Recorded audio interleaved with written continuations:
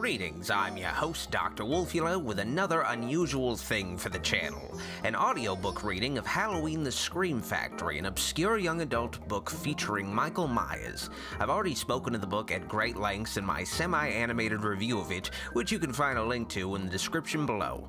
Now, this is a full reading of the book, and it clocks in at 4 hours, so you might want to pace yourself here. If you'd like an MP3 download of this audiobook in smaller parts, there's a link to that in the description as well, up for free on my Patreon. Finally, if you'd like to hear readings of other obscure horror books like this one, check out the 80s Slasher Librarians channel, who has 50 audiobooks up now.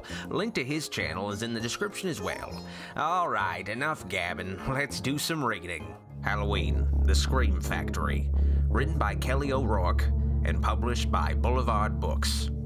Chapter 1, Haddonfield High. Lori Parker glanced up at the wall clock, watching the seconds slowly ticking by as the voice of her history teacher, Mrs. Grubbs, droned on about the first American settlers. Lori swept her long blonde hair over the back of her pale pink sweater. Sally Wilson passed a note to Lori, who sat at the desk directly behind her. Carefully, Lori opened the folded piece of paper in her lap and noticed that the note was a bit damp.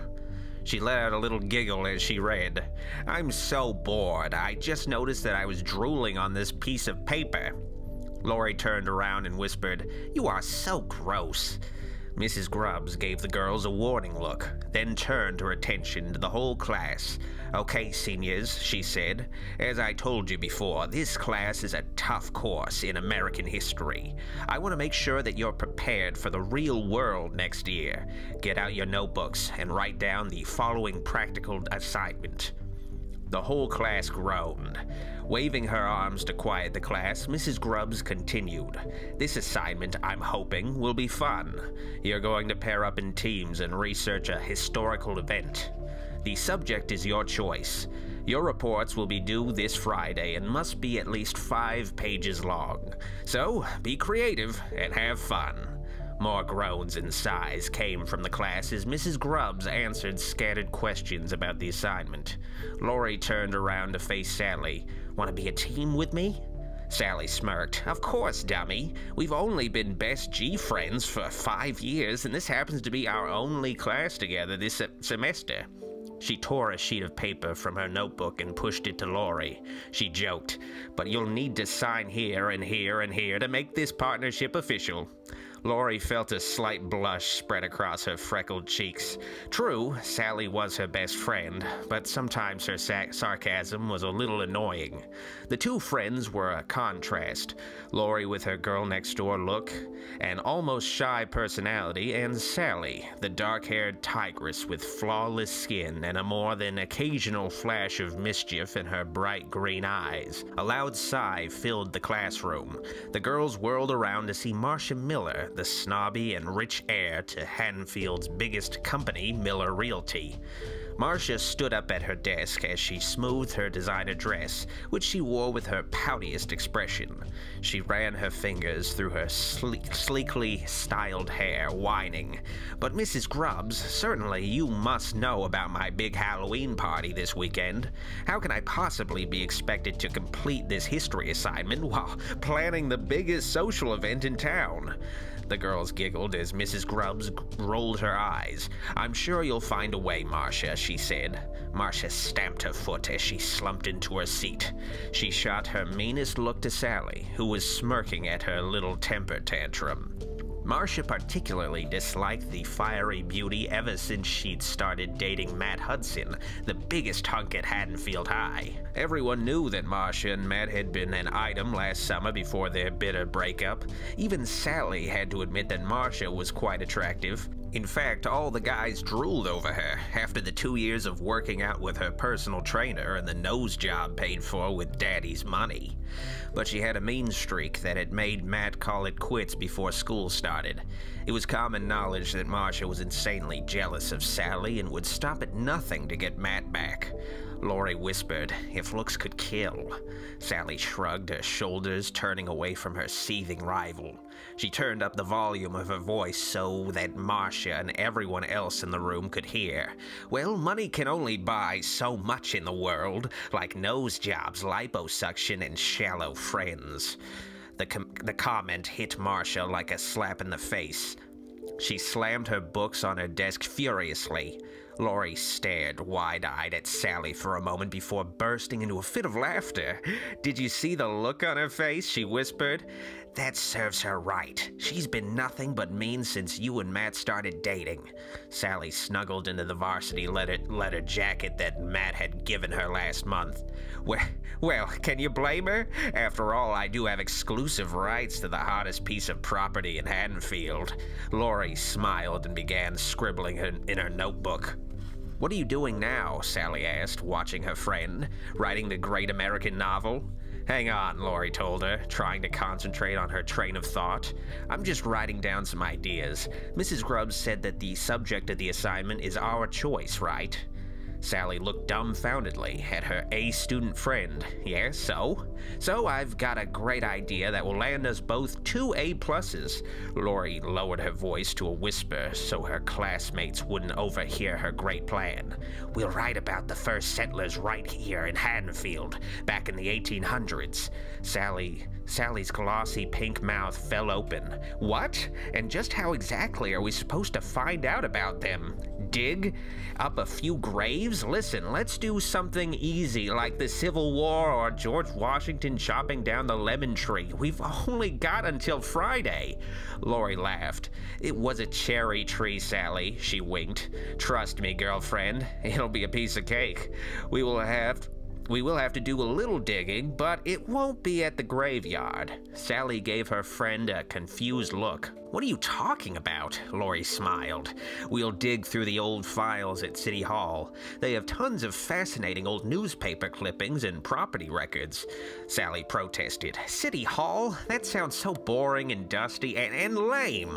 She gave her shoulder-length hair a little toss. But you're the genius when it comes to school, and I'm the genius when it comes to cool.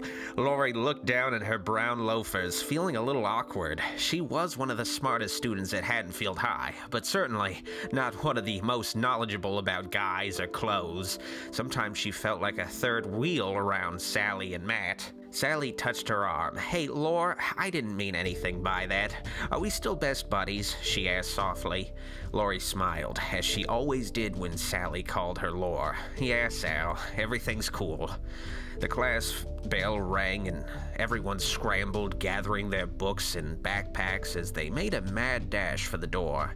Sixth period was over and school was officially out on this blustery October Monday. Students poured out of the front doors of Haddonfield High and sounds of excited chatter filled the air. Halloween was just around the corner and everyone was caught up in the spirit. Lori waited patiently as Sally struggled to remember her locker combination again. Lori was sure that Sally would lose her head if it wasn't attached. Her best friend was the most scattered, unorganized person she knew. The halls were almost deserted by the time she opened the middle compartment, which was crammed full of books and papers. Matt's photo was scotch-taped to the inside of the door. Sally gave the picture a little kiss and cooed, "Hi, cutie pie." Lori picked up her heavy backpack. "Are you kicking it with Matt after school?" When Sally was done, they walked down the corridor toward the main exit. Sally winked. "Matt's got football practice until 5, so we'll probably hook up later."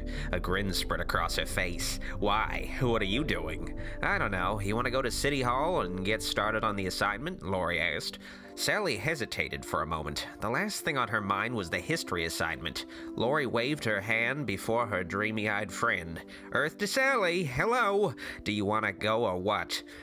Sally flashed Lori her best friend's smile, feeling that she owed it to her buddy, whom she'd been neglecting a little lately. "Sure, why not? I'll call Matt and have him pick us up later," she said. The two girls walked down the main hall and through the massive glass doors that overlooked the nearly manicured courtyard of Haddonfield High. A few students stayed A few students strayed across the lawn as the chilly wind blew orange and yellow leaves from the towering oak trees through the air. Lori, lost in her thoughts, walked a few steps behind Sally as they crossed through the student parking lot toward Main Street. Something was different, she thought. Was it the distance growing between them since Matt came along? Or was it the strange feeling that the dark, cloudy sky invited, she wondered. The shops on Main Street were all decorated for the Halloween season. Jack-o'-lanterns sat on almost every windowsill. Other shops had cardboard cutouts of ghosts, black cats, and witches hanging in the windows. Sally stopped to gaze at the display in the flower shop, ogling the bouquets of red roses. Aren't they beautiful? Matt gave me a red rose last weekend. Lori forced herself to smile when she really felt like screaming. On one hand, she was glad that Sally was so happy and had a great guy like Matt, but still, she wanted someone of her own. Lori had been feeling a little jealous of their romance lately.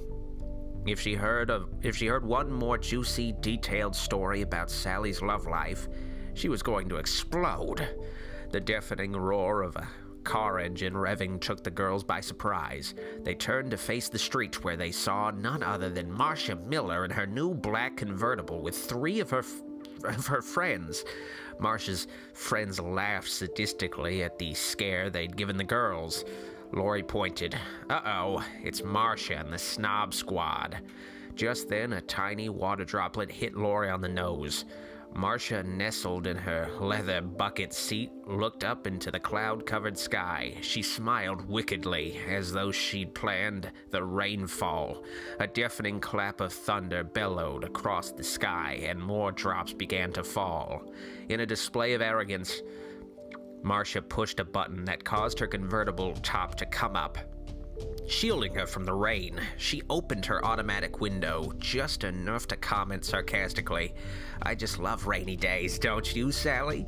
Her sarcasm turned to hatred. "And don't you think you're going to get away with that little stunt you pulled in history class today? I'll get my revenge. Mark my words."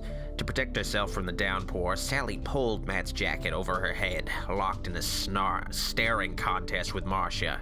Sally spat out, "Get a life. Better yet, go buy a life. Everyone knows that Matt dumped you and you're just jealous of me. Stop making a fool out of yourself." Marcia's face turned crimson red. "Oh, is that what he told you? That he dumped me? Reality check. Hello? I don't think so." Sally took a step toward the fiercely idling sports car. "Look, Marcia, I don't want to be your enemy. I think we both had enough of each other, and I'm willing to call a truce." Marcia laughed. "A truce? Ha! Me call a truce with someone who's wearing last season's clothes? Get real. I hate you, Sally. In fact, I'm going to dedicate the rest of the semester to making your life a living hell." Sally laughed sarcastically. "No thanks, Marcia. You're really not my type." Marcia's engines revved with fury. "Be afraid. Be very afraid." Her black car tore off down Main Street. Chapter 2. The girls jogged down Main Street toward City Hall. Lori commented nervously, "What a psycho. She's almost scary." "You'd better watch out for her, Sally." Sally puffed. "I'm not worried. She's all bark and no bite. You know, like bow wow wow." Lori smiled, hiding the looming danger she sensed. "Yeah, I guess you're right. Do you think this means that Marcia will be excluding us from the guest list for her big Halloween party?" Sally rolled her eyes. "Are you serious?" The girls stopped before City Hall, the oldest building in Haddonfield, taking a few breaths before climbing up the massive staircase to the entrance. An old woman sat behind the old oak desk in the spacious lobby. She smoothed her neatly braided white hair and gave the girls a bright smile. "Welcome to Haddonfield City Hall. What brings you two lovely girls here on this dreary afternoon?" Lori wiped a bit of dust from the desk. "We came here to do some research for a history assignment on the first settlers of Haddonfield. Can we take a look at the old newspaper archives?" she asked. The old woman's smile faded as she eyed the girls suspiciously for a moment. Well, I suppose so.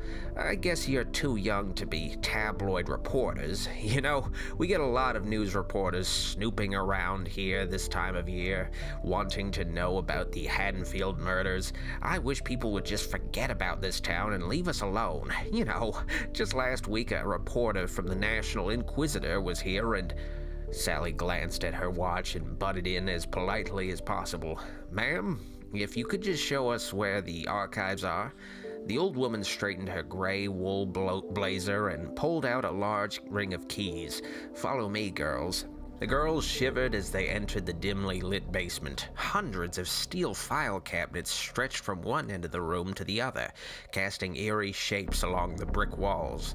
The old woman smiled proudly. This is it. I call it the Labyrinth. I've been keeping these files for 30 years. The newspapers are filed by date in those cabinets on the right. I hope you girls have thick blood. It's colder than a morgue down here since the heater broke. We just haven't had the funding to get it repaired, but Mayor Jameson promised he'd get it taken care of soon. Before Laurie could ask the woman which row of filing cabinets to start with, she had disappeared up the stairs. Laurie shrugged and looked at Sally. I guess we're on our own. Come on. The girls walked through the maze of filing cabinets, working their way toward the right-hand wall. Sally sneezed. It's so dusty and cold down here. I wish I was with Matt right now, drinking a cup of hot chocolate. Laurie stopped and looked at her friend, feeling annoyed. Can you stop thinking about Matt for 5 minutes? We have work to do. Sally dully answered. Okay, so where do we start? Something caught her eye. Hey, look at this, Sally exclaimed. She bent down and picked up a heavy padlock from the floor next to a drawer that had been left slightly open. I wonder what's inside here. Laurie nervously glanced around the eerie, spacious room and whispered, Sally, put that back where you found it before someone sees you. Mischief flashed in Sally's eyes as she reached for the first file in the open drawer. She rifled through its crumbling contents. Laurie hissed, Sally, I'm warning you. Sally's mouth fell open. Oh my gosh, you're not going to believe what's in here. Talk about Haddonfield history.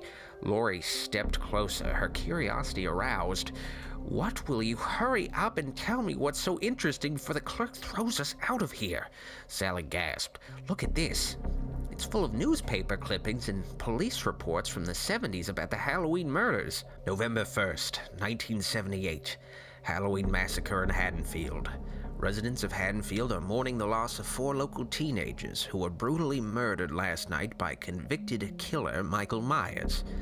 Police report that Myers escaped from the Smith Grove Mental Hospital where he had been undergoing psychiatric treatment after murdering his sister, Judith Myers, 15 years ago on Halloween night.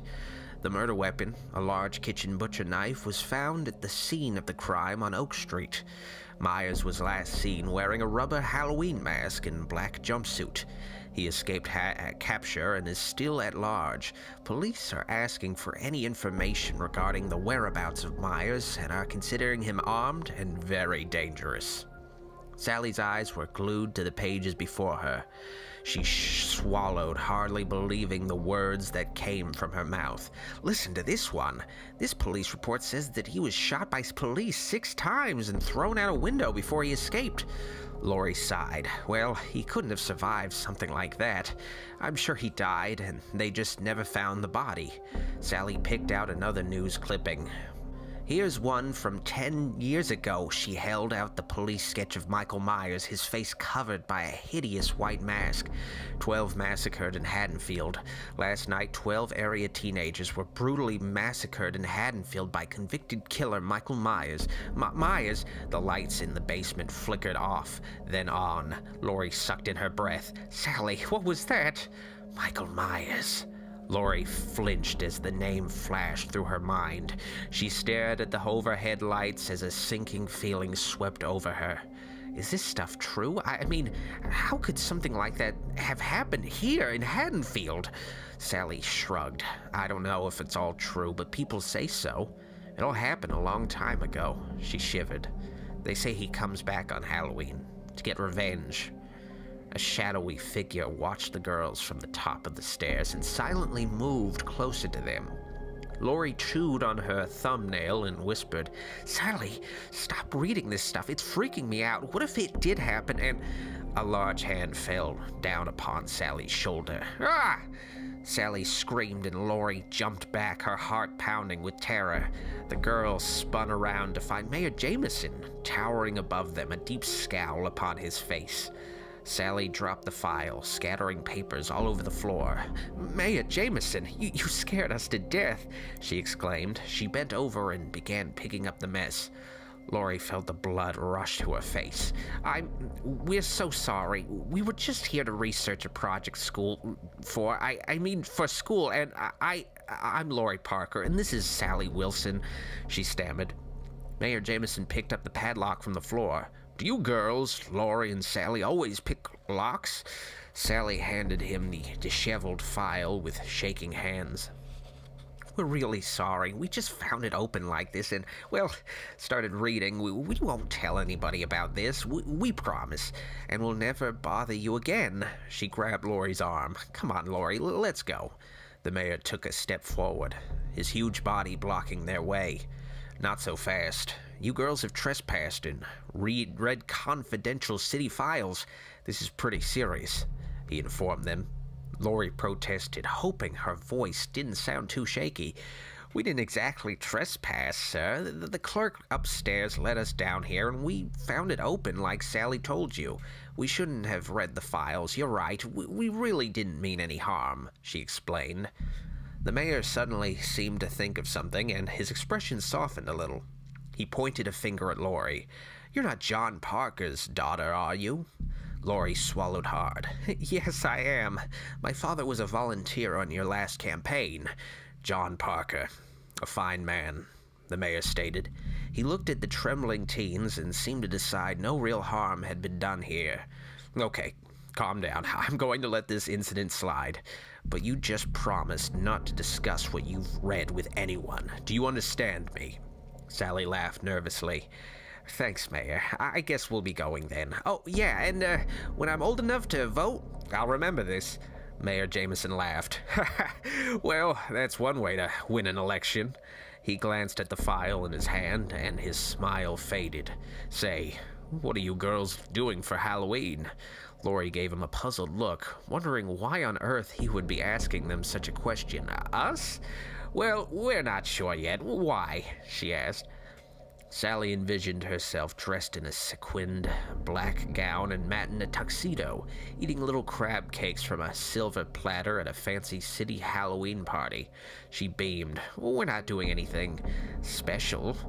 Mayor Jameson glanced around the giant basement. "How would you girls like to be in charge of a very special city project?" Sally cocked her head. "City project? What do you mean?" Lori pictured the two girls. Lori pictured the two of them wearing orange city uniforms, picking up trash on Halloween night as punishment for what they'd done. She guessed they deserved it. She asked, "Do you mean like making up the damage for what we've done?" The mayor laughed. "Well, not exactly. I was thinking about having Haddonfield's largest Halloween party right here at City Hall. I need a couple of bright, energetic individuals to be in charge of it. We'll transform this basement into a giant haunted house, to keep the local teenagers safe and off the streets of Haddonfield." Sally watched the mayor rubbing the old file nervously in his hand. "Safe from what?" she asked. The mayor cleared his throat. He explained, all the malls have trick-or-treating at the stores these days. Because there are sick people out there who put razor blades in apples and poison candy. Since we don't have a major mall out here, I thought that City Hall would be the perfect place. So, are you girls in?" Sally thought about it for a moment. "I don't know," she said reluctantly. "It sounds like a lot of work to put it together on such short notice. How come you're planning it so late?" The mayor's expressions became serious. "I just came up with the idea this morning. Something came up," he said, his thoughts wandering. He tapped the filing cabinet. "Besides, you girls do owe me a favor. I'll even set aside a special fund for decorations and refreshments." Lori's eyes flashed as she looked at Sally. She coaxed, "Come on, it sounds like fun. Besides, we don't have anything else to do. It's not like we're going to Marcia's party." The words struck a nerve in Sally. She half smiled. "Okay, we'll do it." The mayor heartily shook their hands. "Great, I'm so happy to have you two helping out. This really means a lot to me. I've got to go now. Please stop by my office tomorrow. We'll discuss the plans." Chapter 3. Lori leaned against the stone wall in front of City Hall in the windy, cold weather. The rain poured down in sheets on the streets below. She could see Sally inside the lobby on the payphone with Matt. The old woman waited patiently for her to end the phone call and then escorted her out.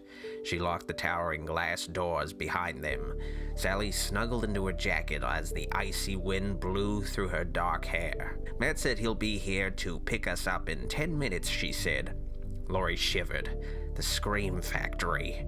"What are you talking about?" Sally asked. Lori smiled, explaining, "The haunted house.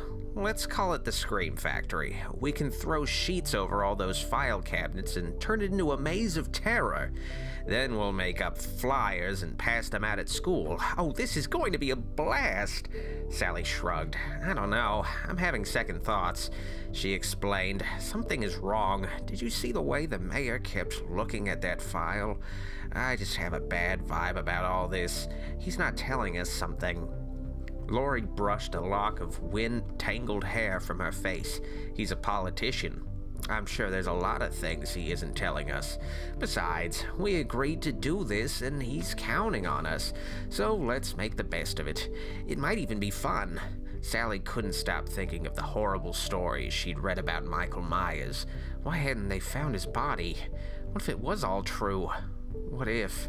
Sally knew it was true, but she didn't want to believe. She looked seriously at Lori, trying to talk her out of it. "I don't understand why he'd suddenly decide to plan such a huge party just a few days before Halloween.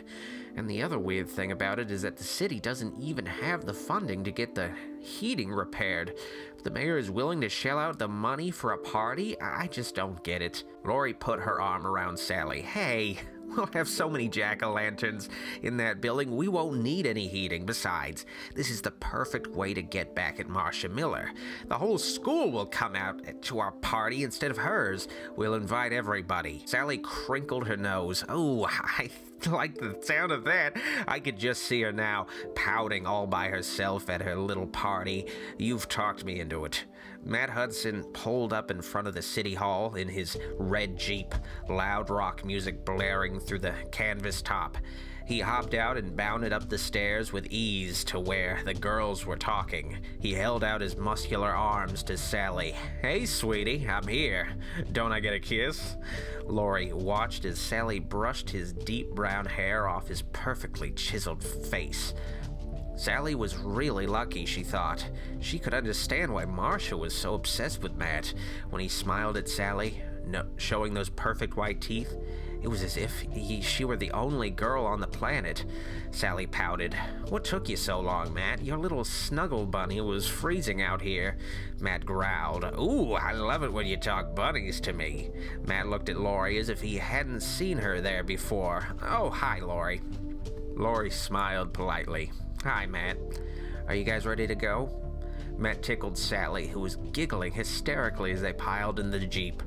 Matt turned down the volume of his radio and asked, "So, what were the two hottest babes in Haddonfield doing at City Hall anyway?" Sally smiled. "You are looking at the hostesses of Haddonfield's wildest Halloween party ever." Matt reached beneath his seat and pulled out a small black envelope. "Marcia's party? Here's my invitation. Well, I'm glad you two finally made peace. So, what are you going to do? What are you going to be doing for her?" "Doing for her?" Sally repeated. She grabbed the invitation. "Give me that. Matt, how could you even consider going to that witch's party?" Sally tore open the envelope and read aloud in a sickening, sweet voice. "Matt, hope you can make it to my party for the time of your life." Matt stared dumbly at Sally. She just gave it to me after football practice today. I thought you just said that you guys made up. What's the deal? Sally threw down the invitation. No, as a matter of fact, we didn't make up. I can't believe her. She almost ran us over with her car after school, and then she follows you to football practice to deliver this disgusting little invitation. Will she stop at nothing? Matt smirked and put his hand on Sally's knee. You're kind of cute when you're jealous, he teased. Sally sighed, feeling foolish for getting so upset. I'm not jealous, and I'm not going to Marsh's party. Lori and I are having our own Halloween bash, and you are coming with me. Lori spoke up, trying to ease the tension. Mayor Jameson asked us to throw a giant party at City Hall. We're going to transform the basement into a haunted house, and we're inviting the whole school and everyone else in Haddonfield. We're calling it the Scream Factory. Matt laughed. A party with the mayor? Are you serious? The place will be crawling with little kids and old fogies that reek of mothballs. How are we supposed to have any fun at a place like that? Sally twisted Matt's class ring, which she wore on her thumb. Her feelings were obviously hurt. It's not going to be like that. We're going to make it the coolest party this town has ever seen. So unless you have other plans, I'll need your help with this, she said. Matt looked at his beautiful girlfriend. On one hand, he was feeling guilty for flaunting his invitation in front of her, but on the other, he hated the thought of missing one of Marsh's wild parties with catered food and plenty of spiked fruit punch.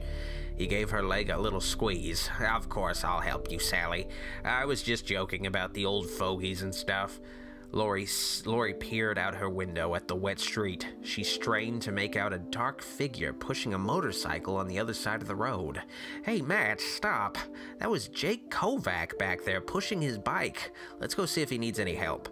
Matt snorted. Help? Of course he needs help, Matt pointed. Look at that guy in his faded black denim jeans and leather jacket. The rebel without a clue. The lone stranger.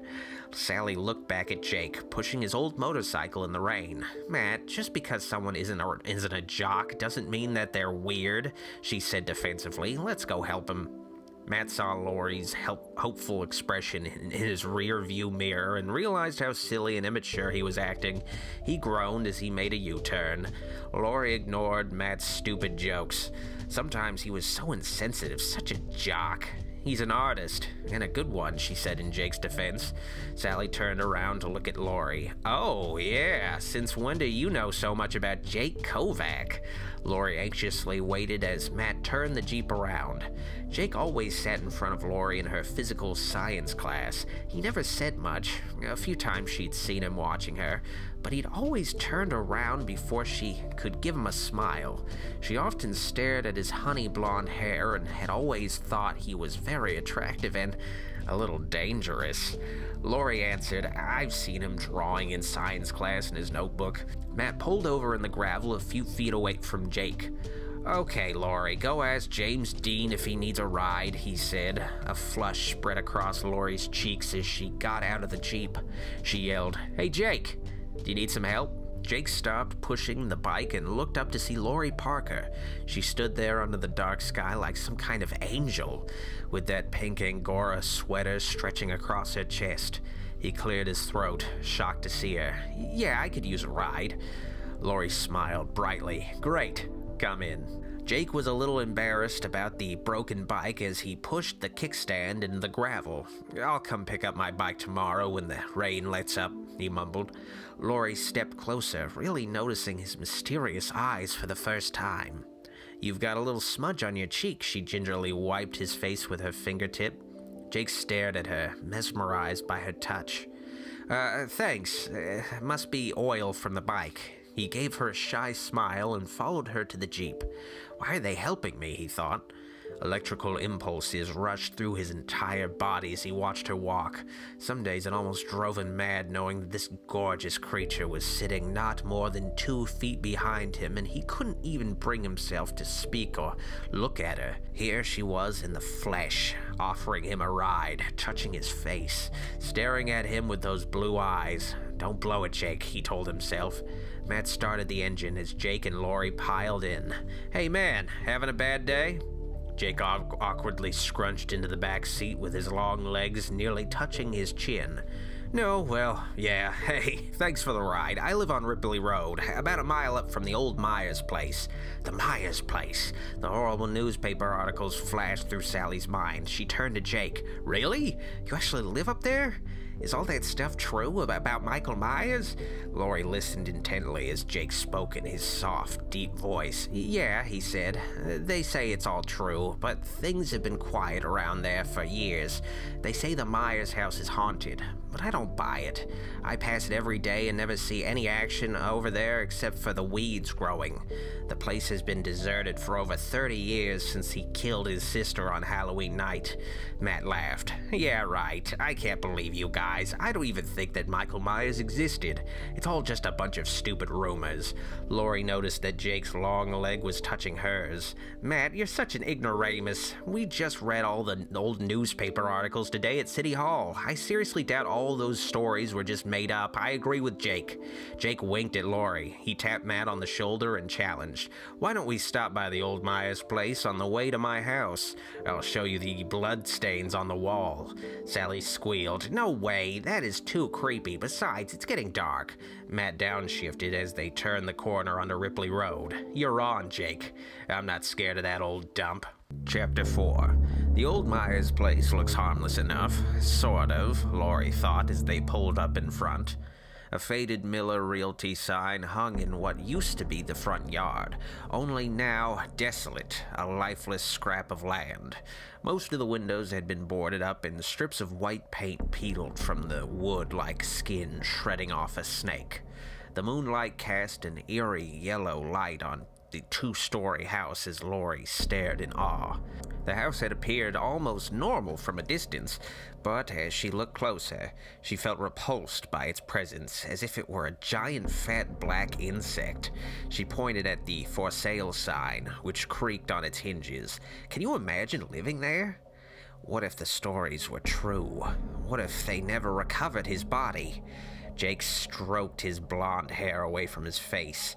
It's been for sale ever since I've lived up here.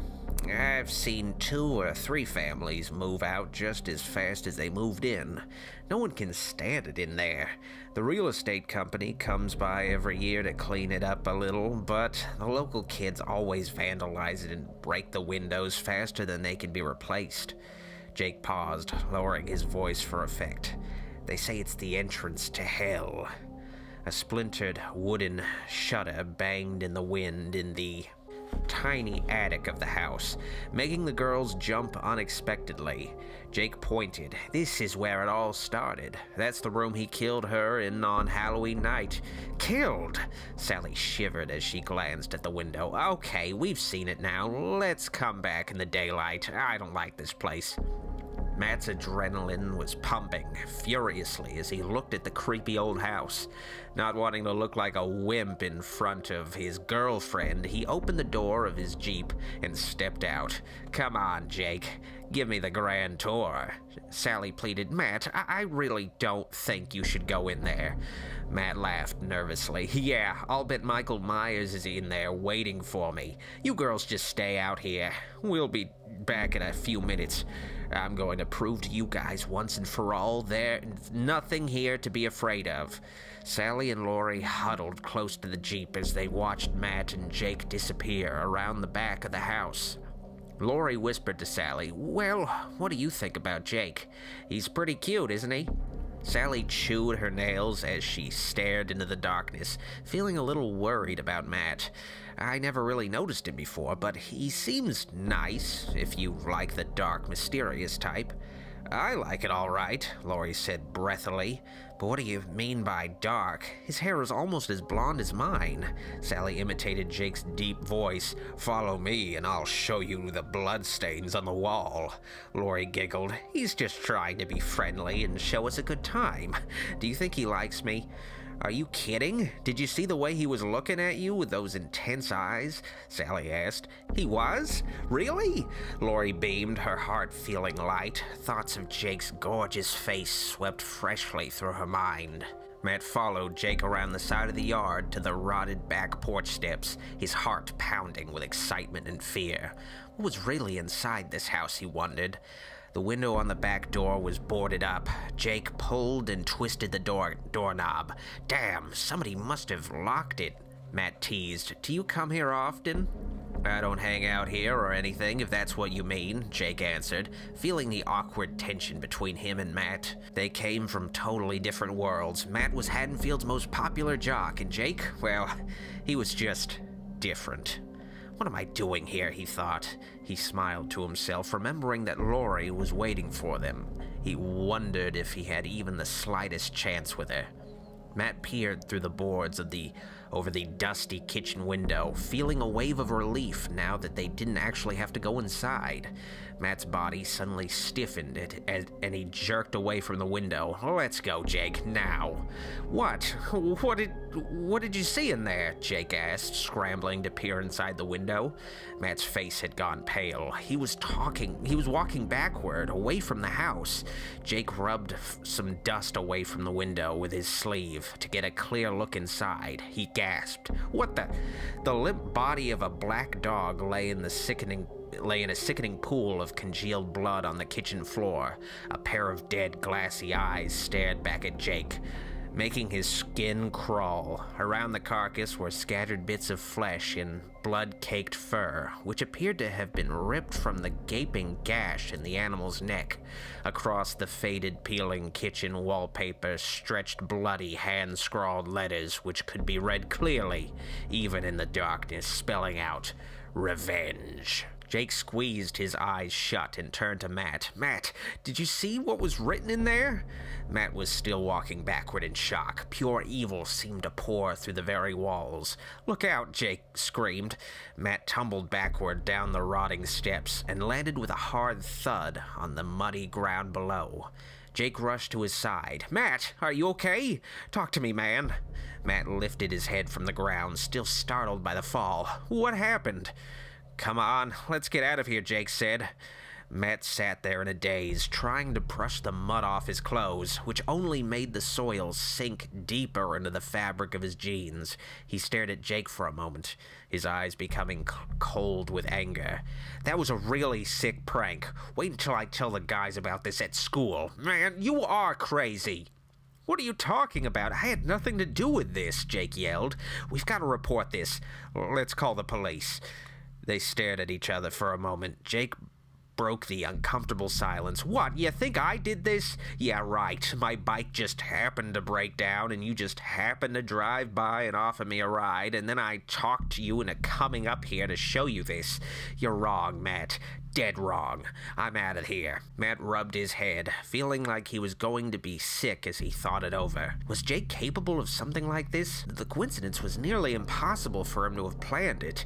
Matt shook his head, feeling confused. Wait a minute, stop, he said. Jake kept walking. Matt continued, Hey, I'm sorry. I guess you couldn't have planned it. It's just that I don't really know you, and everyone at school says, you know. Well, never mind. Jake whirled around to face Matt. What do they say? That I'm crazy? That I never talk to anyone? That I'm a loner? His voice sounded hurt. Let me ask you a question. Do you always listen to what other people say? Do you always follow the crowd? Matt didn't like being wrong, but he was truly sorry for blaming such an awful thing on Jake. But if Jake didn't do it, who did? The thought made his blood run cold. Matt answered, No. As a matter of fact, I don't always follow the crowd, and I don't always believe everything they say. Matt's serious expression melted as he held out his hand. Help me up already, he said. Jake's anger faded as he pulled Matt up to his feet. Let's get out of here. We can call the police from my house. No, Matt said. It was probably just some sick college prank. Besides, I don't want to spend the next 48 hours being interrogated under bright lights. He placed a hand on Jake's shoulder. Don't say anything to the girls about this. I don't want to scare them. Jake protested. What about the riding and the dead dog? That wasn't there last time I came up here. What if Michael Myers? Matt placed a finger on his lips. Forget about it. Help me brush some of this dirt off my clothes before we go back to the car. Matt saw Jake looking at the house. He was nervous. No, frightened. Matt stared harder at Jake. He looked almost normal, except for the black leather and long hair, Matt thought. He wondered what Jake would look like dressed in a polo shirt and a pair of khakis. He smiled. Maybe they were wrong about you, the kids at school. You're all right, Jake. The moonlight shone down upon the clearing in the woods behind the old house.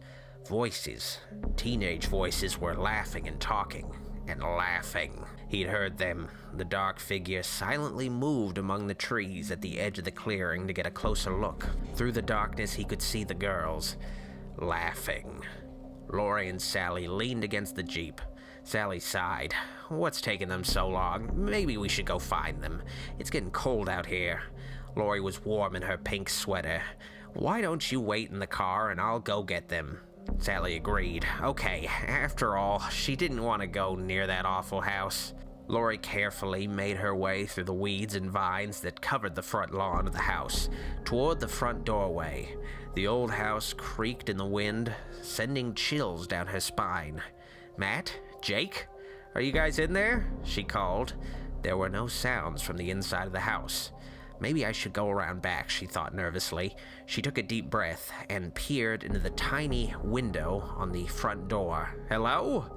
Can you hear me? On her tiptoes, she strained to see into the dark house. A faint rotting smell suddenly invaded her nostrils.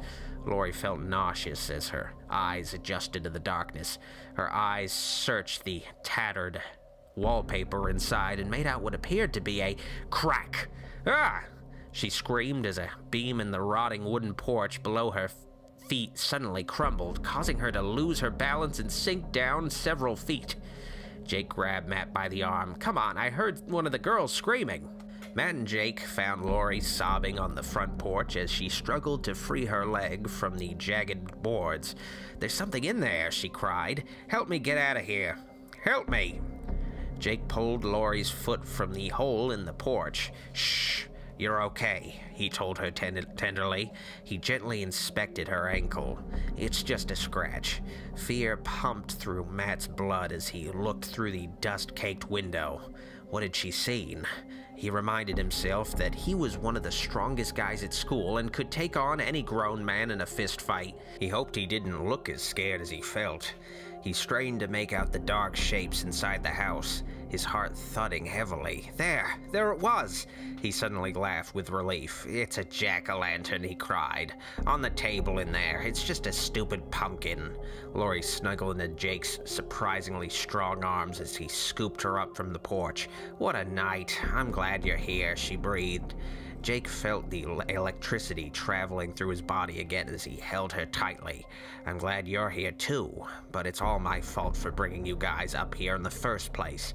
I'm really sorry about all this, and Lori turned her head slightly to look back at the house, and her lips brushed against Jake's cheek. She lowered her eyes, embarrassed by the contact. Don't be sorry, Jake. Jake carried Lori to the Jeep, following Matt's brisk pace. Sally stared at them as they piled in. Look, what the cat dragged in, Sally exclaimed. Matt, what happened to you? Why are you all covered in mud? He slipped in a puddle of water, Jake quickly explained. So, how was the tour? Did you guys find anything spooky in there? Sally asked. Matt winked at Jake. Nope, nothing in there but a lot of dust. Although Lori had quite an adventure, didn't you? He said, hoping to steer the conversation elsewhere. Lori rubbed her ankle. Oh my gosh, Sally, I was so scared. I saw something in there and I slipped and fell down and through the porch. It was so freaky, but Matt said it was only a jack-o'-lantern, and then Jake came and saved me. That's all. Sally stared at her chatting friend, noticing a faint pink lipstick print on Jake's cheek. Wow, sounds like I missed all the excitement, she said. Lori laughed. Yeah, it was pretty wild. You should have been there. Thanks, but no thanks. I'm glad we're leaving that creep pit, Jake said. What was going on with Lori and Jake, she wondered. She hadn't seen Lori this excited in a long time. Lori breathed in the delicious smell of Jake's leather jacket, still damp from the rain. Hey, Jake, the three of us are having a big Halloween haunted house at City Hall this Friday. Do you want to help us this week with the decorations? She asked. Matt laughed. Watch out for these two girls, Jake. They'll work you to the bone if you're not careful. He glanced sideways at him. But we really could use your help. Lori says you're an artist. Jake was enjoying all the attention from his new friends, especially Lori. Yeah, I'd love to help. I worked for the art department at the Haddonfield Theater for the last 3 summers and can rig up some great props and special effects if you want. I'm also a musician if you want a little live rock and roll. Lori was impressed. Really? Wow. What instruments do you play? She asked eagerly. Jake smiled. Guitar, but I'm really a singer. I've been practicing with my band Zen in my garage studio since summer.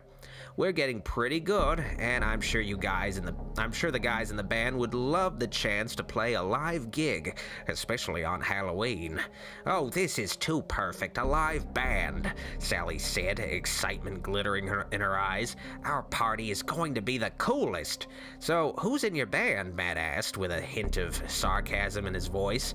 I don't know of any musicians around here except for the geeks in the school band, Jake answered. I play with 2 guys that go to the university and a guy from Bluffwood High. You probably wouldn't know him. Matt pulled the Jeep into Jake's driveway. He still wasn't entirely sold on Jake, although he was interesting. A little weird, but interesting. Jake certainly wasn't the beer-drinking, belching jock type Matt was used to hanging out with. In fact, Matt wasn't sure what type Jake was. Matt casually nodded his head. Thanks for the, unusual outing. Jake gave Lori's hand a little squeeze. I'll see you tomorrow, Lori. Bye, Sally. Bye, Matt. Thanks for the ride. Chapter 5. Matt swung the Jeep into Sally's driveway. The wind howled through the pine trees in the forest behind her house. Do you want to come in for a little while? Sally asked. Matt shifted uncomfortably in his seat, the mud on his clothes beginning to dry. No, I don't want your folks to see me like this. I'll see you tomorrow, he said. He looked at Lori. Bye, Lori. Are you sure you don't want to ride home? Lori smiled. No, thanks. Sally and I have lots to talk about. Besides, my house is only 2 blocks away. Okay, then. I'll see you tomorrow, he said. Sally gave him a little kiss goodnight. Okay, call me later, sweetie. Matt grinned. I will. Lori followed Sally into the warm house. Sally's mom smiled at them from the kitchen table. There's spaghetti in the big pot if you girls are hungry. Thanks, Mom. I'm starving, Sally said. She plopped some spaghetti onto 2 plates for them. Let's go eat in my room, she said. Sally cleared some clothes from the floor of her messy room and peeled off Matt's jacket. The girls fell onto Sally's canopy bed, stylishly covered with matching flowered pillows and a down comforter. So, what's the scoop on Jake Kovacs? Sally asked, excitedly. I would have never in a million years pictured the 2 of you together. Lori blushed. Well, we're not exactly together yet. Not together? What about the kiss you gave him and the way he was carrying you around as if you were some kind of princess? Hey, where'd you get the crazy idea that I kissed him? Lori laughed. Sally swallowed a bite of spaghetti. Princess Lori, lipstick prince never lie. I saw it on his face. So, is he a good kisser? Lori picked up a pillow and swung it playfully at her friend. I didn't kiss him, you dork. My lips accidentally touched his cheek, that's all. It's not like he held me passionately in his arms and planted a big one on my lips. Sally scrambled to pick up another pillow. Sure. Did you like it? Do you like him? Tell me the truth or I'll have to whack you with this big bag of feathers. Lori squealed, ducking. Of course I like him. I just never told anyone, she laughed. Especially a big mouth like you. Sally swung again, giggling hysterically. Oh, withholding information from your best friend. This means war. Lori jumped off the bed, armed with her pillow. The 2 girls laughed and shrieked as they took shots at each other. Small feathers floated and whirled through the air. The phone rang. Sally caught her breath and searched for the red heart-shaped phone beneath the clothing that was strewn across the floor. She picked up the receiver. Hello? Hello? I can't hear you. Is anyone there? Sally giggled, passing the receiver to Lori. She whispered, Listen to this. I think we've got an obscene caller. Lori pressed the phone to her ear and listened to the heavy breathing coming across the line. She handled the phone She handed the phone back to Sally, whispering, "Just hang up. That's how you're supposed to handle calls like this." Sally spoke, ignoring Laurie's advice. "Hey, jerk, what's the matter? Can't you get a date?" Laurie protested. "Sally, just hang up." Sally laughed into the phone. "Your breathing is awfully sexy, but I already have a boyfriend. But maybe my friend Laurie would be interested." "Sally!" Laurie hissed, grabbing the phone and slamming down the receiver. Sally giggled. "Well, you said you're not together with Jake yet." Laurie looked at her angrily. "Come on, Laura, I was just kidding around." Laurie pouted. "You're not very funny."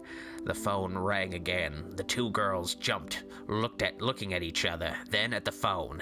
Sally reached for the phone. This time, she was a little annoyed. "This guy doesn't give up," she said. "Hello? Matt, is this you fooling around? Cut it out." The breathing through the receiver became heavier.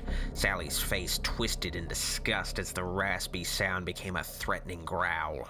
She hung up the phone, her hands shaking. Laurie reached Sally's pale face for an answer. "What did he say? What happened?" Sally stared at the phone. "He didn't say anything. It just made this sickening noise. It wasn't Matt either. Who would do this?" "It was probably one of Marcia's friends, you know, trying to scare you," Laurie commented. "Maybe you're right. It was just Marcia," Sally muttered to herself. The mini-mall parking lot was empty except for the flickering neon sign of the convenience store. The shadowed figure stole one last glance at Sally's bedroom window across the street. He'd been watching them frolicking around on the bed, squealing. The bad girls had stopped laughing.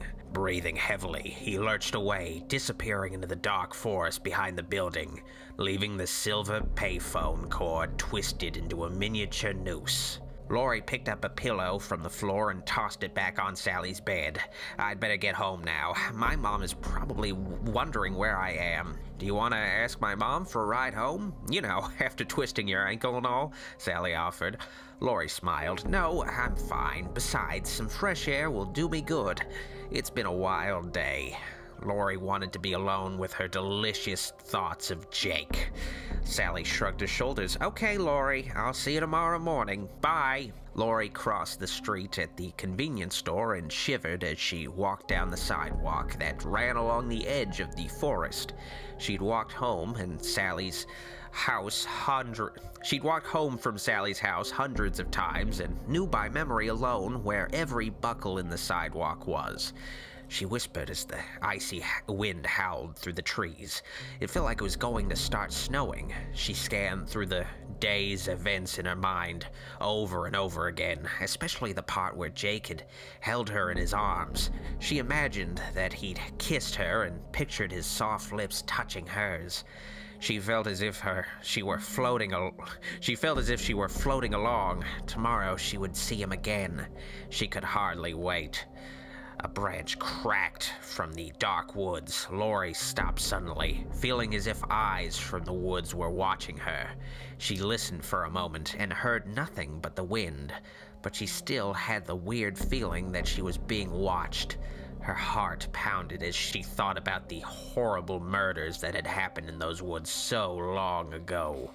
She began walking briskly, anxious to get home. What if it was a stray wolf or crunch? The noise, now even closer than before, made her gasp. It was following her, stalking her. She began running. She could still hear the footsteps keeping pace with her, crushing the dense undergrowth beneath the trees and the blackness. Her heart pounded with fear as she quickly glanced over her shoulder. Ah! Laurie's foot caught on a split in the sidewalk, and she suddenly felt herself falling. She landed roughly on the jagged, wet asphalt of the street. Pain shot through her leg as she lifted herself up, her heart feeling as if it were going to explode. She could see her house just up the street now. She winced from the pain as she stood on her feet, tears streaming down her cheeks. Just a few more yards and she'd be safe at home.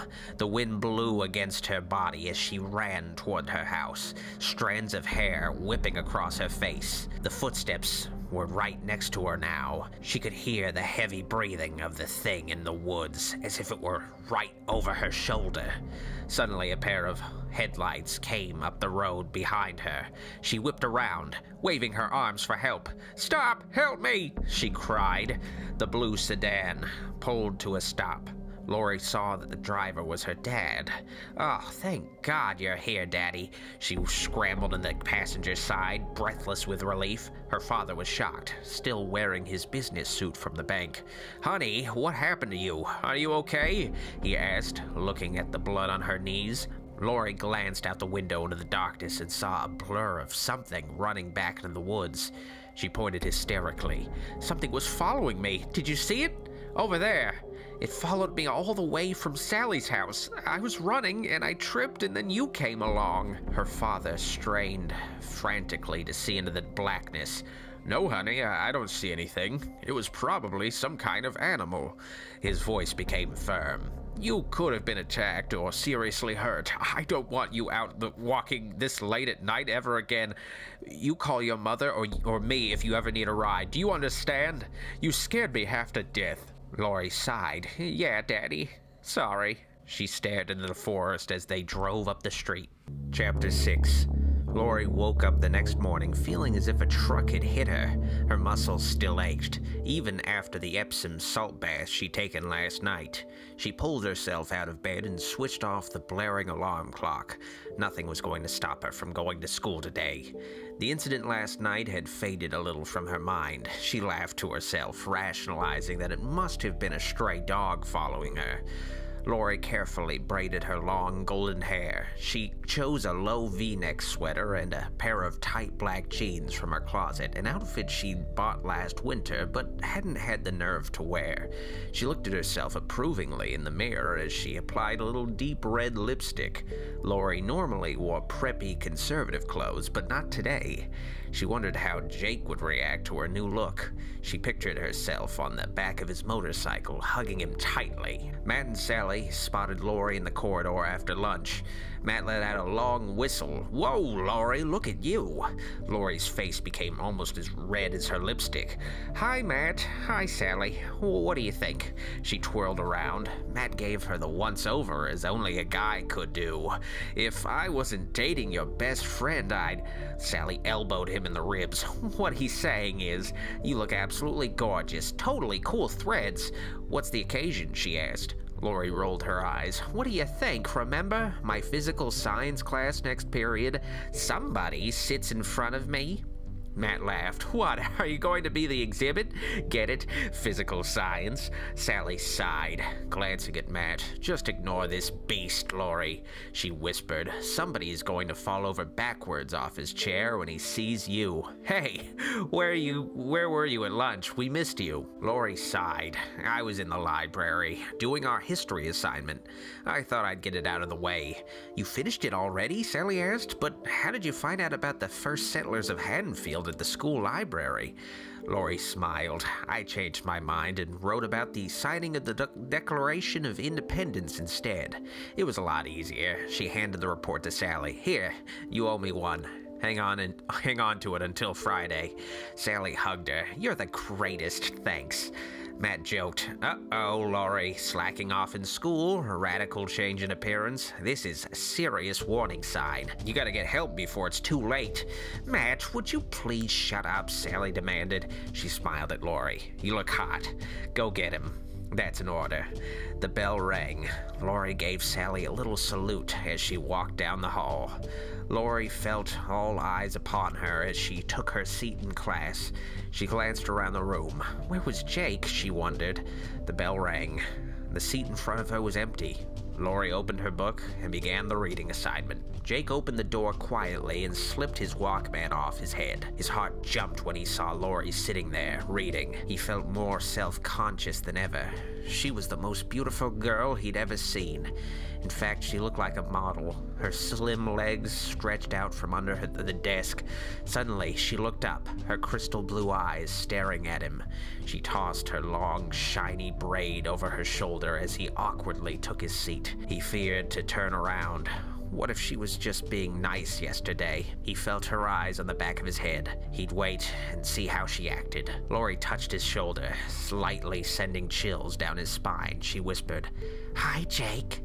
He turned around to face her. "Hi, Lori," he whispered. Her red lips curled at the edges. "How come you're late? Did you just get to school?" Lori noticed that his hand was wrapped in a white, sterile bandage. Jake shifted nervously in his seat. I was up late last night." "What happened to your hand?" she asked. The concern in her angelic voice sounded real. Maybe everything was okay. "Can you meet me after class?" he asked. "I need to tell you something." The smell of his leather jacket was driving her wild. She couldn't tell by the hushed tone of his voice if he planned to give her good news or bad news. "Okay," she agreed. She stared at his blonde hair through the rest of the class, unable to concentrate on the assignment. She wondered if he'd even noticed her drastic efforts to look good today. He whispered, distant. He seemed distant and distracted by something. What was he thinking? "I'm really crushing hard on him," she thought. Jake pretended to read from his textbook. The nervous tension built between them with every tick of the large wall clock. Lori's heart jumped as the bell rang, anxious for her private meeting with Jake. Lori followed Jake through the corridor, bustling with students. No doubt they were all staring at the couple. Jake led her outside to the grassy courtyard, where they sat down on an iron park bench. Lori smiled nervously, trying to ease the tension. "So, what's going on?" "Nothing. I mean," his eyes darted around the lawn. "I just didn't think we should talk in class." "Well, here we are." "All alone," she offered. He stared into her porcelain skin, still not believing that he was actually sitting here with her. "I have something for you, Lori," he finally said. Lori was surprised. "Really? What is it?" Jake reached into his jacket and pulled out his Walkman. "Here. There's a tape in here that I want you to listen to." Lori started to place the headphones over her ears, but he stopped her. "No, listen to it later," he said. Lori wondered what was on the tape. "So, are we still on for later?" she asked. Jake felt relieved. "You mean the haunted house?" "Yeah, if you're okay." She looked at his bandaged hand. "Are you still going to help me decorate?" she asked. "Wild horses couldn't keep me away," he said before thinking. He laughed. That sounded really corny, didn't it? Lori slid a little closer to him and whispered, "They couldn't keep me away either. Thanks for the surprise. Meet us at the city hall after school." Lori clutched the Walkman in her hand. "I've got to get to class. I'll see you later," she said. Lori rounded the corner and made her way through the crowded hallway toward her history class. She glanced over her shoulder to make sure Jake wasn't watching and placed the headphones of the Walkman on. She had 3 minutes before class started. Leaning against the wall, she pressed the play button. Sally waited anxiously for Lori to arrive in class so she could get the latest details about Jake Kovac. She could feel Marcia Miller staring at her from across the room, her eyes seething with hatred. Sally couldn't wait until Marcia found out about that party. They'd start inviting people tomorrow. Lori rushed in at the last moment, just before the bell rang, her hands shaking. Sally whispered, "What's wrong with you?" Lori pulled the Walkman off her head and handed it to Sally. "Listen to this. Jake gave it to me." Mrs. Grubbs turned off the lights in the classroom and started a film about United States history. Sally slipped the Walkman on. Sounds of chains rattling and howling wolves filled her ears. Drums thumped faster and faster, wild guitar and bass chords melted into an eerie melody. Jake's deep and hauntingly beautiful voice came in. "He's going to get you. He'll follow you home. He's been waiting and watching. You're never alone. He's out in the woods. He's been waiting for you. When he gets you alone, your young life is through. I'm the boogeyman, baby, and I'll never die. I'm the boogeyman, baby, and that's no lie. I'm the boogeyman, baby, so don't even try to get away from me." Sally giggled, handing the Walkman back to Lori. "It's good. It's weird, but good. This will be perfect for the Halloween party." Lori remembered that she hadn't told anyone about what happened in the woods last night. Could Jake have been the one who was following her? Would he have had enough time to cross town to follow her home? Lori thought about the bandage on Jake's hand. What had happened to him? Could he have fallen in the woods? Was he even in the woods? She wondered. Lori shivered. So he gave you the tape. What else happened? Sally probed. Lori relaxed a little, thinking of Jake's kind eyes and gorgeous face. He wouldn't scare her like that. She realized that her imagination was working overtime, and she began looking forward to seeing him again. Nothing, she said. He's going to meet us later at City Hall to get started on the haunted house decorations. Chapter 7. Jake pulled up in front of City Hall on his motorcycle. He was glad that he'd taken the time off this morning to recharge the battery and was relieved that it was only a minor problem. Matt's Jeep was parked out front. Jake felt a pang of anticipation as he thought about Lori. He hoped she liked the song he'd put together last night. He took off his helmet and walked up the long staircase toward the entrance of the old building. Sally, Lori, and Matt were busy in the basement opening dusty boxes of junk that Mayor Jameson had gotten out of the storage cage for the kids to use as props for the haunted house. The boxes were filled with old paper plates, cans of paint, clothing, curtains, and hundreds of other discarded items. Mayor Jameson handed Sally a fat petty cash envelope filled with crisp $20 bills. He told her, "This is for buying refreshments and to get flyers printed to advertise the event. This is all the money we have to work with. You must provide receipts for each and every purchase. There's a shopping list inside for the bare essentials we'll have to get. Spend it wisely. That's all we've got." Lori asked, "Mayor Jameson, is it okay if we have a live rock band play at the party? Our friend offered to play." The mayor rubbed his chin. A live band? That's a good idea. It would probably draw a pretty large crowd. It's fine with me as long as they can bring their own equipment. He looked at his watch. "I've got to get going, kids. Keep me updated on your progress." The mayor walked up the stairs and nearly crashed right into Jake, who was standing at the top. "Excuse me," Jake said politely as the mayor hurried off to his office. Jake smiled as he looked down at Lori. His tall frame almost filled the doorway. He pointed to a large cardboard box that he'd brought in. "I brought a surprise." His eyes searched the room. "So this is it?" he asked. Matt complained. "Yeah, this is going to be a lot of work. Just look at this place." "Jake, the mayor said you and your band can play. Isn't that great?" Lori called as she watched Jake lug the heavy box down the stairs. He pulled the box across the floor. "Cool. I'll call the guys later and tell them the good news. So, what did you think of the tape?" he asked. Lori felt foolish for thinking that Jake might have been following her and was glad that she didn't mention it to anyone.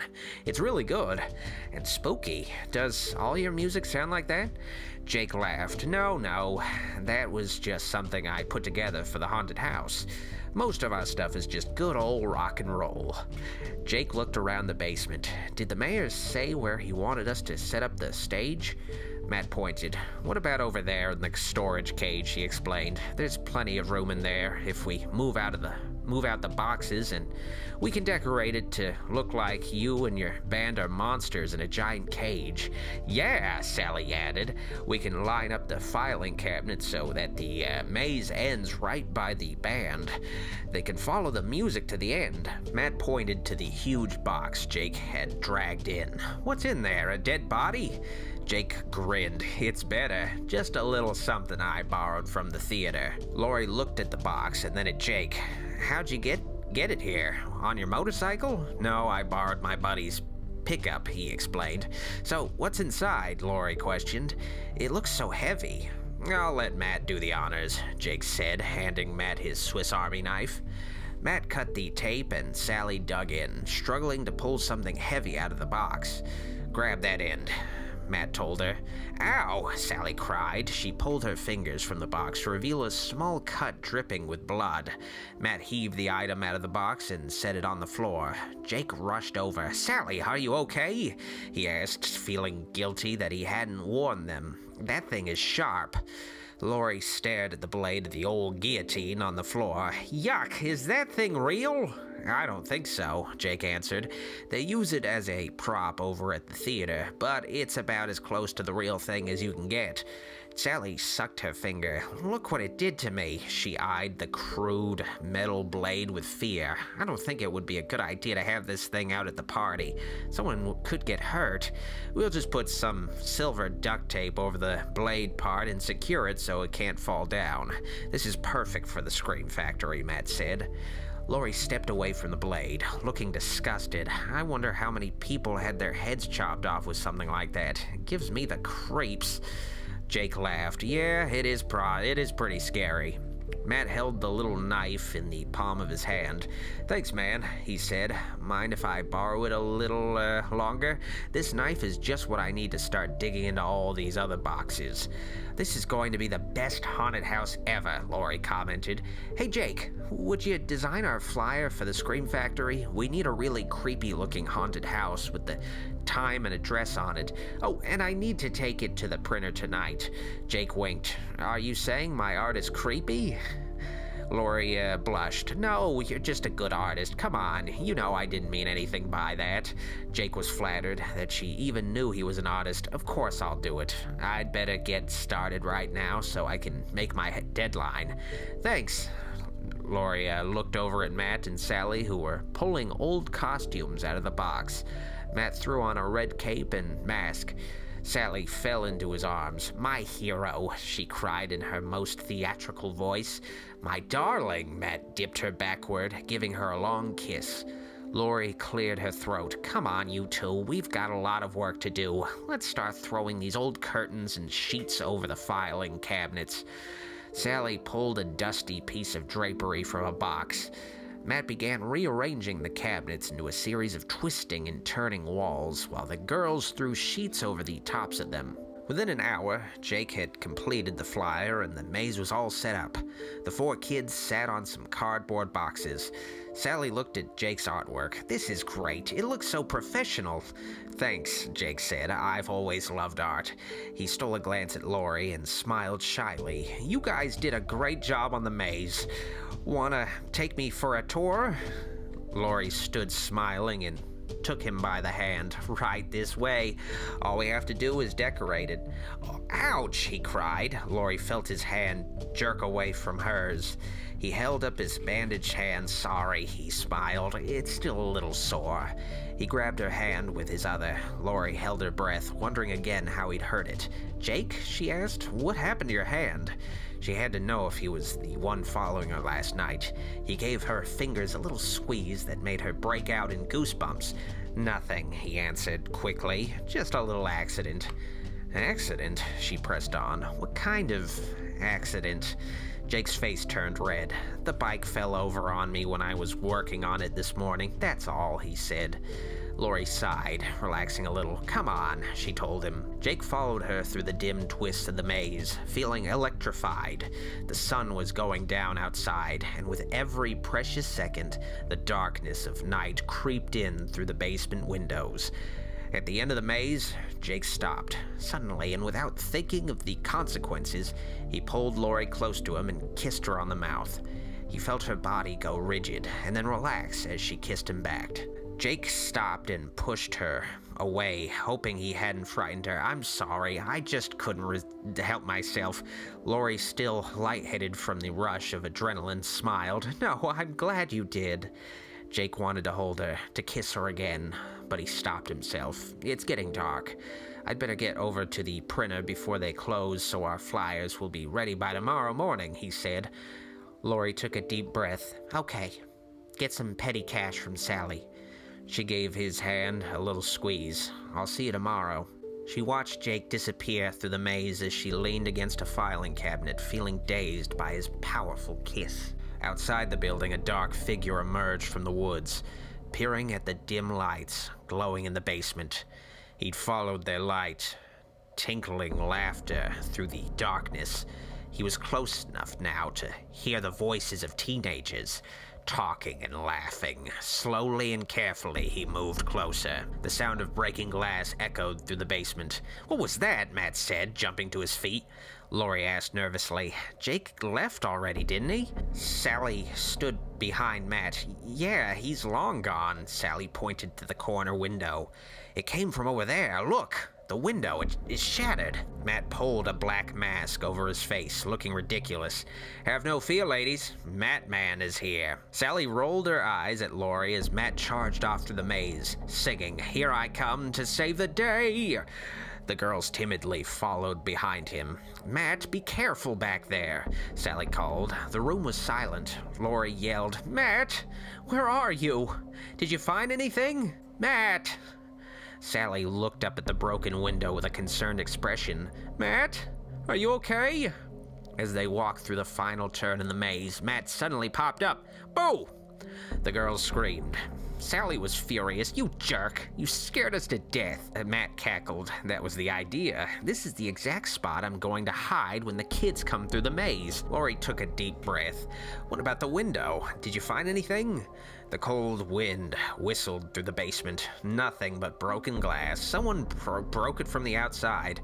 Who would do such a stupid thing, and why? Sally asked. The lights went out, leaving them in total darkness. Laurie made a little swallowing noise and whispered, "What if it's Michael Myers?" "Would you please shut up, Laurie?" Matt snapped. "Michael Myers doesn't exist." A scratching sound came from the window. Sally was about to scream when the power groaned back on. Laurie grabbed Sally and Matt. "Let's get out of here." Matt and Sally agreed, and the three of them left. Matt flicked off the basement lights. Sally turned around to take one last look at the maze before they shut the door. In a blur, a white face peered through the broken window, staring into the dark basement. Chapter 8. Laurie and Sally stood in the school courtyard the following morning. Sally pointed. "Look, there's Jake. He looks fine today." Laurie felt flushed as she watched him walk across the grass. He wore a pair of faded jeans and a dark green sweater, which made his blonde, longish hair look like gold in the morning sunlight. "Wow," she said, breathing out. "He sure is a good kisser," Laurie commented, and waited for Sally's reaction. "What? When did this happen?" Sally asked. Laurie giggled. "In the maze, he grabbed me with those strong arms and kissed me. He said he couldn't stop himself." Sally's eyes opened wide. "Oh my gosh, this is better than okay, that's a typo. It says this is better than those romance novels. It's supposed to say, "This is better than those romance novels," she squealed. Sally fanned herself with her hand. "He couldn't stop himself. His burning desire was unleashed. His passion was uncontrollable." Laurie shot her a warning look. "Be quiet. Here he comes." "Good morning," Jake said. He proudly showed them the flyers for the Scream Factory, which he'd had printed on bright orange paper. "Wow, these look great. I can't wait to start handing them out," said Laurie. Jake gave each of the girls a stack and handed Sally the receipt. He rolled up the sleeves of his sweater. "I was going to slip them in everyone's locker at lunch today." He pointed to the bottom corner of the flyer, where he'd added a little picture of his band. "I hope you don't mind. I just wanted to get a little exposure." Sally raised her eyebrows, trying to imagine Jake kissing Laurie. "You're quite the marketing man as well as an artist. Is there anything you can't do?" Jake winked. "I don't do windows. Hey, I'll see you two later." The girls giggled to themselves as Jake walked away. Laurie looked curiously at Sally. "So, do you think he's boyfriend material?" she asked. Sally lowered her eyes with an annoyed look on her face. "As if. I already have a boyfriend. I meant for me, dummy." Laurie laughed. Sally nudged her playfully. "Sure, why not? He's cute, and he can't seem to keep his hot lips off of you." Laurie looked at her stack of flyers, ignoring Sally's immature teasing. "Shall we? We've still got 15 minutes before first period." The two girls stood in front of the main entrance, passing out the orange papers. Students eagerly grabbed them up as they poured into the building. Laurie pointed. "Uh-oh, here comes trouble." Marcia Miller, dressed in an expensive black dress, pushed her way through the courtyard towards Sally and Laurie, with three of her friends. Marcia sneered, grabbing a flyer from Sally, causing her to drop the entire stack. Marcia growled, So you're the one having the losers-only party. I should have known. We'll just see where Matt winds up, won't we?" Sally laughed in her face. Ha! What's the matter, Marcia? Afraid no one will show up to your party now? The whole school will be at City Hall, including Matt. In your dreams, you dweeb, Marcia spat out. Two football players stopped to help Sally pick up her scattered flyers. One of them looked up at Marcia. Hey, thanks for the invitation, Marcia, but we can't make it. Maybe we'll catch you later at the Scream Factory. Everyone's talking about the live band that's playing. I've heard they're really good. Enraged, Marcia pushed her way past Sally, almost knocking her over. Marcia tossed her hair over her shoulder and shot an evil glare at her rival. Laurie giggled. Success is the best revenge. Sally continued handing flyers to students as they walked past her. Yeah, I had no idea it would be such a big hit, but how did word get around so fast? Laurie pointed to the student parking lot where orange papers dotted most of the car windows. They laughed together. Jake. At lunch, Sally went off campus with Matt to grab a burger. Laurie combed the cafeteria and halls until she finally caught up with Jake, who was posting a flyer on the school notice board. He turned around as she called his name. Hey, Jake. Jake grinned at her as he stepped back to look at the flyer on the board. Hey, Laurie. How's it going? She stared at him for a moment. He changed somehow, she thought. She smiled, ignoring the uneasy feeling. The response to our party is going great. I've had people coming up to me all day letting me know they'll be there. Jake stuffed his hands in his pockets. Yeah, I know. I feel like some kind of celebrity. People I don't even know, which is almost everybody, are talking to me now and asking me about my band. I don't feel invisible anymore, you know? Two cheerleaders walked past Jake and smiled. The tall brunette shook her pom-poms at him playfully. Hi, Jake, they called. His face reddened as they passed by. You see what I mean? This is amazing. Thanks a lot, Laurie, for everything. Laurie fluffed her hair when he wasn't looking. She wondered if he would move on to greener pastures now that the whole school, especially the girls, were noticing him. You're welcome, but I really didn't do anything.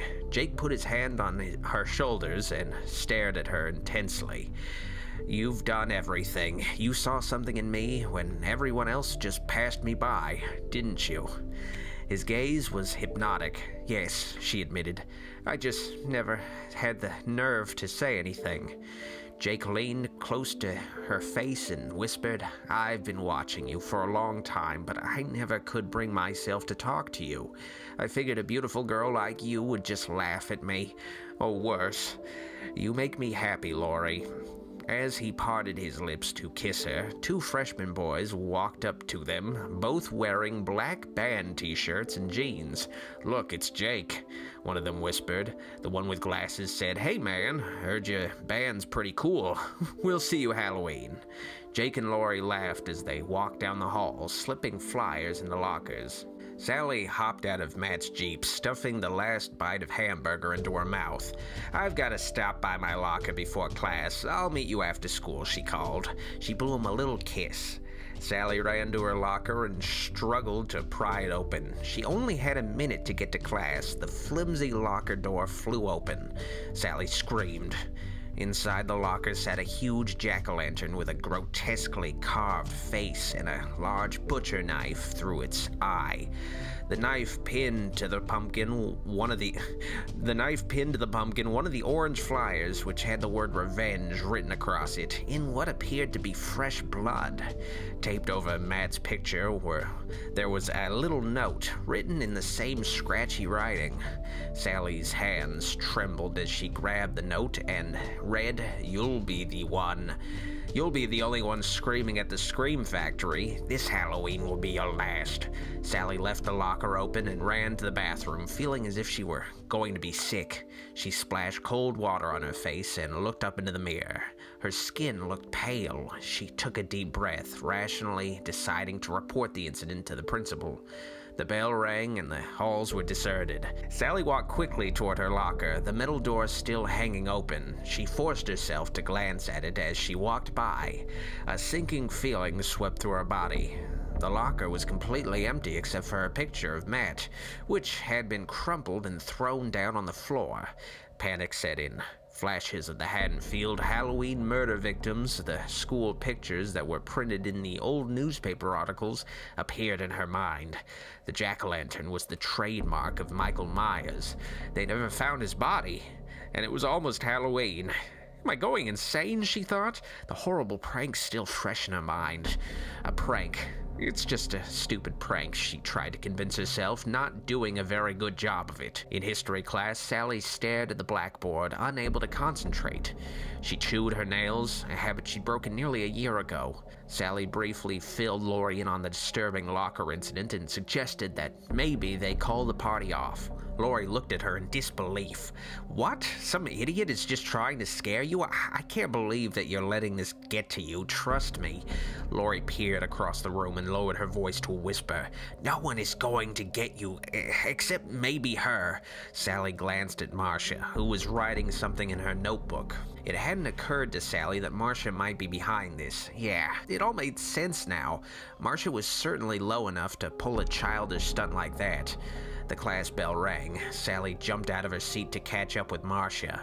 She tapped her on the shoulder. Hey, Marcia, I got your little Halloween bouquet. You're really desperate, aren't you? Marcia jerked away from Sally, her nostrils flaring. Don't you ever touch me, you disgusting little slut. I have no idea what you're talking about. Just leave me alone or you'll be hearing from my lawyer. Your lawyer? Sally laughed. Give me a break. I should be the one telling you to leave me alone, and I mean it. Stop the stupid pranks. I know you were the one who called me, and I know you put the threat in my locker, so just back off. A small crowd was gathering around the girls. Someone yelled, "Cat fight!" Sally felt her adrenaline pumping as Marcia shoved her hard in the chest. It's your move, she sneered. The crowd had grown from 5 to 30 students within seconds. They cheered them on. Sally, blinded by rage, lost all control and raised her fist. Laurie grabbed Sally from behind just before she could take a swing and dragged her backward through the crowd. Sally, get a grip on yourself. Marcia threw her leather backpack over her shoulder and called out casually, "See you later, losers." Sally's heart pounded as she watched Marcia glide away down the hall as if nothing had happened. The bloodthirsty crowd broke up as Laurie waved her arms angrily and called out, "Go on, you dorks! The show's over." Chapter 9. Matt was sitting in his Jeep, waiting in front of the school for the girls. He stared at Sally's beet-red face. Her fists and teeth were still clenched in anger. "What's wrong with you?" he asked. "Your ex-girlfriend attacked me. That's what's wrong," she said with a hint of blame in her shaky voice. Matt looked surprised. "Marcia? No kidding? What'd you say to her?" "I don't believe this," Sally cried. "I tell you, I've been attacked and you ask me what I said to her? Well, the answer is nothing. Absolutely nothing." Matt could see how upset she was by the tears that were welling up in her green eyes. He placed his hand on her knee. "Sorry, Sally," he said. "It's just that I've never seen her act like that before. Are you okay?" Laurie couldn't believe that Matt was being so dense. She angrily spoke up in Sally's defense. "Marcia has been threatening us for days. She's really steamed about our party because practically the whole school will be there. We think she put the death threat in Sally's locker." "Death threat?" Matt gasped. He looked at Sally for an explanation. Sally told him about the pumpkin and message she'd found in her locker after lunch. Matt was deeply disturbed by the similarities between what Sally described and the jack-o'-lantern and writing on the wall he'd seen in the old Myers place a few days earlier. Sally added, "And on top of that, whoever put it in my locker stole all of my books. They even tore down your picture and crumpled it up." Matt didn't know what to think. After all, he dated Marcia for a few months, and she'd never done anything truly mean to him, except when he broke up with her. He'd had to call it off after she started telling him what to wear and who to socialize with. Matt didn't like being pushed around by anyone. He remembered his part-time job at the hardware store, which was owned by Marcia's uncle. The day after he broke up with her, he was fired, or laid off as they'd worded it. Matt asked, "Did you report it to the principal or anyone?" "No, my locker was totally empty when I returned. I don't know what to think. It was so horrible," Sally said. Jake Kovac pulled up beside the Jeep. He lifted his helmet. "Hey guys, guys. Are you on your way to City Hall? Lori sat up in the back seat, looking at Jake. He looked fabulous, and a little dangerous, sitting on the leather seat of his motorcycle. Yeah, she cried, over the rumbling of his engine. We'll see you there. Jake motioned for Lori to join him. How about a ride on the wild side? Sounds great, she answered, licking her lips as she climbed out of the Jeep. Jake handed Lori a helmet and mounted the back of the bike. The vibrating chrome added to her excitement. She waved at Sally and Matt. We'll meet you, she said, and hugged Jake's lean body as they pulled away from Haddonfield High, disappearing down the road. Jake yelled over the sound of the engine. Let's stop by my house. There's something there that I need to get. Okay, Lori shouted. She clasped her hands together around Jake's waist, watching the trees of the thickly wooded forest move past as they rode, the bike hugging the curves of the gently sloped road.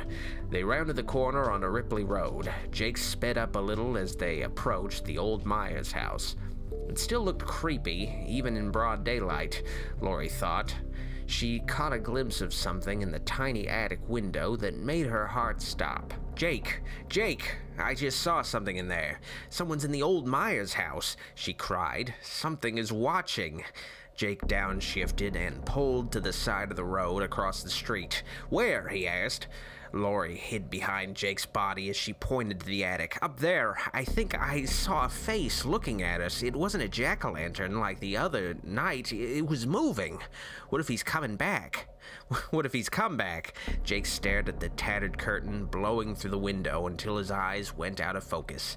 I don't see anything. It was probably just a shadow from the trees on the curtain. This old place can play tricks on your eyes. Lori protested. No, I really saw something. Really, I think.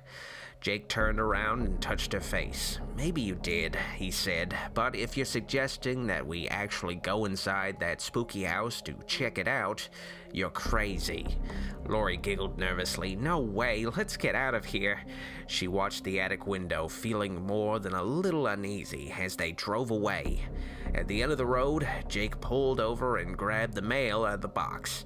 Then they slowly drove up the long dirt road to his place, which was nestled against the forest on the hillside. White fences surrounded several acres of property beside the house. Lori commented, wow, it's really isolated up here. Doesn't it freak you out sometimes, being so close to the Myers house? Jake turned off the ignition and helped Lori off the bike. Not really. I can play my music as loud as I want, and no one ever complains. Not even Michael Myers. Michael Myers. The name stuck in her mind. The horrible stories. What about your parents? Lori asked. Jake shrugged. They're importers, so they go out of the country a lot. Right now, they're in Japan. They just stock the freezer with pizza and leave me the run of the place. I don't really mind. I'm used to being alone. Lori smoothed her hair. Well, you're not alone now. At least I don't think so. Jake fished the key from his pocket and smiled at her. You mean I'm not alone, like at this moment, or I'm not alone as in something is going on between us? Both, she smiled. I think that is, if you... Jake touched her lips with his fingers and then gave her a kiss. He stepped backward to stare at her creamy skin and rosy cheeks. You're for real, aren't you? Oh, yes, she said breathlessly. He smiled nervously as he leaned against the door and it pushed open. Then his expression suddenly became serious. Hey, that's weird. I'd swear I locked the door this morning. I always lock the door. Lori backed away from the porch. Could someone have come over who has a key? Jake peeked inside. He whispered, no, the only one who has a key is my older brother, but he's away at college in Los Angeles. This is really strange. Stay out here while I check it out. Lori paced back and forth on the porch as Jake disappeared inside. She caught a glimpse of the old Myers house down the road, sending chills down her spine. She was sure she'd seen a face in there. Jake? Is everything okay?" she called. Timidly, Lori opened the door and let herself in. She gawked at the unusually creepy decor of the house. Tribal African masks hung on the walls among the mounted heads of deer, buffalo, and a bear. They seemed to watch her every move with dead, glassy eyes. She stepped across the hardwood floor and peered up the staircase. "Jake," she called softly, "where are you? Where are you?" A low, vicious growling came from behind a closed door upstairs. The hair on the back of Lori's neck stood on end. Not daring to take another step in any direction, she stood frozen, staring at the closed door. "Jake," she called. The door creaked open and Lori sucked in her breath. Jake stood at the top of the stairs, wearing a hideous wolf mask, clutching a large bag. Lori laughed at herself for having been so scared just a moment ago. "That is the ugliest thing I've ever seen," she said. Jake pulled off the mask and walked down the stairs. "I didn't know you were in here. I was just getting together some stuff to use as props for the Scream Factory," he explained. Lori took a deep breath. "You almost made me scream," she said. She looked around nervously, remembering that they'd found the door unlocked. Jake followed her glance. "Don't worry," he assured her. "There's nothing missing from the house, and there's no one in here but us. I checked it out. I must have rushed out this morning and forgot to lock up." He opened the bag. "Here, look at this. I've got all kinds of masks and old clothes in here that we can use to decorate. Let's get out of here." "Let's," she agreed. Lori held the heavy bag of decorations in her lap, sandwiched between their bodies. Jake started the bike and they drove down the road, away from the creepy Myers house. Lori felt relaxed and happy. Although it hadn't been spoken outright, she knew that she and Jake were now a couple. She squeezed him tightly as they rounded a turn on Old Ranch Road, which was lined with tall green trees. Lori breathed in the fresh, cool air. Orange and brown leaves tumbled behind the motorcycle as they sped down the road. Lori tilted her head backward and watched the tops of the pine trees rush by. Suddenly, a loud, crisp crack filled the air, followed by a creaking groan. Lori's eyes followed a tree leaning toward the road and realized a split second later that the towering pine was falling in front of the speeding motorcycle. "Jake, look out!" she screamed. Jake's body went rigid in alarm, and the giant tree crashed to the ground 100 yards in front of them, blocking the entire road. Jake hit the brakes, and the motorcycle swerved sideways towards the shoulder, the distance to the wall of branches before them closing in at lightning speed. Lori screamed and covered her eyes as the bike leaned terrifyingly toward the ground, everything feeling as if it were happening in slow motion. A cloud of tire smoke and dust billowed up around them. Lori opened her eyes and stared in disbelief at the giant tree that stretched across the entire width of the road. What happened? There was bright red blood all over the back of Jake's leather jacket. She screamed, her eyes wide with horror, when she saw that her white blouse was soaked with it. "Oh my God! Oh my God! Somebody help us!" she cried, her voice echoing down the desolate road. Jake got off the bike and touched the blood on Lori's shirt. "Shh, it's okay," he told her, licking his fingers. "It's just the fake blood that was in the bag. It must have burst when we stopped so suddenly. I had almost a gallon in there. We're not hurt." Lori shook her head in disbelief. The sight of the blood, real or not, made her stomach turn. They'd almost crashed. "Oh God, that was so scary. We almost crashed." Jake took off his helmet and stretched his shaky legs, which had tensed up when he was trying to stop. He couldn't understand what had just happened. Jake ran his fingers through his hair in some sort of a daze as he followed the tree to its end. "Lori, come here," he shouted. Lori followed him into the clearing from where the tree had fallen. She gasped. Fresh sap oozed from the neatly cut tree stump. She screamed. "It was cut! Someone did this on purpose! Someone tried to kill us!" Jake searched the woods with nervous eyes. Let's go. We'll report this when we get into town. Jake wheeled the motorcycle around the tree. He had to kickstart the bike a couple of times before the engine groaned on. Lori was trembling with fear. She quickly picked up the sticky bag of fake blood and hopped on the back of the bike, frightened and anxious to get out of there. Chapter 10. Jake and Lori entered the lobby to the City Hall building. The old clerk nearly had a heart attack when she saw Lori's blood-stained blouse. Lori, a little embarrassed by her appearance, quickly explained that it was fake blood and asked to use the telephone. She dialed 911 and was immediately connected to the police department. She explained the details of the bizarre accident to an officer, who dispatched a patrol car to the scene. He told her they'd be contacting them later for more information. Satisfied that the matter was now in the hands of the police, Lori relaxed a little as they went down to the basement to help Matt and Sally with the decorating.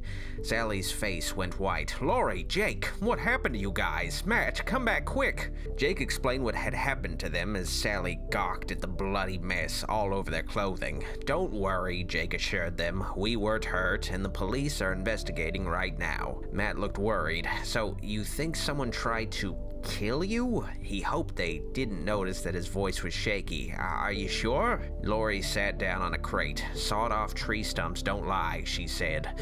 Whoever did it must have been waiting for us to drive by and pushed it in the road at the last minute. Sally's eyes opened wide. What if it was Michael Myers?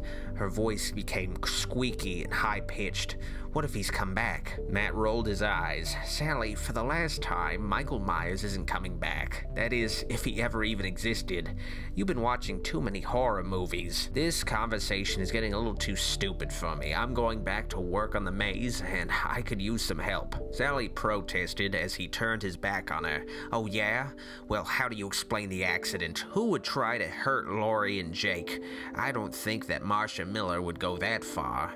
Matt whipped around. Who do I look like, Inspector Gadget? Maybe the city was clearing it, or maybe somebody needed some firewood. You people need to get a grip. We have a lot of work to do around here, he said.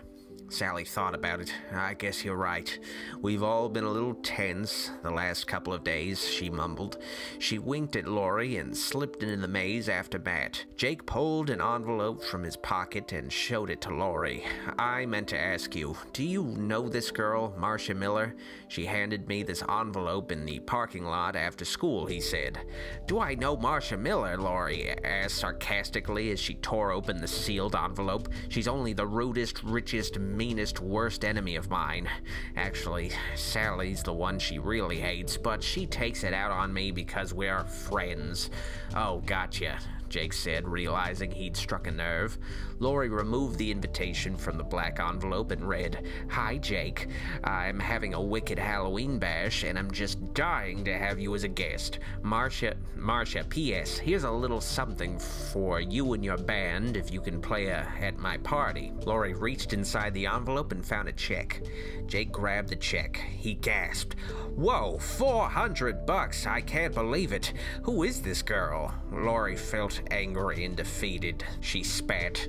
That girl is a conniving, evil you-know-what, Lori explained. She's been on the warpath ever since Sally started dating Matt. She went nuclear when she found out that we're having a party on the same night as hers, and now she's stealing our entertainment too. Lori angrily pounded her fist into a cardboard box.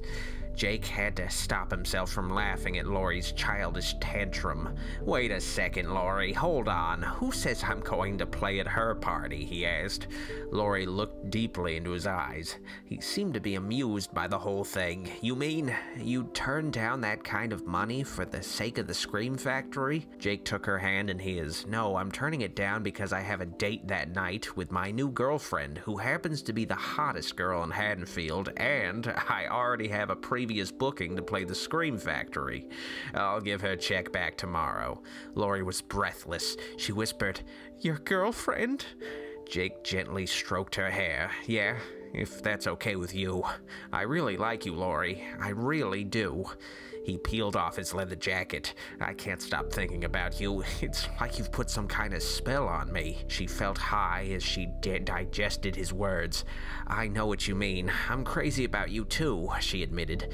Sally walked up behind them. What's this about Marcia Miller? Lori beamed at Jake. Marcia offered my boyfriend $400 to play at her stupid party, but he's turning it down and giving her back her money.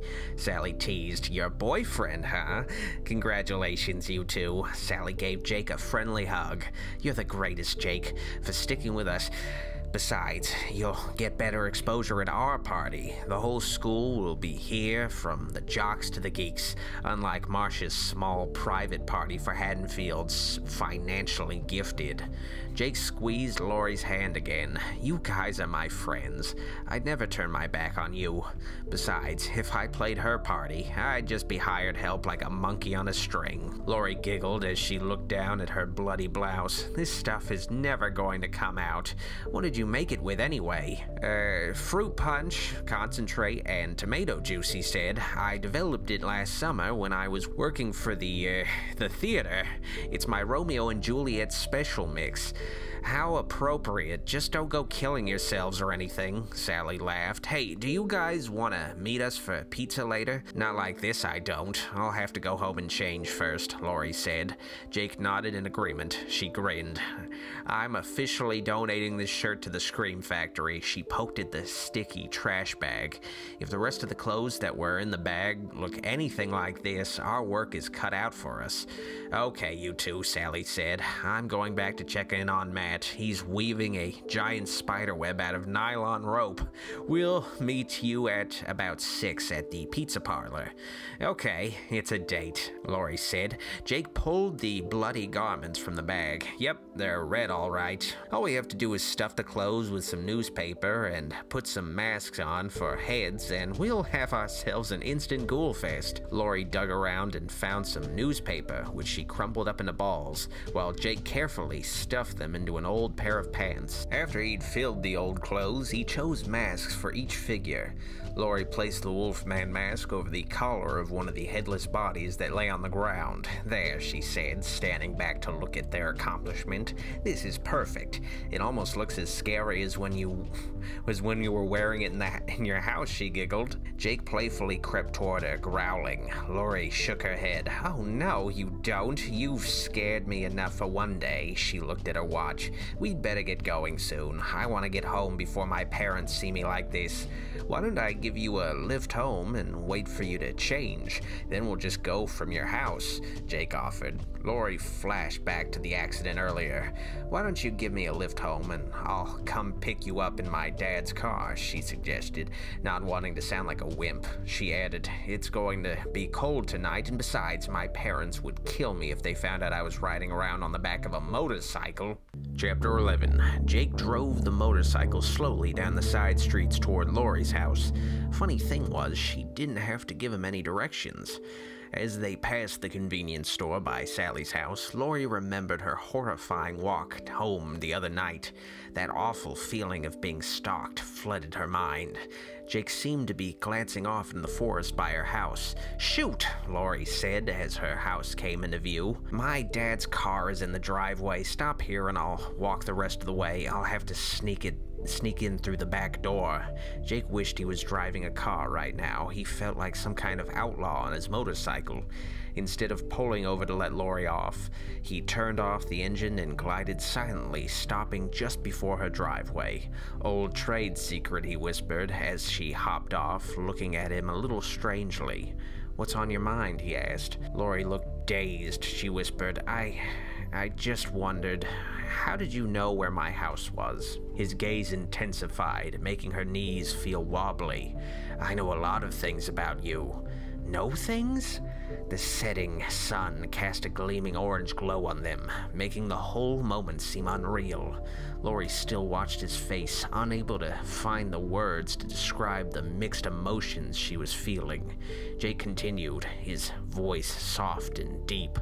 I know that you like it when I kiss you. He leaned forward, like this. Laurie's heart fluttered as she'd returned the kiss, still feeling a little confused. Jake seemed to change mood so often, so unpredictably. Or was it just her, overanalyzing him? She couldn't tell. The last few days had been so strange, so unusual. She was angry at herself for feeling suspicious of him. He probably thinks I'm acting like a jerk.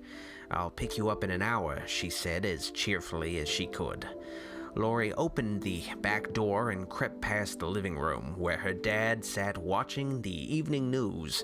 "Laurie, is that you?" he called. A little flustered, she answered, edging her way up the stairs. "Yeah, Dad, I'm going to take a shower. Is it okay if I borrow the car to meet my friends for pizza?" "Okay, honey," he called, not turning away from the TV screen. Laurie let out a relieved breath and carefully tucked her ruined blouse in the bottom of the hamper. She jumped in the hot shower, savoring the warm, steamy heat, then blow-dried her straight blonde hair and tied it back with a red ribbon. She chose a black miniskirt with a pair of black tights and a bright red sweater from her closet. Outside, she started up her dad's blue Honda. She felt awkwardly behind the wheel. She'd had her driver's license for nearly a year and had driven plenty of times, but chose to walk most of the time to keep in shape. Laurie drove through town and past the pizza place that they'd be going to in a little while.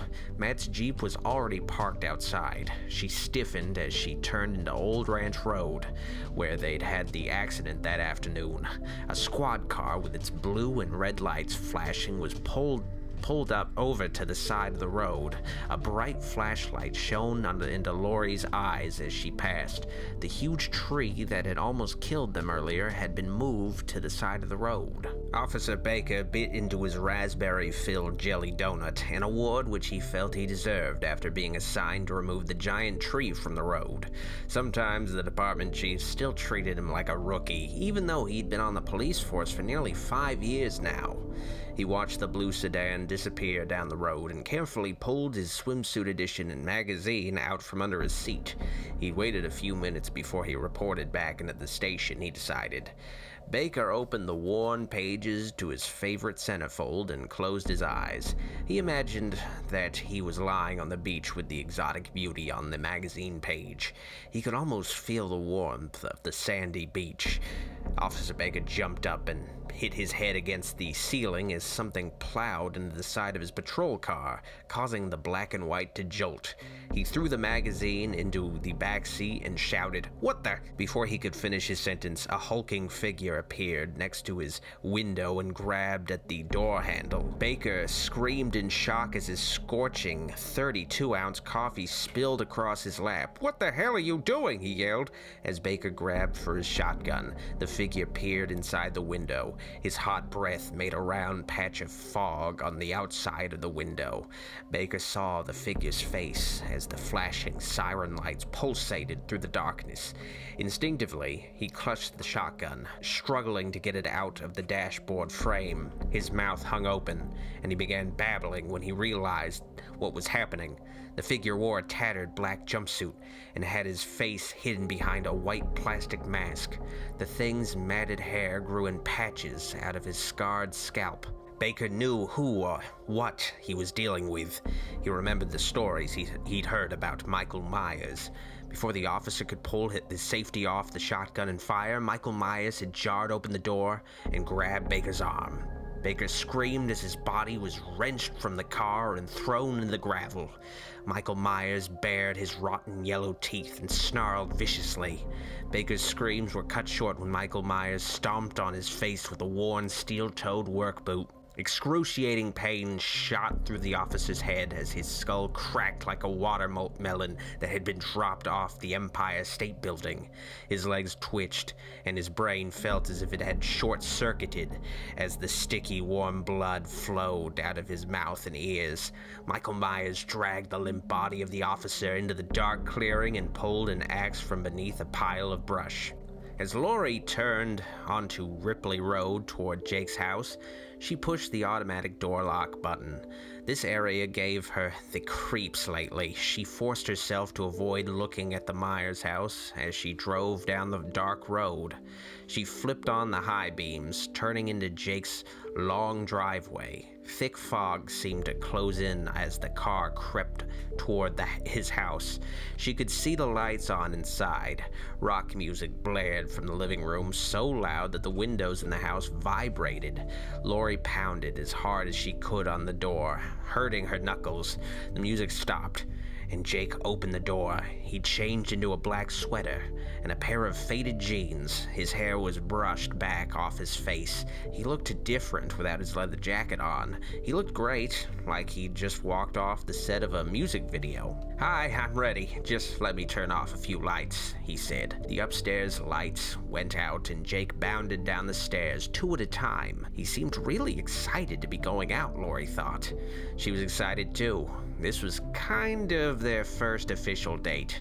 Lori carefully maneuvered the car around in the gravel and headed toward town. She turned on the radio and clicked the dial from her dad's easy listening music to the only rock station in town. She tapped her fingers on the steering wheel as she drove, starting to feel a little wild. "I love this song. I wish we could just go somewhere and dance all night long," she exclaimed. Jake smiled wickedly. "We could always go back to my house later, remember?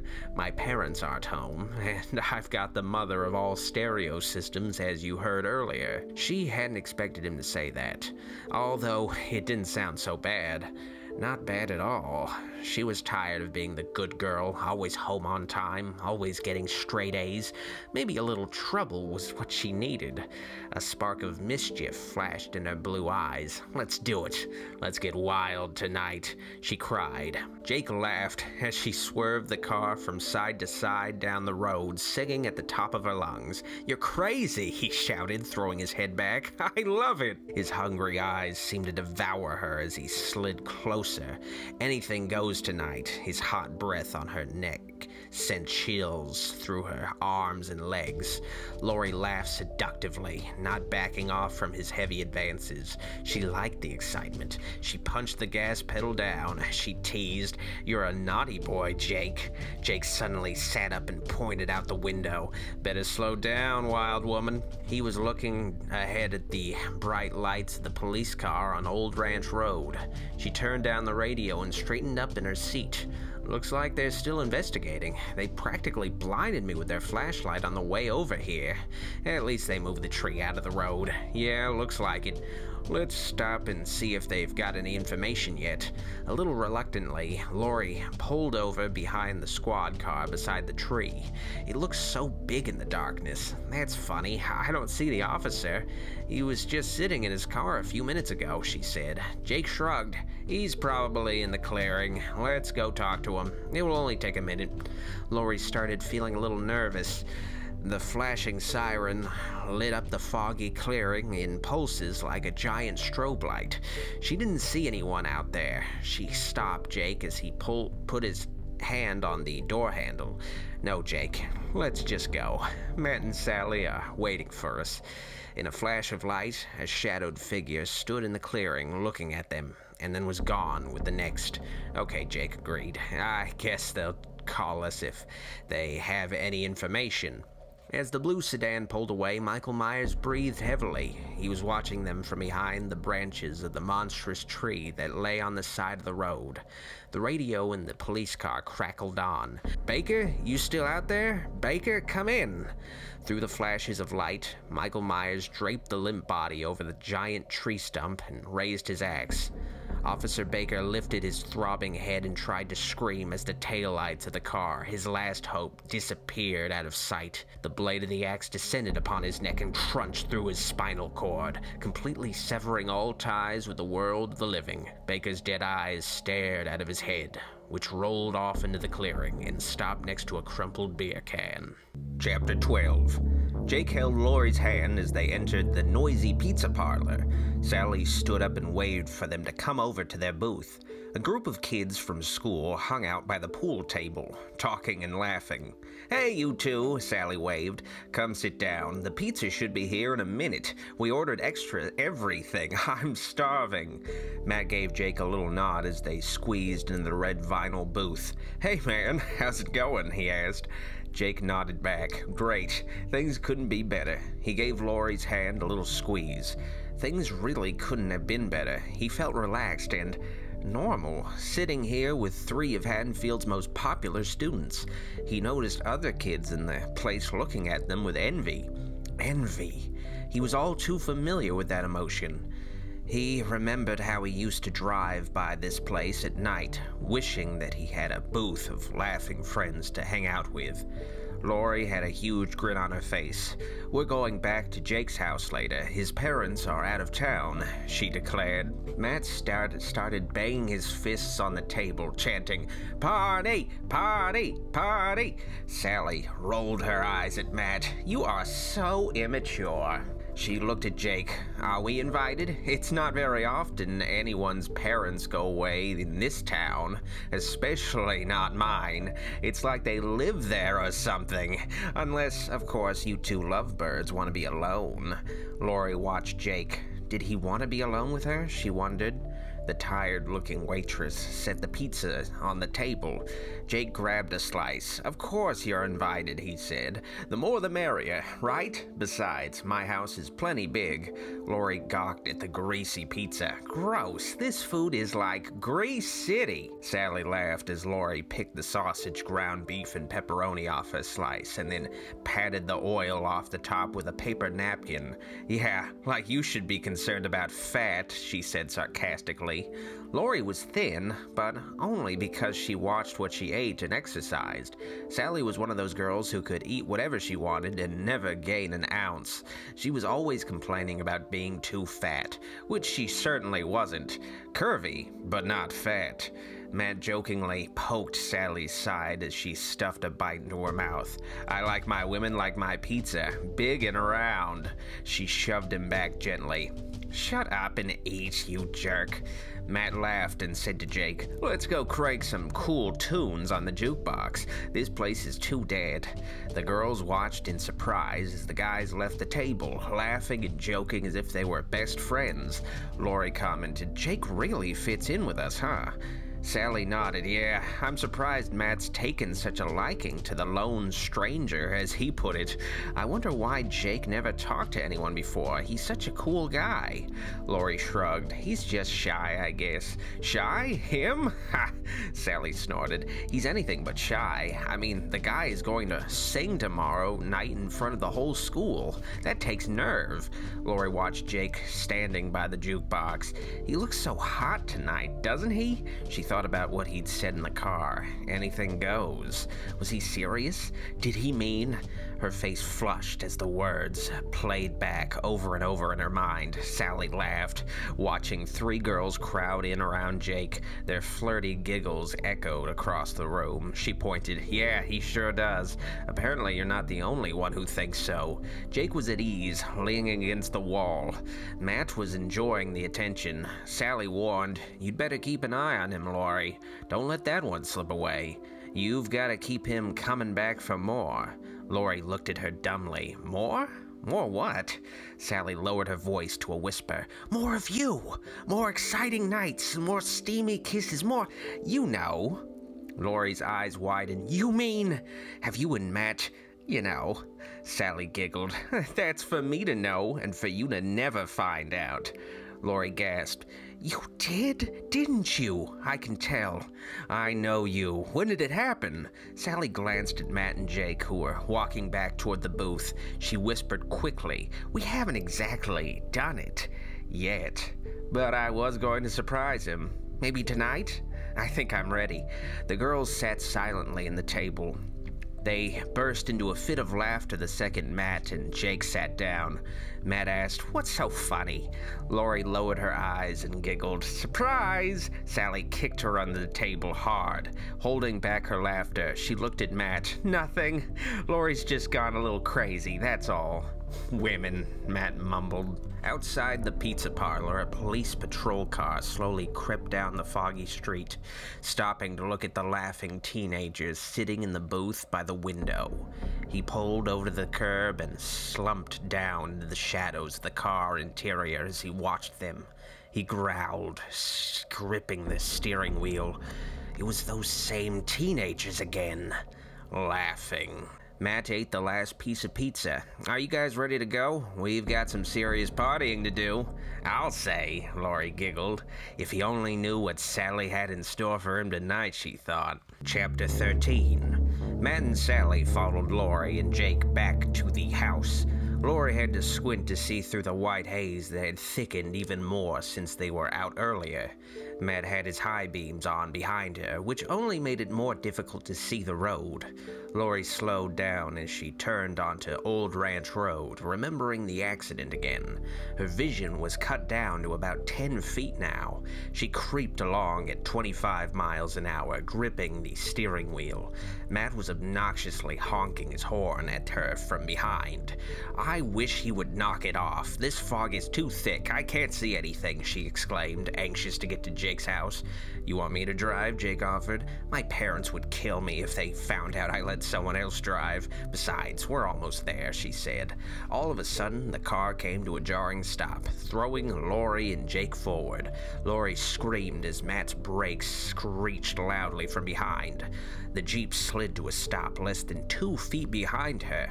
Matt stuck his head out of the window and yelled angrily, "Hey, what's the deal, Laurie?" Everything was dark. Total darkness. Thick, dark branches covered the windshield of her car. The tree. It was back in the road.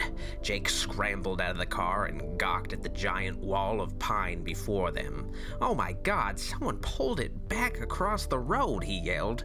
Laurie was freaked. Totally freaked out. They all got out of their cars and stood, staring in horrified fascination at the tree. Matt huddled close to Sally huddled close to Matt. "I thought you guys said the police moved it to the side of the road." "They did, but it's back," Laurie cried. Sally gasped, "But who would?" Jake's face became pale. "Michael Myers," he whispered. Sally screamed, "Don't even say that, Jake. Don't even speak his name. What if he's out there, right now, and he hears us?" "Just calm down, all of you," Matt ordered, his heart pounding with fear.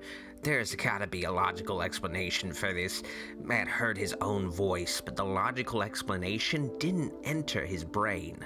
He looked toward the forest, but he saw nothing but fog. Still, white fog. "Focus, Matt, focus," he told himself. He pulled himself together mentally. Right now we need to move the tree out of the way. We can do it if we work together. Laurie, go back your car off the branches. Let's just turn around and go back to town," Laurie whined. Matt ignored her. "Come on, Laurie, move your car," he yelled. He was starting to feel pretty spooked himself. The fog felt as if it were closing in on them. Matt backed up his car onto the shoulder while Laurie followed, the branches crackling as she crunched over them. The four of them grabbed the end of the tree and strained to drag it. Sally cried, "It's too heavy, let's just turn around." A rumbling filled the air and the ground seemed to vibrate. A pair of blinding lights filled the foggy road. A deafening horn blasted as an 18-wheeler barreled down the road toward them. Jake screamed, "Pull! Pull!" The horn blared again, the steel cab of the truck closing in on them, the tree still blocking the 2-lane road. The truck driver must have seen the tree blocking the road, but it was too late to stop. "Pull!" Using all their combined strength, they dragged the tree off to the shoulder as the monstrous truck swept by, just inches from where they stood. The whooshing backdraft nearly knocked them over. They fell on the trunk of the tree, panting. It was dead silent, as if nothing had happened. Jake sighed. Whoa, that was weird. Really weird. It's pretty early. You guys still want to come over? We've got some beer in the fridge. Matt stood up, brushing the pine needles off his pants. Now you're talking. We could all use a cold one, he said.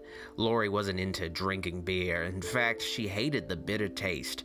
But she certainly didn't want to be alone right now. No way. None of them did. Jake opened the front door and let everyone inside, turning on the lights as they walked through the big house, bigger than Lori remembered. Matt looked around, trying to take in all the unusual decor and antique furnishings. Wow, this is some place you've got here. Are you rich or something? Jake flipped on the stereo system and slid a hard rock CD. My parents do all right. They're always buying and selling rare antiques and art collections, but we're not millionaires or anything, he said. Killer sound system, Sally exclaimed, running her hand across one of the 4-foot-high speakers. Check this out, she said, opening the cabinet of a big screen TV. Matt stared in awe at the giant screen. You ever watch sports? He asked Jake. Yeah, a little. I mostly just watch the big games, you know, Jake said. Man, you could have some Super Bowl parties at this place. Invite me over sometime, buddy.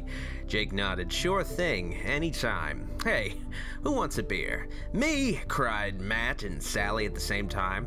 Lori followed Jake into the modern kitchen with black tiled floors and a matching black refrigerator. Sally and Matt went off exploring the unusual house. Lori leaned against the cold counter and smiled at Jake. Just a minute, he told her. He picked up the cordless phone from the counter and dialed the police department. After a minute or so, he set the phone back in its cradle. That's funny, he muttered. What's funny? Lori asked. The recording said that all circuits were busy. I'll try again, he said, holding the phone on his shoulder as he opened the fridge. Lori helped Jake pour the beer into his crystal glasses, which were the only ones she could find. He hung up the phone, again, looking puzzled. Still busy. Weird. Lori held up a glass to the light. First class, she commented. Nah, those are just glasses. You're first class, he told her, smiling. She took a sip of beer and made a face. Can I have a soda instead, she asked. Jake grabbed a cola from a drawer in the fridge. Here you go, he said. Thanks, she said, peering out the kitchen window into the darkness. What happened out here tonight? She turned to Jake, who had joined her reflection in the glass. She continued, I mean, trees can fall, but they don't get up and move. We know someone did it. But who? Why? Jake's expression became serious. You don't want to know what I'm thinking, he said. But she knew what he was thinking, as impossible as it seemed. She knew who he was talking about. Lori shuddered, turning away from the window. Oh, Jake, it can't be. It couldn't have been. She stopped herself before she said his name aloud, but the name repeated over and over in her mind. Michael Myers. The boogeyman never dies. Jake said nothing. What could he say? Or do? He touched her face gently. Don't worry, we're safe here. I won't let anything happen to you. Promise. He leaned down and kissed her softly. Lori wanted to think he was crazy. Crazy for believing, but she knew he wasn't crazy. What if he was right? Jake placed the drinks on a tray and carried them out to the living room. Sally and Matt were curled up on the black leather couch, making themselves right at home. Jake sat the tray on the table and threw a couple of logs onto the fireplace, then lit them with an old Zippo lighter. Jake joked, You're probably wondering why I called you all to this meeting. Sally took a sip of her beer. Oh, brother, she said. Matt was thinking, no, it's good we're all here, together. We can go over the final plans for the party tomorrow night, he said. Lori sighed. Yeah, really. Can you believe that it's here already? I don't even have my costume together yet. Sally smiled sexily. I'm going to be Cleopatra. She stretched out across the couch and cooed at Matt. Darling, please peel me another grape. Jake sat with his back against the fire. I'm all set. The guys in the band are coming over tomorrow, and we're going to load the equipment in my horse trailer. Then we'll do a quick sound check before everyone gets there. And then showtime. You have horses too? Sally asked, obviously impressed. The fire against Jake's back was getting unbearably hot. He pulled off his black sweater, revealing his tanned, muscular chest. Lori sucked in her breath, hoping no one noticed her gasp. But he looks so hot. Jake answered, yeah, we've got a couple of thoroughbreds, but they're training right now in Kentucky. We usually let them roam around on the property, out in the pasture. Sally looked disappointed. Too bad. I just love horses. Matt pointed. Hey, man, is that a tattoo? Lori and Sally dove in for a closer look at Jake as Jake showed them the small black symbol permanently carved into his back. Yeah, that's the yin and yang symbol. It represents the destinies of all living creatures, he explained. Yin is dark, sour, and negative, representing evil, and yang is positive, bright, and sweet, representing pure goodness and light. The two balance each other out, side by side, but they can't come together. Pure evil can never mix with pure goodness. Lori nodded. Yeah, it's like sweet and sour pork. You can taste both the sweet and the sour, but they don't really go together. You always taste either the sugar or the salt if you really think about it. Well, that's one way to put it, Jake said. Sally looked confused. So, what about the pork? What does it stand for? She asked. Lori was always having to explain things to Sally. She sighed impatiently. The pork doesn't mean anything. I just used it as an example. That's not necessarily true, Jake said. The pork could be neutral, neither sweet nor salty. It's kind of like the earth, you know? You can have good guys and bad guys living together on the same planet, but they can never come together as one. That's why we have wars. Oh, I get it, Sally said. So which one is stronger, good or bad? Jake gave it some thought. Well, the way I see it, they're equal. Neither is stronger than the other, but only a small percentage of people are truly on one side of the force or the other. You could say there's a lot of pork on this planet that's just flavored or influenced by one or the other, he said, laughing at his analogy. Did it hurt? Matt asked, inching closer to look at the drawing. If you consider someone drawing on you with a razor blade to be painful, yes, Jake said, smiling. Matt laughed. He was really starting to enjoy the evening. It was such a change of pace from hanging with his football buddies who crushed beer cans on their foreheads for entertainment. He was actually taking part in an intelligent conversation. You're really into all that philosophy stuff, aren't you? Matt asked. You've got to believe in something, Jake said. I read a lot. My parents bring me books and religious artifacts from all over the world. I can't get enough of it. It's like searching for the answers. Matt was intrigued. He could feel the warmth of the fire as he sat down on the living room floor. So, what's the meaning of life? He asked. Jake shrugged. Who knows? I haven't figured it out. I don't think anyone has. Lori brushed her fingers across the tattoo on Jake's soft, perfect skin. She felt herself become more infatuated with him as each moment passed. He was so deliciously mysterious, she thought. Jake's body became electrified as she touched his bare skin. Sally watched longingly as Jake stared deeply into Lori's eyes. Jake was so intense, so mature, she thought. She sat up on the overstuffed couch, remembering her own special plan for the evening. Sally cleared her throat to get Jake's attention. Hey, Jake, can we go in your jacuzzi? I noticed it earlier when we were walking around. Jake nodded, still looking at Lori. Sure, go on, you two. The towels are in the guest bathroom. Sally squealed and grabbed Matt's hand. Come on, let's go for a little dip. Matt looked a little surprised as Sally led him down the narrow hall toward the back deck. But we don't have our bathing suits, he said awkwardly. Sally just giggled, so he eagerly followed, willing to experience whatever it was she had in mind. Okay, he exclaimed with his hormones raging. Jake pulled out the hard rock disc and replaced it with an industrial dance CD. He turned up the volume and asked Lori, "You still feel like dancing?"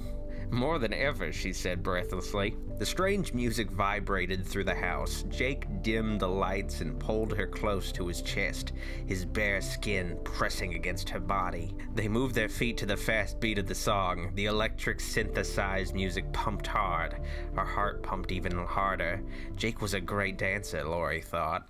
Chapter 14. Sally grabbed a couple of fluffy mint green towels from the bathroom while Matt pulled the cover off the jacuzzi. Hot steam billowed up from the bubbling water. Sally peered through the window at Laurie and Jake, who were dancing in the living room. The wild music blasted throughout the house. It was even pretty loud outside. Sally smiled sexily at Matt as he peeled off his shirt and jeans and stepped into the hot water. Ah, this is perfect. The water, the music, you, he said. Sally licked her lips as she stared at Matt's bare chest. She unbuttoned her blouse and slipped off her skirt, leaving only her underwear on. She covered herself with the towel and tossed it aside just as she sunk into the water, the bubbles coming up to her neck. She touched his knee playfully with her toes. "Tonight," she whispered. "I'm ready."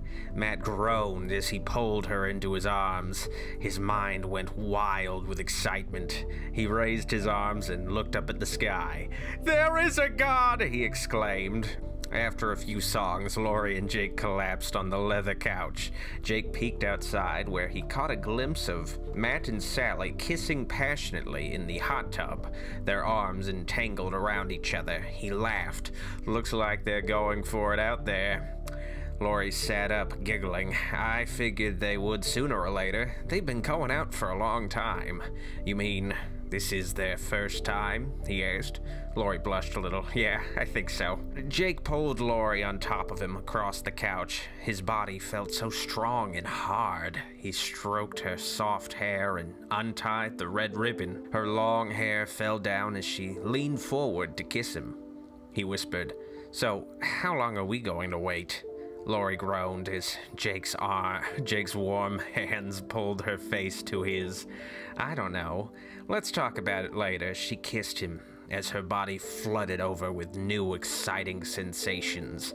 Matt breathed heavily as he struggled to unhook Sally's bra. He couldn't believe what was about to happen. He'd waited so long for this moment. He dreamed about it a lot. Sally waited patiently as he struggled with the skimpy garment. She kissed his ear, making his whole body shiver.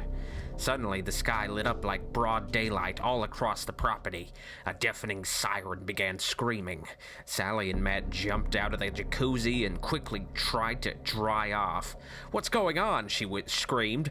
"I don't know," Matt gasped. Jake leaped off the couch. "It's the alarm. Someone broke through the perimeter. It goes off when the fences are touched. My parents installed it to protect the racehorses. Laurie, go tell Matt and Sally to come inside." Jake ran into the kitchen and picked up the telephone. He dialed the police department.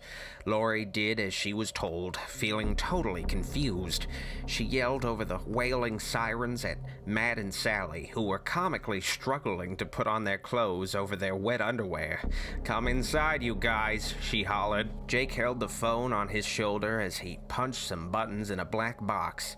On the wall, the sirens stopped. The siren stopped.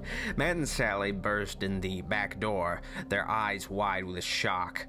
Matt's heart was pounding heavily. "What was that? What's going on?" he huffed. Jake was talking on the phone, still punching the beeping buttons of the alarm system. Laurie turned off the stereo and took a deep breath. It was the outside alarm system, to protect the horses. Sally pushed her wet hair off her face. "But he said the horses weren't." Jake returned to the living room and threw the phone on the table. "I just reached the police department. They said we should leave the house right now. They're on their way over, but they said we might be in danger." Laurie cried. "They said to leave? Oh my God, this is scary." Jake ran and locked the back door, grabbing his sweater from the floor. "Let's go," he shouted. On the porch, Matt helped Jake lock the door. "You can stay at my house, Jake." "Thanks, man," Jake told him as he pulled the key from the lock. He took one last glance at the pasture, which was lit up like a baseball stadium. Matt followed Jake's eyes beyond the white fences. He didn't see anything out there. "Jake, let's go," he said, tugging at his arm. Sally stood by the Jeep, shivering from the cold and fear. "Hurry up, Matt. Come on," she screamed. "Go in Laurie's car, Sally. We'll follow you home. Jake's coming with me," Matt yelled. Laurie started her car and sped down the driveway. Matt and Jake followed close behind in the Jeep. The fog had lifted a little. At least Laurie could see the road now. Her stomach tightened into knots as they passed the Myers house. Sally squeezed her eyes shut and said a little prayer, shivering in her cold, damp clothes. On Old Ranch Road, Laurie saw the tree coming into view, still lying on the side of the road. She pressed her foot on the gas and kept it there until they got back into town. Matt's Jeep was still behind them. A police squad car raced down Main Street going the opposite direction.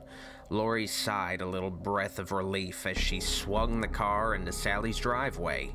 Matt pulled over to make sure she got inside safely. Sally gave them a little wave and disappeared in the house.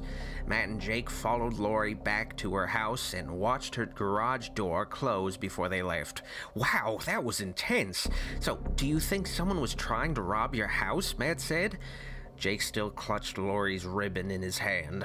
"I don't know. One time a deer set it off, but with all the weird stuff going on lately, I'm not sure." Matt pumped him for more information, trying to make logical sense out of the bizarre occurrences.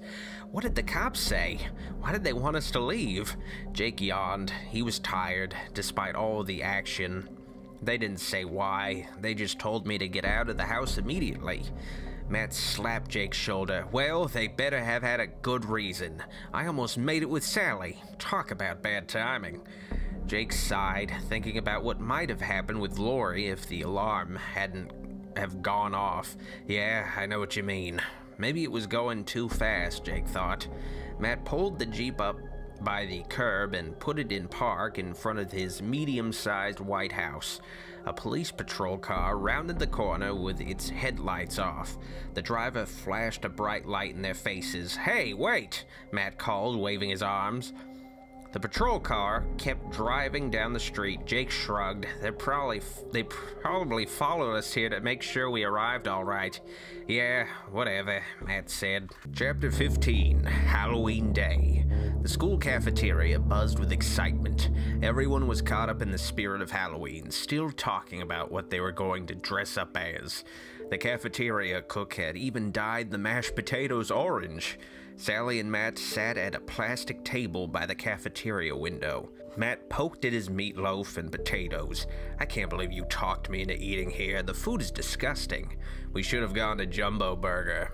"I told you we have to wait for Laurie," Sally said. "So eat your food like a good little boy and we'll take off in a minute." I hope she was able to get permission to miss 5th and 6th period. Laurie opened the glass door and spotted Matt and Sally. A group of football players groaned longingly as she walked by wearing a black lycra bodysuit with a short denim jacket. Laurie felt liberated and free today, ready to face the future, whatever it held. Laurie waved her pink permission slip at Sally, smiling. "Hi guys, we're out of here." "We should have just ditched," Matt mumbled, tossing his plate of food in the trash. Laurie looked around. "Have you guys seen Jake today?" I've looked everywhere," she said. "Oh yeah, I forgot to tell you," Matt said. "I dropped him off at his place this morning so he could load up his sound equipment. He's probably down at City Hall right now, testing it out." Matt fumbled through his pockets and pulled out a piece of paper. "He told me to give this to you, Laurie. He said you'd know what to do with it." "It was Marsh's check." Laurie giggled. "Great. What am I supposed to do with this?" Matt shrugged. "You figure it out. I'll go pull the car around in front of the school and pick you guys up in 10 minutes. I got here late and had to park way out in the boonies." A couple of cheerleaders bounded over to Laurie and Sally as they were about to leave the cafeteria. The one with the mane of dark, curly hair asked, "Is the party still on or what? We heard a rumor that your band is playing at Marsh's instead and that the whole haunted house thing has been called off." That's what she's been telling everyone. Laurie assured them. That's why they're called rumors. The Scream Factory's on, and the band is playing. The cheerleader tossed her hair back. Great, we'll be there. Just wanted to make sure. Sally's blood had nearly reached the boiling point as she forced her hand to give a little wave to the cheerleaders, who bounced off, discussing their costumes. How dare Marcia try to sabotage the party after all their hard work? Sally pointed. Over there. Look. Laurie turned around. The glass door swung open dangerously with a crash as Marcia and 3 of her friends walked in as if they owned the place. A group of freshmen scrambled back from the floor by the door, hastily moving their books and lunches out of Marcia's path. Her calculating eyes scanned the room, stopping on Sally. Her deep red lips mouthed the word, "Loser." Something in Laurie snapped. She couldn't, no, she wouldn't put up with Marcia's crap anymore. Without thinking, she jumped up on one of the cafeteria tables and waved her arms. "What are you doing? Are you crazy?" Sally screamed. Everyone was staring. Everyone. Laurie continued, banging 2 lunch trays together. "Can I have your attention, please?" she yelled. The room instantly went dead silent as all the students watched, their mouths hung open in shock. Laurie cleared her throat, forcing her voice to be steady. "Thank you. In case you were wondering where the happening party is tonight, it's at City Hall. You may have heard rumors that it's been canceled or that the band is playing another party. I'm here to tell you that the band is playing and the party is on." The football players who had been watching Laurie earlier began clapping and hooting until the rest of the crowd joined in. "We'll see you all tonight at the Scream Factory." Marcia stared in total horror as Sally jumped up on the table with Laurie. Sally added, her voice almost too loud, "While I have your attention, I'd like to take this opportunity to present the Bonehead of the Year award." The crowd screamed with laughter. Sally continued over the rumble. "Laurie, may I have the envelope, please?" The kids began drumming on the cafeteria tables. Sally turned around to face Marcia, who was frozen in shock. Her friends had ducked into the bathroom, leaving her standing there alone. With a sweeping game show hostess gesture, Laurie handed Sally the check that Marcia had written to Jake. Sally held it up for all to see. She explained, "This is a check written by a certain someone who tried to pay off our band to play at her private party, depriving you, the people, of an awesome free concert." Sally pointed at Marcia. "And this year's Boneheaded Award goes to Marcia Miller. Let's give her a hand."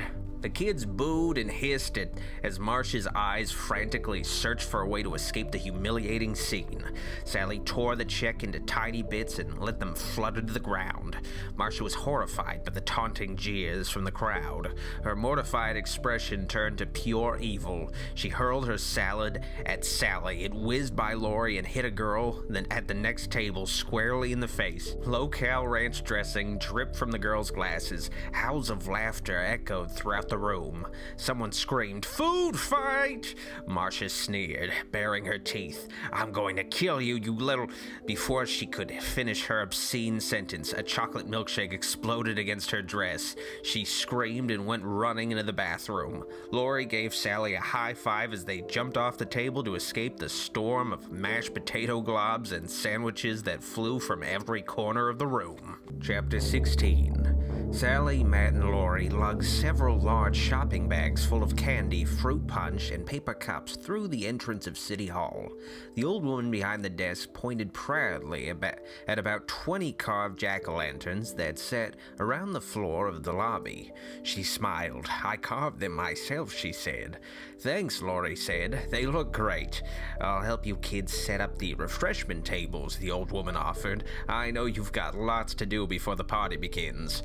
A loud electrical sound boomed throughout the lobby. The old woman clasped her hands over her ears. "Oh, I can't stand that noise that you kids call music." Laurie laughed, realizing that Jake was in the basement with his band. "Thanks a lot for your help," she called. The basement had been completely transformed. Spider webs and horrible-looking monsters filled every corner of Matt's brilliantly designed maze.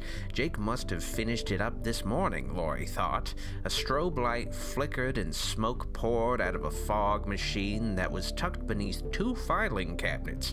Laurie, Matt, and Sally smiled at one another as they traveled through their finished maze toward the pumping music that kept starting and stopping from the back of the basement.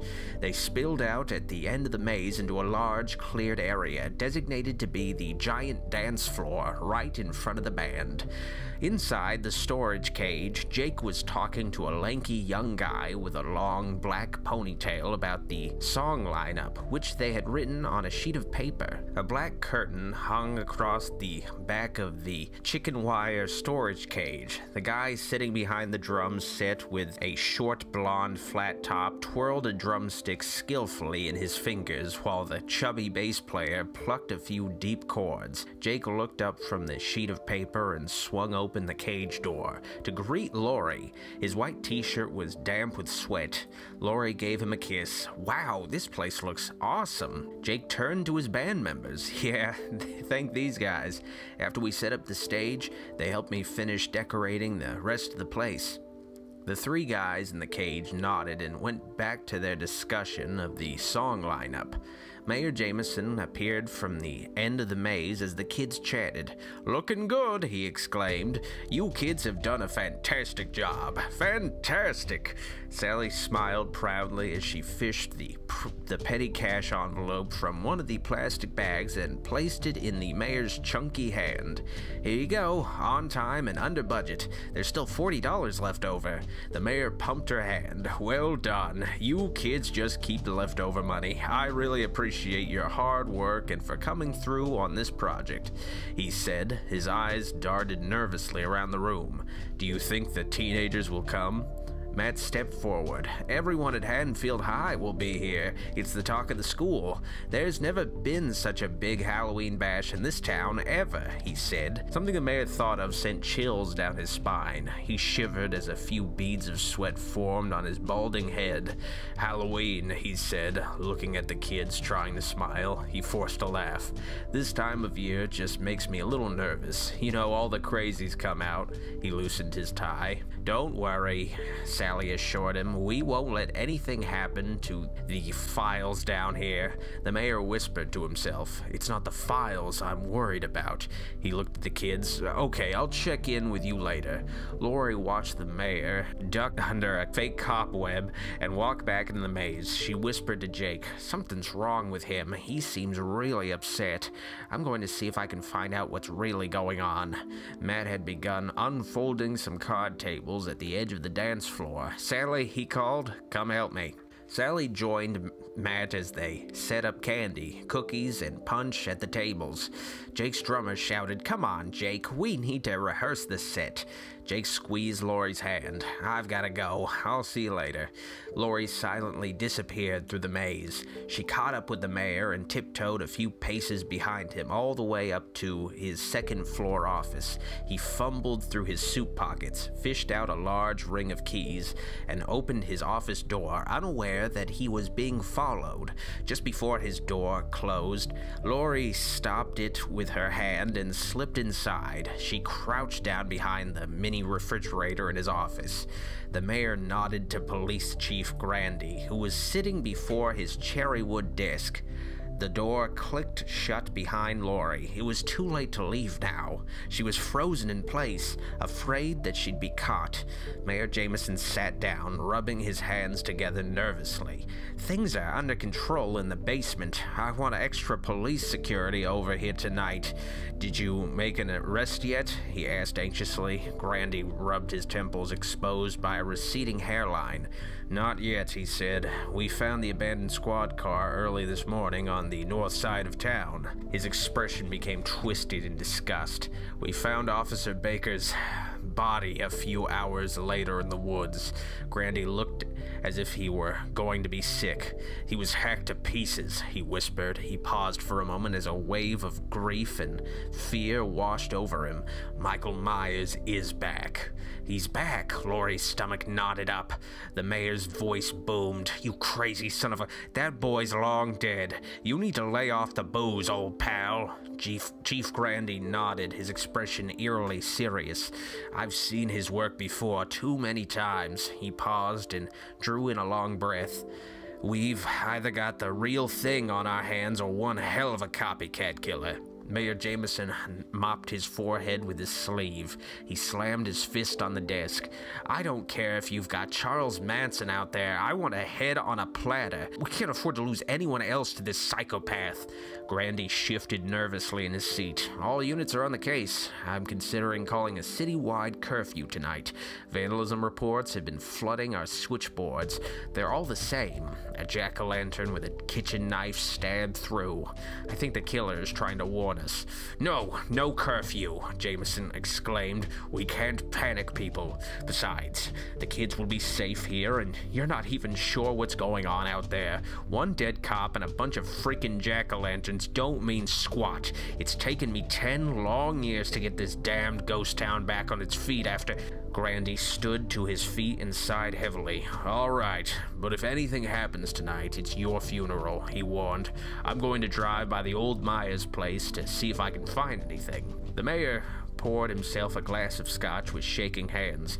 Lori carefully opened the door and slipped into the corridor before they noticed that she'd been eavesdropping. "The police car at last night. The alarm at Jake's house. The tree. Michael Myers was trying to kill them." Lori almost tumbled down the basement stairs as she ran to find her friends. "Sally, Matt," she called in the basement. The music drowned out her voice. She ran through the maze to the dance floor, where Jake and the band were rehearsing their new song. She waved her arms wildly. "Jake, come here! Jake!" The music halted, and Jake stepped out of the storage cage. "What's up?" he asked. Her eyes were filled with terror as she told him what she'd just overheard. "Where are Sally and Matt?" she asked anxiously. Jake put his hands on her shoulder. "They just left to buy more candy." "Are you sure the mayor wasn't just playing a joke on you?" "He didn't know I was in the room," she cried. "Oh, Jake, what are we going to do?" A twang of terror rippled through his body. He'd always sort of believed the stories, but not really accepted them, as he was now being forced to do. He pulled Lori to the side of the stage and wiped a tear from her eye.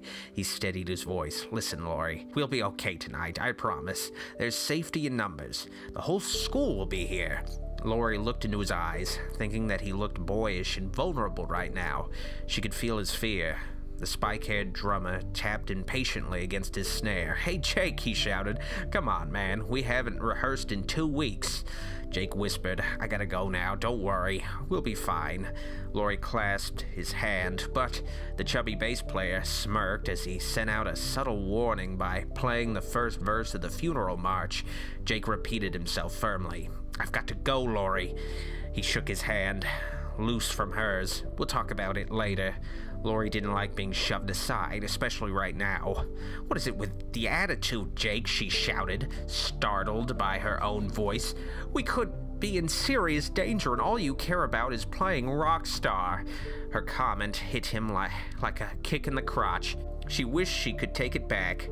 He stared at her coldly as his band members chuckled in the background. The drummer teased, "You gonna let that groupie treat you like that, man?" "Yeah, really. Brenda would kick her skinny little butt if she heard anyone talking to you like that," chimed the lanky guitar player.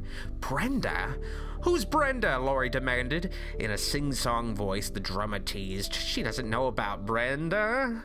"Shut up, man. Just shut up," Jake shouted. He felt like screaming. Lori was waiting for him to say something. Anything. She stood with her hands on her hips. Anger flashed in her eyes.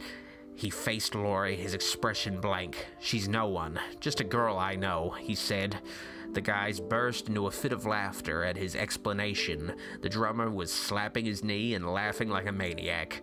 The guitar player threw back his long black hair. "Maybe you'll find out who she is tonight, honey," he cracked. Jake's face turned crimson and he wished he could run out of the building. "Oh, God, you didn't invite her, did you?" The guitar player smirked. "We didn't think you'd mind, Jakey Poo. You didn't tell us about your little sweetie. Besides, you know how crazy Brenda is about you." The guys were giggling hysterically. Jake felt as if the room were closing in on him. This was the worst. The last thing he needed was for Laurie and Brenda to be together in the same room. He hadn't told Laurie about her, but then it never came up. He hardly even knew Laurie, and Brenda, whoa! She was something else, all right. He should have warned Laurie, but things were going so good. Too good. What a total disaster. Laurie choked back tears of humiliation. You'd better rehearse, but don't practice the selfish, vain rock star bit. You've already got it down, she said coldly. And to think she thought they had something. Jake threw his hands up in the air as she stalked across the room. He called, "Aw, come on, Laurie. Don't listen to those jerks. They're just fooling around. You got the wrong idea. Laurie!" She didn't turn back to look at him. "Thanks a lot, you stupid idiots," he yelled at the guys. The drummer imitated Jake and whined, "Laurie, Laurie, please come back." In a rage, Jake threw the microphone stand across the stage. The guys suddenly became serious and very quiet. "Hey man, we were just screwing around," the chubby bass player offered softly. Jake kicked at some imaginary dust on the stage floor with his black Doc Martens. "Nobody understands me," he thought. "Nobody. Everything I am, everything I do is misunderstood," he thought angrily. He picked up his microphone. "Hit it, you freaking scumbags." The band went into a hard rock number. Jake screamed out the lyrics, venting his frustration and red-hot anger. Chapter 17. Matt and Sally walked through the parking lot. The October moon peeked out over the trees as the sun cast its last rays of daylight over Haddonfield. Sally read over the last-minute shopping list again. "Okay, we still need 8 more bags of candy and 10 more cans of green fruit punch, the lemon-lime kind. If they don't have green..." Matt finished her sentence. "If they don't have green, get orange," he said, feeling a little annoyed. Sally wrapped her arms around his waist. "Sorry, Matt, I'm just a little excited. I want to make sure everything is perfect, and we're running out of time." Matt flashed a smile at her. "Everything will be just fine. I'll go get the stuff. Stop by my house so I can change into my costume and be back at 6. Something caught Matt's eye as they walked toward the Jeep. Something was wrong. Matt gasped. "What the?" Sally screamed. The vinyl windows of the Jeep had been slashed to ribbons. Matt went blind with anger as he stomped around to the driver's side. He screamed out a long string of angry curses. The writing couldn't be missed. The word revenge was scratched across Matt's red paint job in huge, scrawled letters. He let out another string of curses as Sally whimpered. "Why?" he screamed. Sally didn't say a word as she stared in horror. What could she say? There was no explanation for this. Poor Matt, she thought. He'd worked so hard to restore the Jeep. It had meant so much to him. All his hard work ruined, absolutely trashed. Before Matt could grab his keys, he noticed that the door lock had been pried off. He opened the door, and there on the passenger seat sat a jack-o'-lantern. The acrid, rotting smell invaded his nostrils. He glared at its grinning face as if it were laughing at him, laughing right in his face. In a burst of rage, Matt hurled the giant pumpkin across the parking lot and watched the pulpy orange burst as it exploded against the asphalt. Sally winced, looking away from the sickening mess. "Marcia did this," she said. Matt whirled around. "What is the hang-up you've got with Marcia? Marcia didn't do this. Are you crazy? Look at it. My car is trashed. Some total psycho did it." Sally was on the verge of tears. She'd never seen Matt so angry before, and he'd certainly never been angry at her. "I'm telling you, it's just like what I found in my locker. I'm sure she did it," she declared. Matt really looked furious now. A large vein throbbed in his neck. He shouted, "Since when do you know Marcia so well? How do I know it's not you who did this? Maybe you're trying to blame Marcia because you're jealous and you want to make me hate her." Matt's comment made Sally's temples pulse with anger. How dare he suggest that she was responsible? Sally threw her hands in the air. Had everyone gone insane? Oh great, so now you're taking her side. This is just great. Thanks a lot, jerk. Maybe you should just go to her party tonight, Sally spat. Matt climbed in the Jeep and slammed the broken door, which flung back open, only making him angrier. He slammed it again and punched the steering wheel. Maybe I will, he yelled. They glared at each other in silence for a moment. Matt punched his fist through the tattered plastic window and was quiet again. He looked at Sally, who was nearly in tears. Get in, he said, starting to feel like a real jerk. No, she said and pouted. Not until you apologize. Fine, he shouted, the anger welling up inside. Be that way. Sally stomped her foot on the ground, totally frustrated. Fine. Matt threw the pink duffel bag at her, the one that held Sally and Laurie's Halloween costumes. His tires squealed as he screeched out of the parking lot, leaving Sally behind in a cloud of smoke. He wasn't quite sure where he was going or what he was going to do yet.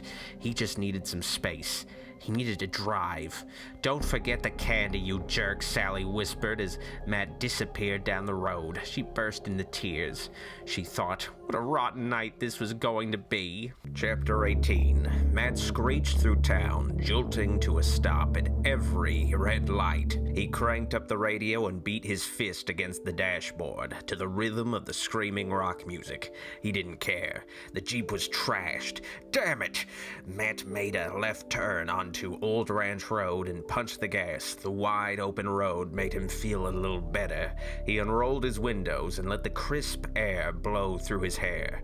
He took a deep breath of the pine scent from the forest that blanketed both sides of the highway.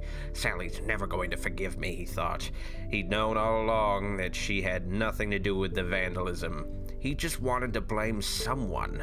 I'm such a jerk. Matt saw the towering pine that had nearly killed them last night still lying on the shoulder. He thought about Sally and what had almost happened in the jacuzzi last night. He had to get back and apologize to her. He'd stop and buy her some flowers on the way back, he decided. Matt remembered that he still had to buy the candy and green fruit punch. He made a right onto Ripley Road and headed toward the supermarket that was a few miles down. Matt slowed as he passed the old Myers house. A police car was parked outside with the windows rolled down. The rotting old house cast an eerie shadow across the weeded yard in the early moonlight. What was going on in there, he wondered. Pulling to the side of the road, maybe the officer inside would take a vandalism report on his car. Matt hesitated before getting out. The house seemed to be warning him to stay away. He shook his head in an attempt to clear his mind. He threw on an oversized denim shirt and followed the path of broken stepping stones around back. "Hello?" he called, walking through the side yard. No answer. Matt approached the back door, which was sealed off with banners of yellow police tape. Police barrier, do not cross. Weird, he whispered, as goosebumps popped up on his skin. I'm out of here, he said to himself. The house was giving him the creeps. Matt had never listened to the stories the kids told. He believed in checking things out for himself, and so far, he'd seen nothing to make him believe in ghosts and ghouls and the boogeyman. Just some stupid, creepy pranks.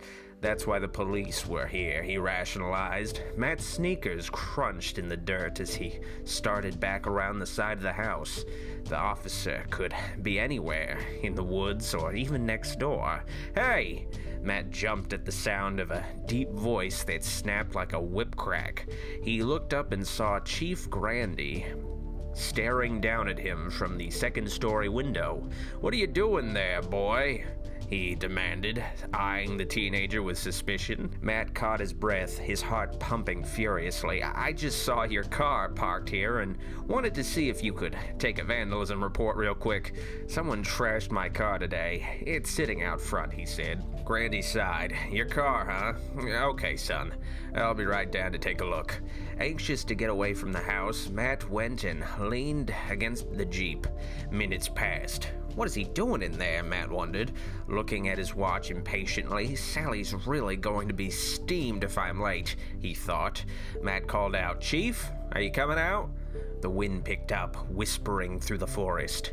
Matt's feet led him back to the front porch. He carefully stepped around the caved-in boards and pushed the front door open. A wave of musty, mildewed air made him cough. He stepped inside the eerily dark house. He wasn't too afraid, though, with the police chief inside, somewhere. "Chief?" he called. "I've got to go. I'm running late," he said, his voice seeming to disappear into the peeling wallpaper. Matt gripped the railing of the staircase and carefully felt his way up by touch. The staircase groaned as he reached the top. "Hello?" he said softly, so as not to startle the chief. After all, the man did carry a gun and probably didn't like being sneaked up on. "Aha, there you are," Matt said with a sigh, spotting a light down the hall in the front bedroom. He followed the light through the darkness and reached for the doorknob. He pushed the door open. "Chief, I've really got to get going soon. I'm late for a party," and Matt froze in shock. Through the dim, flickering light of a jack-o'-lantern, the crumpled body of Police Chief Grandy became visible, lying in a pool of fresh blood that pumped silently around the butcher knife embedded in his heart. Matt tried to drown out the horrible sound of his own screaming. His eyes became weak, and his brain was unable to believe what his eyes saw. The badge on the chief's chest flashed in the jagged flashes of light. He was dead. His glassy eyes stared lifelessly in the orange glow from the jack-o'-lantern. "Oh, God, this isn't happening!" Suddenly, Matt heard a noise, a faint stomping sound, footsteps. His glint of hope that it might be help instantly turned to terror as he realized that the sound was moving up the stairs. Someone was in the house. Matt's heart stopped. He could barely breathe or move his muscles. He forced himself to take a step. Instinctively, he pried the bloody knife out of Grandy's chest, and it slid out with a sickening crunch of bones. The footsteps moved slowly and heavily toward the room. Matt was trapped. He could hear the killer breathing in the darkness. Matt struggled to stay conscious. His head was spinning and his heart pounded painfully in his chest. This can't be happening. The dark figure now stood in the doorway. Matt could feel his cold, rancid breath as he growled viciously. The figure stepped in the flickering light. His entire horrifying body, covered in a muddy black jumpsuit, was visible. Matt let out a deafening scream. It was Michael Myers. Matt's arm froze as he tried to raise the knife, horrified by the black, dead eyes watching him from behind the white plastic mask beneath a tangle of matted, wiry hair. The hideous monster raised his arms and lunged forward. Matt jumped backward toward the bedroom window. Michael Myers lunged again, coming closer and closer. "I'm going to die!" Using all his energy, Matt drove the knife through the eye hole in the mask. A dark scream of blood trickled down the white plastic as Michael Myers stumbled backward.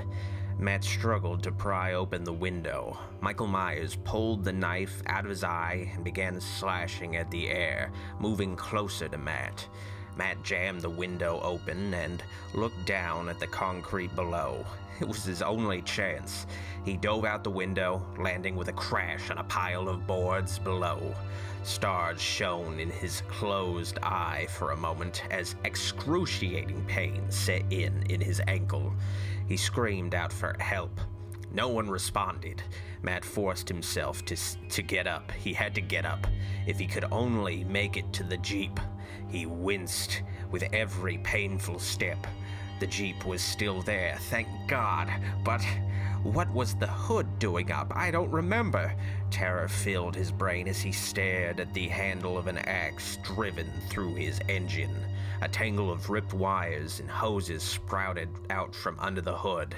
Never had he been so alone and helpless and terrified. "Run, Matt, run," he told himself. Through the woods. "Gotta get back to town. Go, forget about the pain. Run!" Matt stumbled across the street into the black forest. The woods were the fastest way back.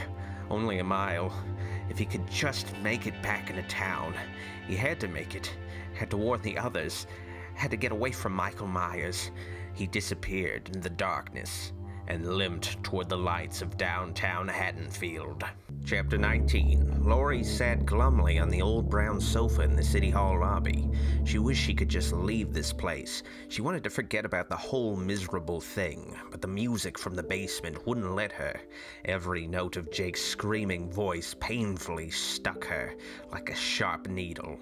I've been such a fool, she thought. I knew he was trouble from the moment I saw him. What a lying, two-timing creep.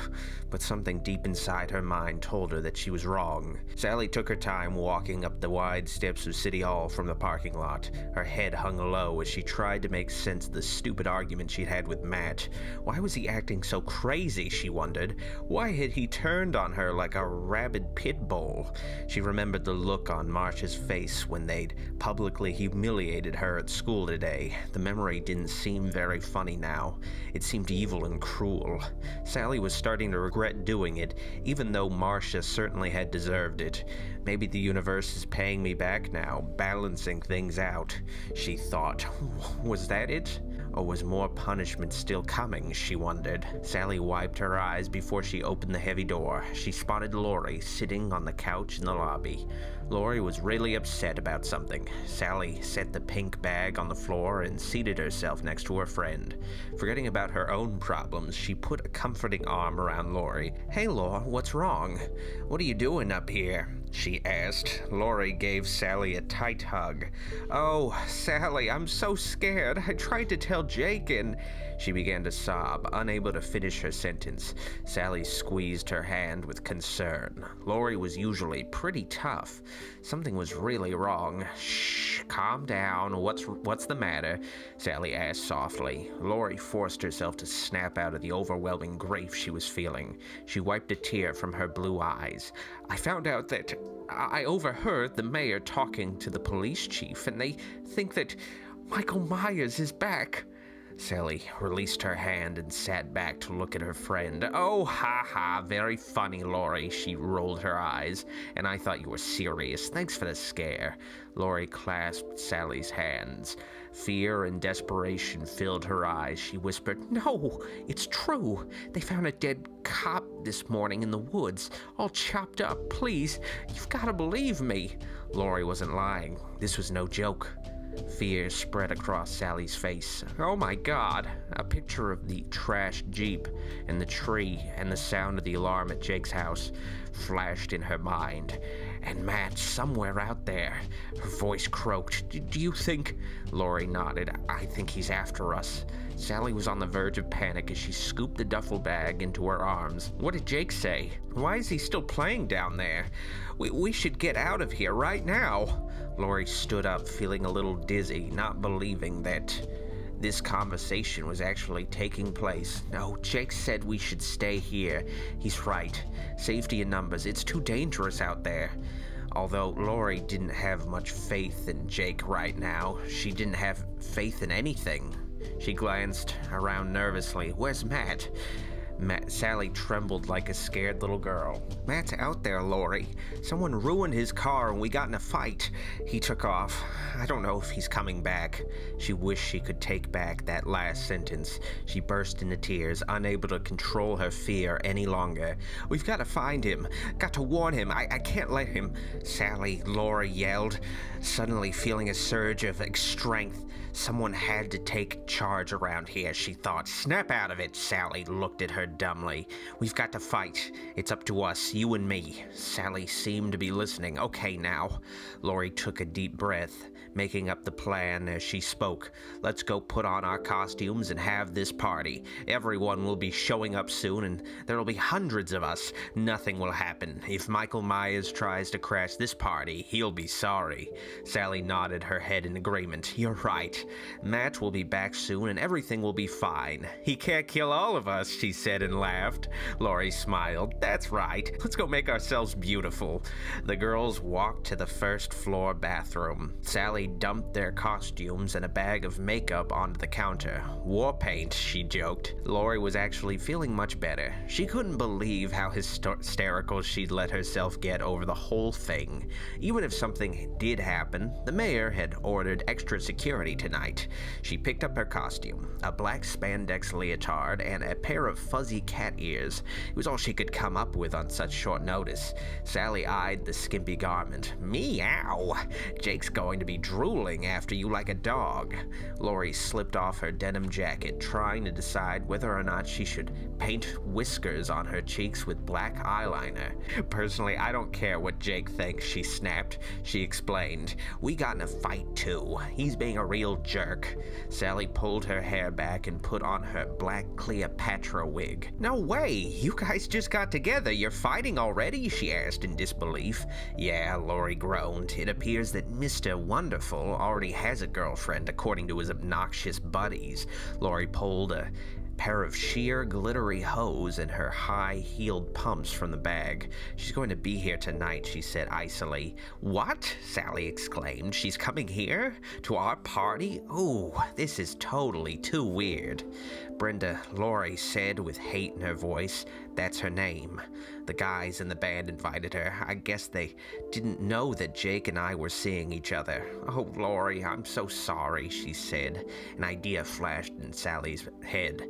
We've got to make you look gorgeous tonight. You know, make him choose. Lori winced as Sally ran a brush through her long blonde hair. I don't even know if I want him anymore, Lori said.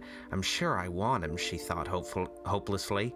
Sally pointed to the chair in front of the mirror. Just have a seat and let me fix you up. We'll transform you into a sex kitten. Sally sifted through her little tubes and bottles. I don't know, Lori said. She's probably 6 feet tall with piles of perfect curly blonde hair. Sally smiled, her Cleopatra wig sparkling in the fluorescent light. Well, you're 5'7", right? With those shoes and my curling iron, we've almost got it made. Besides, you're one of the prettiest girls at school. No one could compete with you, except maybe me, she laughed. Lori felt a glimmer of hope. She was almost looking forward to meeting her nemesis. Yeah, she said, make me look like Pamela Anderson. Sally joked, hey, I'm an amateur beautician, not a plastic surgeon. Lori glanced at her chest and burst into a fit of giggles. Well, there's plenty of toilet paper in here, she said and snorted. Maybe there is hope. Sally glanced at her watch and thought about Matt. It was nearly 6. Where was he? Sally asked. You don't think that Matt would ditch me and go to Marsh's party, do you? Are you kidding? No way, Lori said. Even if you guys got in a fight, he still wouldn't go there. I don't think. Sally remembered the way Matt had held up Marsh's invitation when he'd first received it, as if he was honored to have been invited. Yeah, I guess you're right, she said, feeling unsure of herself. He better come back here. He will, Lori said. If I know Matt, he's probably driving around, blowing off some steam. He'll show up about half an hour late just to make you squirm, so stop worrying and get back to work. The girls changed into their costumes and walked through the lobby. The music from the basement had stopped, and the old clerk was busy lighting the jack-o'-lanterns. A lot of kids Lori recognized from school were milling around on the stairs outside. Everyone was dressed up in a wild costume. Lori felt very sexy in her cat costume. Sally had really made her look good. Beneath the furry cat ears, her hair hung in loose, spiral curls down the middle of her back. Her sheer black stockings caught the glowing light of the candles. Maybe Jake will see me before he goes on stage, she thought. Lori smiled confidently at Sally. All the guys were looking at the two of them. Sally looked really spectacular. She winked at a crowd of boys and tossed her straight black wig. It contrasted beautifully with her green eyes, which she'd skillfully painted with black eyeliner. She wore a form-fitting gold dress, a snake bracelet that wrapped around her bare arm, and a silver choker with a giant scarab dangling from the end. The girls went outside and began greeting their guests. The mayor wanted to give a little promotional speech before the party and had asked them to keep everyone outside until the music started playing. Chapter 20. The moon was the only light Matt had to get him through the thick woods of Haddonfield. His heart pounded as he moved as quickly as possible through the dense trees. The pain in his ankle was excruciating now as he stumbled along. He tried, without much luck, to erase the horrifying image of Michael Myers from his mind as he ventured farther into the blackness of the forest. The dead eyes behind the mask seemed to be watching, following. Keep going, keep running. No longer able to see the moon through the trees, Matt stopped. He tried to get back his sense of direction. Where am I? Nothing made any sense right now. That's when he heard the noise behind him, the bone-crunching sound of footsteps. Oh God, no! Come on, Matt. Keep going, he coaxed himself. He began running blindly. His legs became numb as he picked up speed. The footsteps were louder and closer as his follower gained on him. Matt heard that same unearthly growling just feet behind him. He didn't dare turn around. He couldn't do anything but run. Without warning, Matt felt himself falling deep into the cold, wet earth. He landed with a painful thud on what felt like jagged rocks. Freezing water soaked through his ripped clothing, further numbing his pain-stricken, exhausted body. Matt screamed as he tried to claw his way out, still unable to figure out where he was. It was so dark and black. He heard a noise from above. He looked up and screamed out in horror. His body hurt too much to move. The footsteps were above him, circling him. The white face peered down into the ditch. Something shiny gleamed in the hand of Michael Myers as it caught the moonlight. This can't be happening. Overwhelmed by shock and pain, Matt felt himself slipping away. He struggled to fight the feeling off. He forced himself to be silent and still. Play dead. Don't move, he told himself. Metal crunched into the ground above. Something cold and heavy hit his face. Crunch. It hit him again and again. No, he can't bury me alive. The suffocating dirt surrounded Matt as shovelful after shovelful seemed to trap his broken body. The footsteps circling above sounded distant, and the image of the face seemed to grow dim as if a heavy fog were rolling in.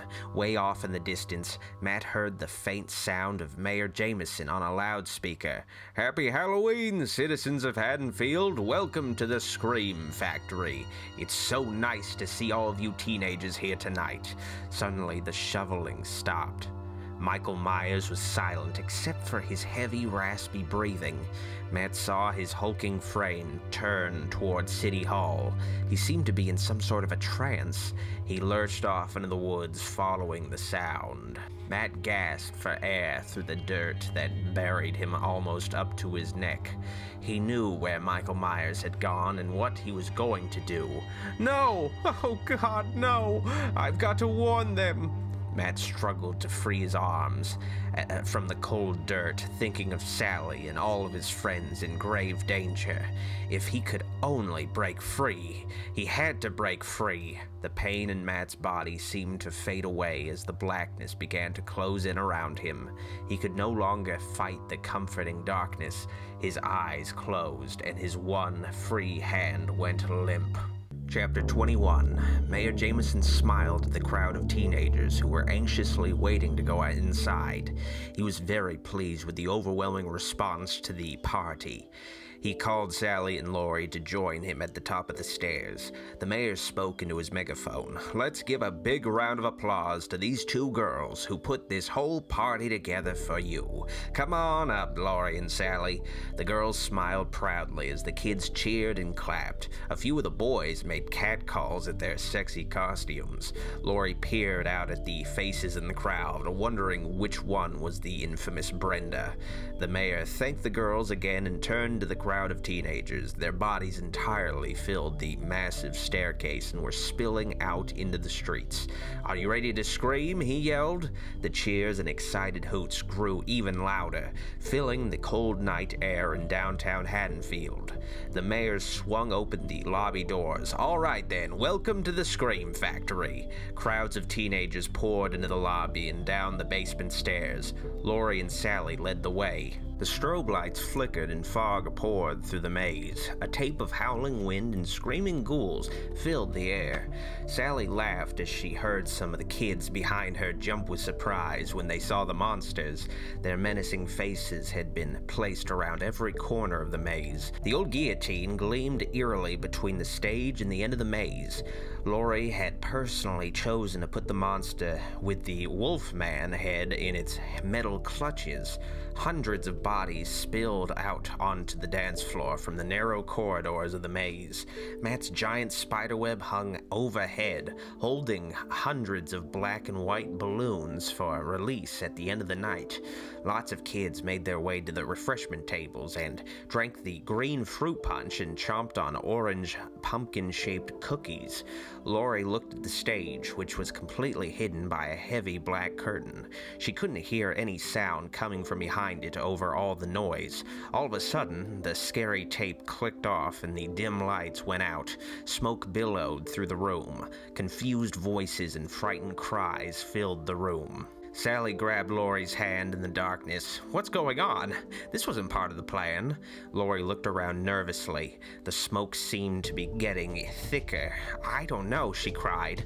Up on top of the storage cage, a flashlight clicked on, lighting up the face of what looked to be the devil himself. An evil laughter filled the room. The crowd gasped. No one knew what to think. Suddenly, a red light and siren flashed on, and the curtain across the stage fell to the pounding beat of drums. The devil jumped off the stage of the cage, landing in the middle of the stage. He screamed into the microphone as the band went into a fast, hard rock number. It was Jake. His energy filled the whole room as he climbed up and down the cage walls like a wild animal. Laurie squealed with excitement before she remembered how mad she was at him. She had to admit, it was a great trick. He'd really surprised everyone. Sally yelled over the blasting music. "He is so hot! Look at him go! My God!" The crowd began to dancing to the wild music. Colored lights flashed across the masked faces of what must have been a crowd of 300 people. Laurie couldn't take her eyes off Jake. He painted his face and bare muscular chest bright red and had two horns sticking out of his head. He ran around the stage in his skin-tight black leather pants with a red devil's tail sewn in back. He looked so totally sexy, she thought. A bunch of girls made their way up to the edge of the stage and were holding their hands out to him, screaming his name and giggling. The other band members wore black t-shirts and jeans and stayed in the background, blending in with the curtains. Laurie listened to Jake's beautiful, haunting voice as he sang out the chorus of the song he'd let her listen to a few days earlier. "I'm the boogeyman, baby, and I'll never die. I'm the boogeyman, baby, and that's no lie. I'm the boogeyman, baby, so don't even try to get away from me." Laurie forced herself to look away from him. She wanted him so badly, wanted to kiss him again right now. She wished she could just turn back time to last night at his house when they'd lain on the couch together and she'd felt the electricity flowing between them. Time before everything got all screwed up, before she knew the truth. The song ended and the room thundered with applause and screams. Jake had it all now, Laurie thought. Girls, popularity, talent. There was no turning back. A huge grin spread across Jake's face as he caught his breath after the song. He peered out into the crowd, looking for Laurie, but couldn't make out anything but a sea of screaming faces. The crowd screamed out for more. He took a moment to introduce the band members. Jake shouted in the microphone, "Are you ready to rock out tonight?"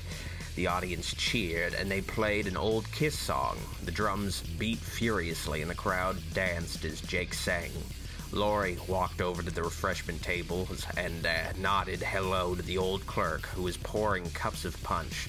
Laurie sat down on a folding metal chair and buried her head in her hands. She was hopelessly miserable. She was in love. Sally found Lori sitting by herself. She came bounding over. "You seen Matt around yet?" "No," Lori said, her eyes cast downward. "I can't wait until this night is over." "What's with the wallflower bit, Lor? It doesn't suit you," Sally joked.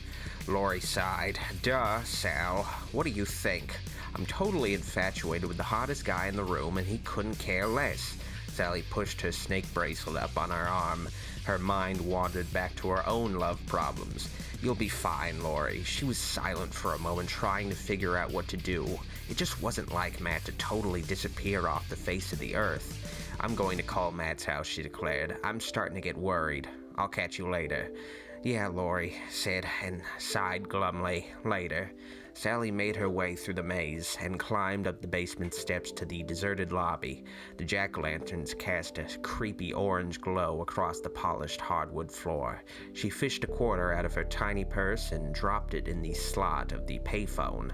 She dialed Matt's number, which she'd memorized the first week they'd started dating so long ago. How she longed for things to get back to normal. Matt was really missing out on a great party, and so was she. Why did he have to pick tonight to freak out? She wondered. Matt's mom answered. "Hi, Mrs. Hudson. It's Sally," she said into the receiver. "Is Matt there?" Her hopeful expression became a mask of disappointment. "Oh," she answered. "Yeah, we did have a date, but we argued earlier," she explained. "I'll talk to you soon. Bye." Sally hung up the phone and shivered. Her skimpy costume was doing nothing to protect her from the drafty cold air. "Next year I'm going to dress up as an Eskimo," she said to herself. Where was he? He hadn't even come home to change into his costume. Sally hopped on the couch in the lobby and stared at her reflection in the glass doors. "Come on, Matt, you big jerk," she thought. "Haven't you tortured me enough?" Chapter 22. In between songs, Jake looked for Lori again. He had to find her. He had to somehow explain everything before it was too late. There, he spotted her in the back of the room. "Come on, Lori, look at me." He waved at her, motioning for her to come up by the stage. She didn't see him. Jake whispered to the guys in the band. "I'm making a change in the song lineup. Do Brenda next." The band went into a slow, beautiful number. Lori glanced up at the stage. Was Jake looking at her? The crowd began breaking up into couples. They moved their feet slowly, holding each other tightly as Jake closed his eyes and sang from his heart. Lori looked longingly at the young lovers gliding across the floor, wishing she had someone to dance with. Wishing she was in Jake's arms. She couldn't help but listen to the sexy, sincere sound of his voice as he sang. Jake envisioned that his song was reaching out like a giant hand, coaxing Lori nearer. Lori felt a strange connection. She opened her eyes. Yes, he was looking at her. She walked toward the stage. He was singing to her. "I never believed in the stars above. I never believed in love. I would never lie to you or be cruel or untrue. Now it's up to you. Make your next move on my open heart. Love me or go away. Don't leave me standing here all by myself for another day. Oh, baby, what's going on in your heart? Oh, baby, please say we won't ever part." Lori pushed her way to the edge of the stage and stood right before Jake. The red paint on his body was streaking off with sweat. He knelt down and clasped her hand. At that moment, she didn't care about the fight they'd had or about his girlfriend. She was caught in the moment, the most beautiful moment she'd ever experienced. She didn't care that the whole school was staring at her right now or what would happen tomorrow. He was singing to her, like some haunting songbird. Lost in a storm. Nothing mattered. Nothing mattered. When the song was over, Jake stared deep into her eyes and mouthed the words, "I love you." Lori's stomach flooded, not believing what he'd just said. He released her hand, but not her gaze. The crowd screamed with applause. Jake's eyes suddenly became wide with horror. Before Lori could react, she was violently jerked backward by the hair. She hit the cold ground. She struggled to break free from the forceful flash of color that was swiping and clawing at her. She heard screams as her face was pushed to the ground. An angry voice spat horrible curses at her as the weight slammed down upon her again. Her body was pinned to the cold cement floor. Jake leapt off the stage and pulled Lori free, wrapping his arms around her. Lori stared at her attacker, instantly knowing who it was. The crowd stared in shock as a strikingly beautiful girl with pale skin and a tangle of wild black hair stood there. The girl looked confused and frightened. She wore a revealing and very sexy gypsy costume made of brightly colored silk. A gold belt dripping with coins wrapped around her slender waist. Her dark eyes burned into Jake. She cried, "That was my song! That was my song!" Her face became a mask of rage as Jake clutched onto Lori to protect her from further harm. The girl lunged forward again, with her arms stretching out for Lori's throat. She was stopped by a security guard, who burst through the crowd. He grabbed the girl and held her skinny arms as she struggled and screamed. "I love you, Jake! Don't do this to me, please!" Jake was too furious to be embarrassed by the fact that this stupid, crazy girl had just dragged his dirty, shameful past before the eyes of hundreds of people. His face twisted in disgust as he looked at her wild eyes. He shouted, "It's over, Brenda. Don't come near me again." The girl's expression suddenly changed. She laughed lightly and smiled at him. "Come on, Jake, don't say things like that. I know you still love me." "I love to hate you, Brenda. That's what I love. You're nothing. Nothing," he said coldly. Jake pulled Lori aside as security guards dragged the girl up the basement stairs. She started screaming again as they pulled her into the maze. The whole school stared at the wild girl who was being carted away. "Are you okay?" Jake asked. He hugged Lori tightly. "I am so sorry. It's all my fault." Lori's voice quivered. "Yeah, I think I'm all right. That was your girlfriend?" "Ex-girlfriend," he said, correcting her. He wiped a tear from her cheek. "I should have warned you. I just never thought that she'd come after you. I should have known better. She's crazy. You know, your song? I wrote it when we were going out. I changed her name to the word baby, and it must have made her snap when she saw me singing to you." Lori straightened her cat ears. "Yeah," she said. "But are you—" Jake looked sadly at Lori as Brenda's pitiful screams echoed through the door. "No, I went out with her for a few months last year, but she got into drugs and started losing her mind. She won't leave me alone. She thinks we're still together. Like fatal attraction," Lori said. Jake nodded. "Yes, that's why I didn't tell you. She follows me around. I didn't want to scare you off." Lori stared deep into his eyes. "What you said? On stage?" "I meant it, Lori," he said. The band started warming up again. Jake stood up on the stage. "We'd better get on with the show," he said and smiled. Lori hung out close to the stage as Jake made a few brief apologies to the crowd for the disturbance. The music started again, and Lori began dancing, feeling happier than she ever had before. Chapter 23.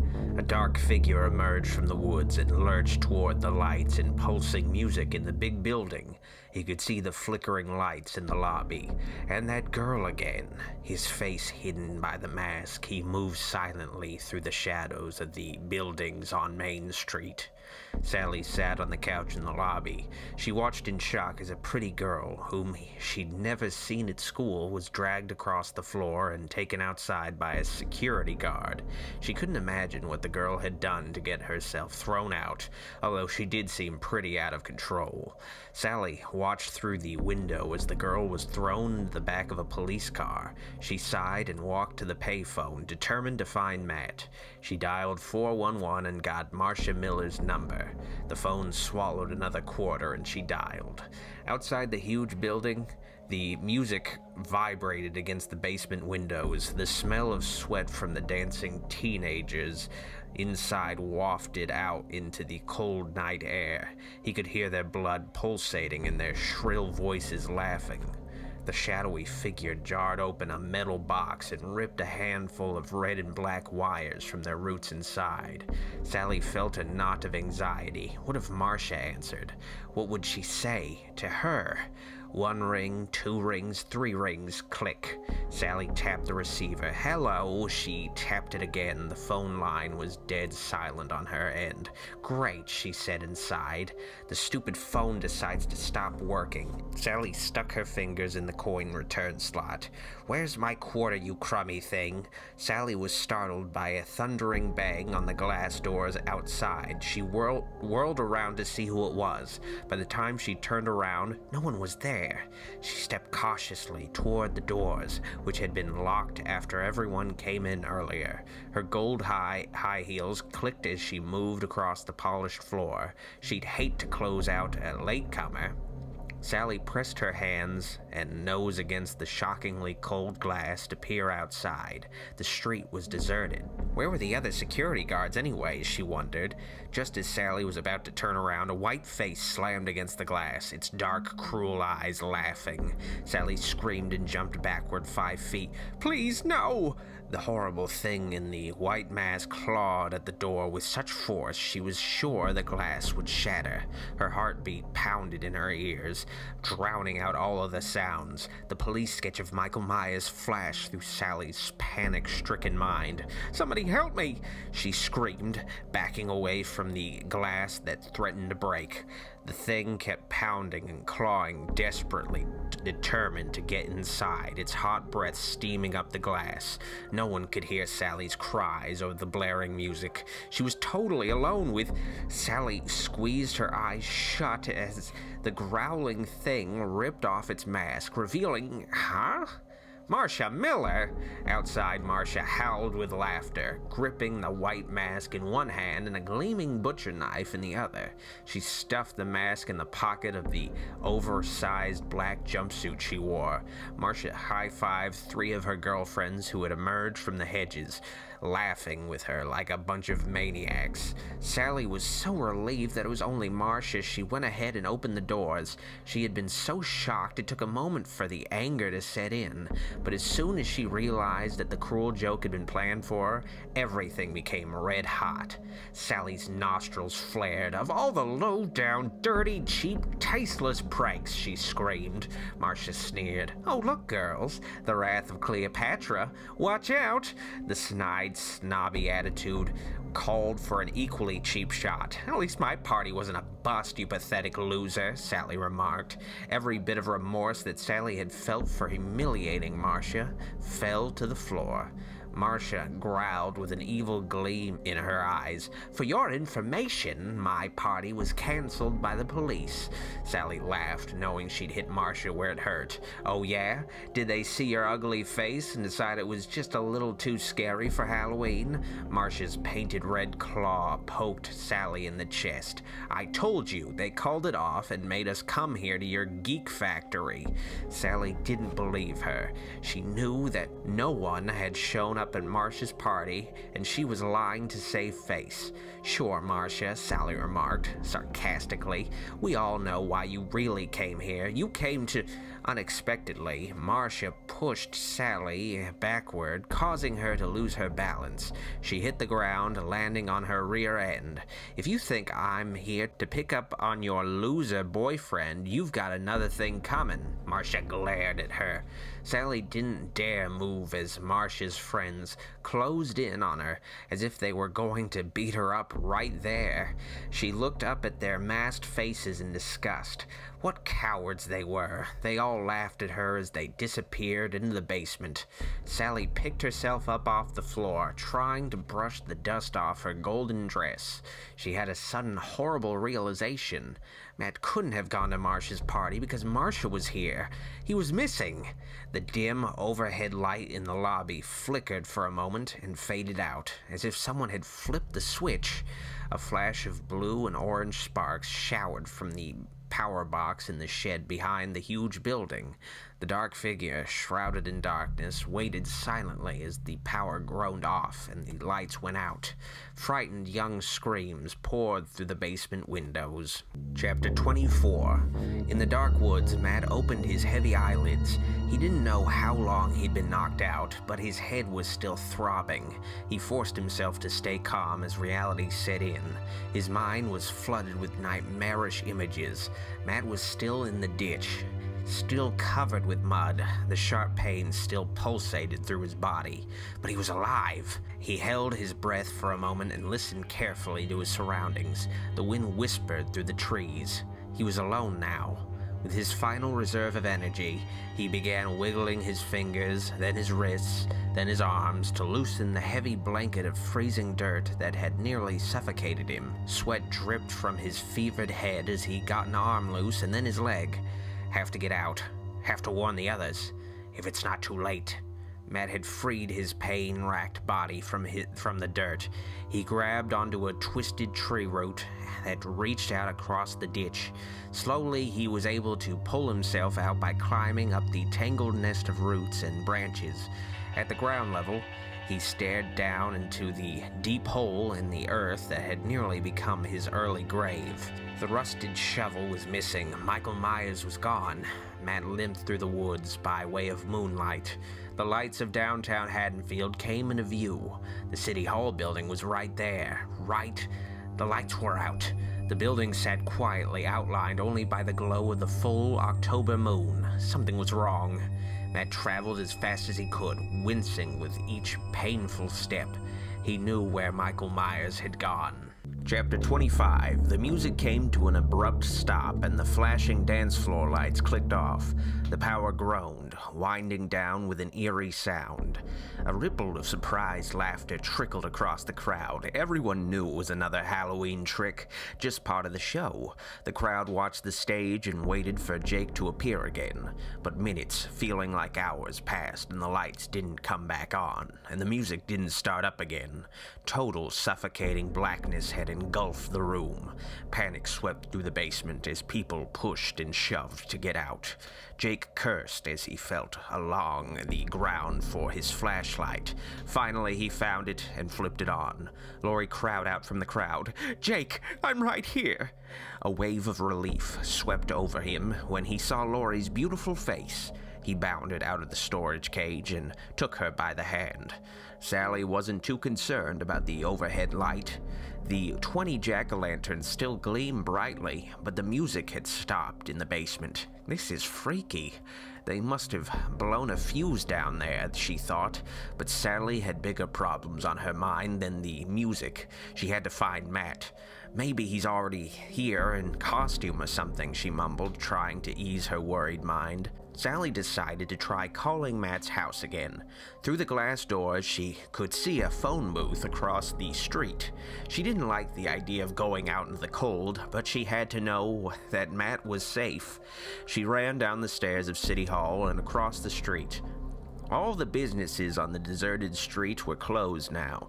Sally stepped into the glass booth and closed the door. The dim overhead light flickered, threatening to go out at any moment. She dialed Matt's number again and glanced across the road at the entirely dark City Hall building. Matt's mom answered and was just as startled as Sally was that he was still missing. Sally promised to have him call home as soon as she found him. A loud squeak against the glass doors made her whirl around in surprise. Sally opened her mouth to scream before she realized she was in no danger. She looked with disgust at that silly, familiar face as it peered inside the phone booth. Sally yelled furiously, "Do you think I'm a total idiot, Marcia? Your immature trick isn't going to work again." Sally reached out to open the door. "You don't know when to stop, you—" "Oh my God," Sally gasped, suddenly realizing that the horrible face peering in at her didn't belong to Marcia. The hulking body of the monster outside was the size of a full-grown man. Mud was caked on his black jumpsuit and matted hair. Fresh blood was spattered across his dirty white plastic mask. It was no costume. It was real. Sally screamed. Every nerve in her body was electrified with adrenaline as she lunged forward, bursting out of the phone booth. This can't be happening! Michael Myers grabbed Sally by the hair with a dirty gloved hand and raised his rusted shovel with the other. Sally screamed as she wriggled out of his firm grasp. The bobby pins that held her wig in place ripped with strands of hair from her scalp. She ran like a bolt of lightning across the street and up the stairs. She sobbed with terror and didn't dare look back as the heavy footsteps of Michael Myers followed her brisk pace to the darkness. Sally flung open one of the doors to City Hall and slammed it shut behind her. The only thing standing between Sally and Michael Myers was a quarter-inch piece of glass that bounced back as she pounded against it. Sally turned around, fumbling to find the deadbolt switch. Dead eyes locked upon their prey. The unearthly evil voice vibrated through the glass and penetrated her very soul. Before she could snap the deadbolt into the lock position, he held up the gleaming shovel. Michael Myers rammed the metal pole through the outside handles of the door, locking Sally inside. Then he lurched in the shadows around the back of the building. Sally ran screaming to throw open the basement door. Jake caught a glimpse of light from the candles in the lobby and Sally standing in the doorway. He's out there! Michael Myers is out there! She screamed, jumping up and down as if her feet were on fire. Unimaginable terror swept through her body as she tried to warn the others. Jake and Laurie could see her shouting, but her voice was drowned out by the rumble of the crowd. Something was really wrong, and everyone in the room could feel it. It was no joke this time. Sally's hysterical crying swept another wave of panic through the crowd. Kids pushed and shoved toward the exit. They knocked over filing cabinets and stepped over each other in a mindless stampede. Jake yelled at the top of his lungs over the massive confusion. "Stop!" He stood up on top of a filing cabinet and waved the flashlight around. The room became silent, except for a few frightened whimpers and muffled cries. "Follow me." He took Laurie's hand as they walked along the wall of the maze, leading everyone toward the lobby. Chapter 26. Sally grabbed a jack-o'-lantern and carried it through the halls of the building, looking for Mayor Jameson or a security guard or anyone. The light from her pumpkin cast a nightmarish tunnel along the dark corridors as she screamed out for help. The mayor sat in his office, desperately trying to dial out for backup. He'd known that something was terribly wrong when the lights went out. He slammed down the receiver of his dead phone. In the dark, Mayor Jameson fumbled through his desk and found a keychain squeezed light. He gripped the tiny light in his sweating palm. His knees felt rubbery as he stood up from his desk. He was barely able to walk. He shone the tiny beam of light along the walls of his office as he backed out toward the corridor. His deteriorating heart pounded in his chest and threatened to burst. He heard the far-off voice of a girl screaming somewhere in the building. Heavy footsteps clunked down the hallway toward the door of his office. He called out, "Who's there?" No one answered, sending a silent shockwave through his body. The footsteps came closer, pounding against the smooth tile floor. Cautiously, he poked his head out into the narrow corridor and felt an icy draft. The footsteps had stopped, and all he could hear was the sound of his own wheezing. He could see the moon shining through the open window at the end of the hall. The mayor froze in terror, clutching his pain-racked heart. Michael Myers stepped out from the shadows and moved forward with his arms raised. The mayor let out a blood-curdling scream. The blade of the gleaming butcher knife crunched through the mayor's ribcage and slid into his heart. Fresh red blood seeped from the gaping wound.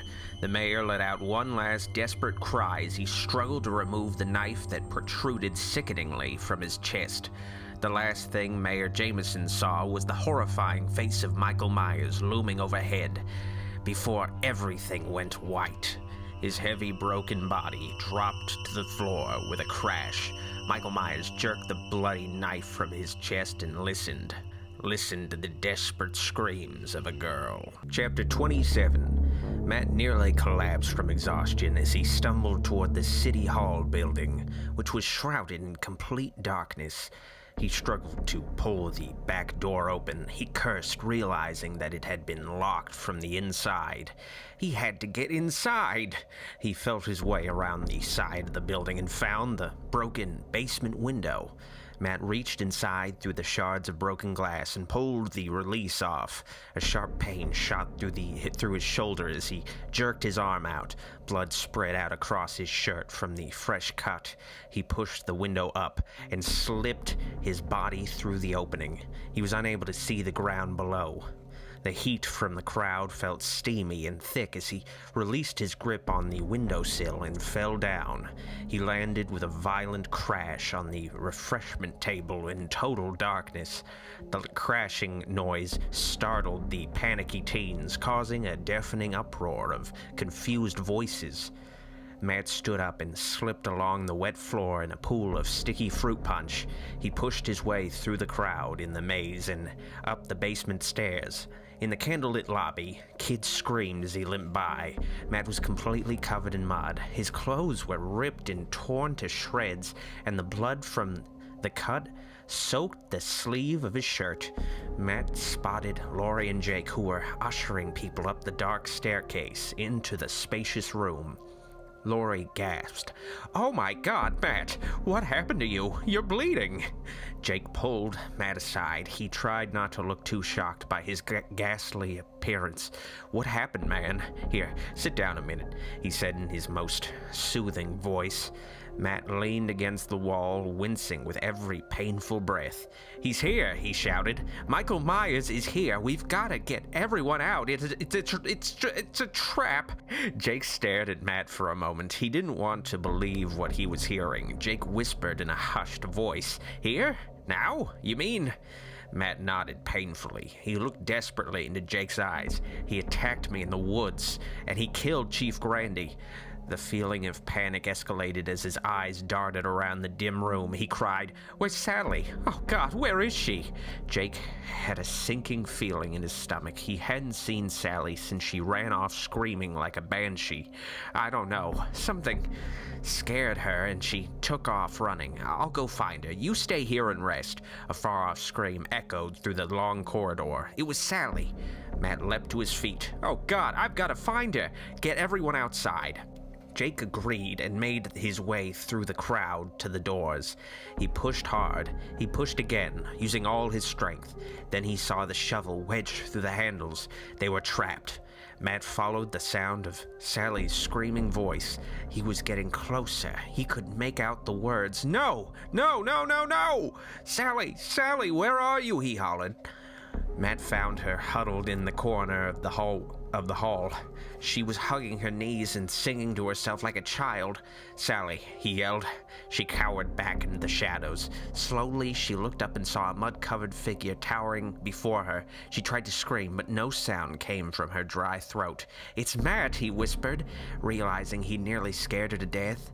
"Matt!" she whispered on the edge of total hysteria. She wrapped her arms around his neck and held onto him for dear life. "He's here! Michael Myers is here!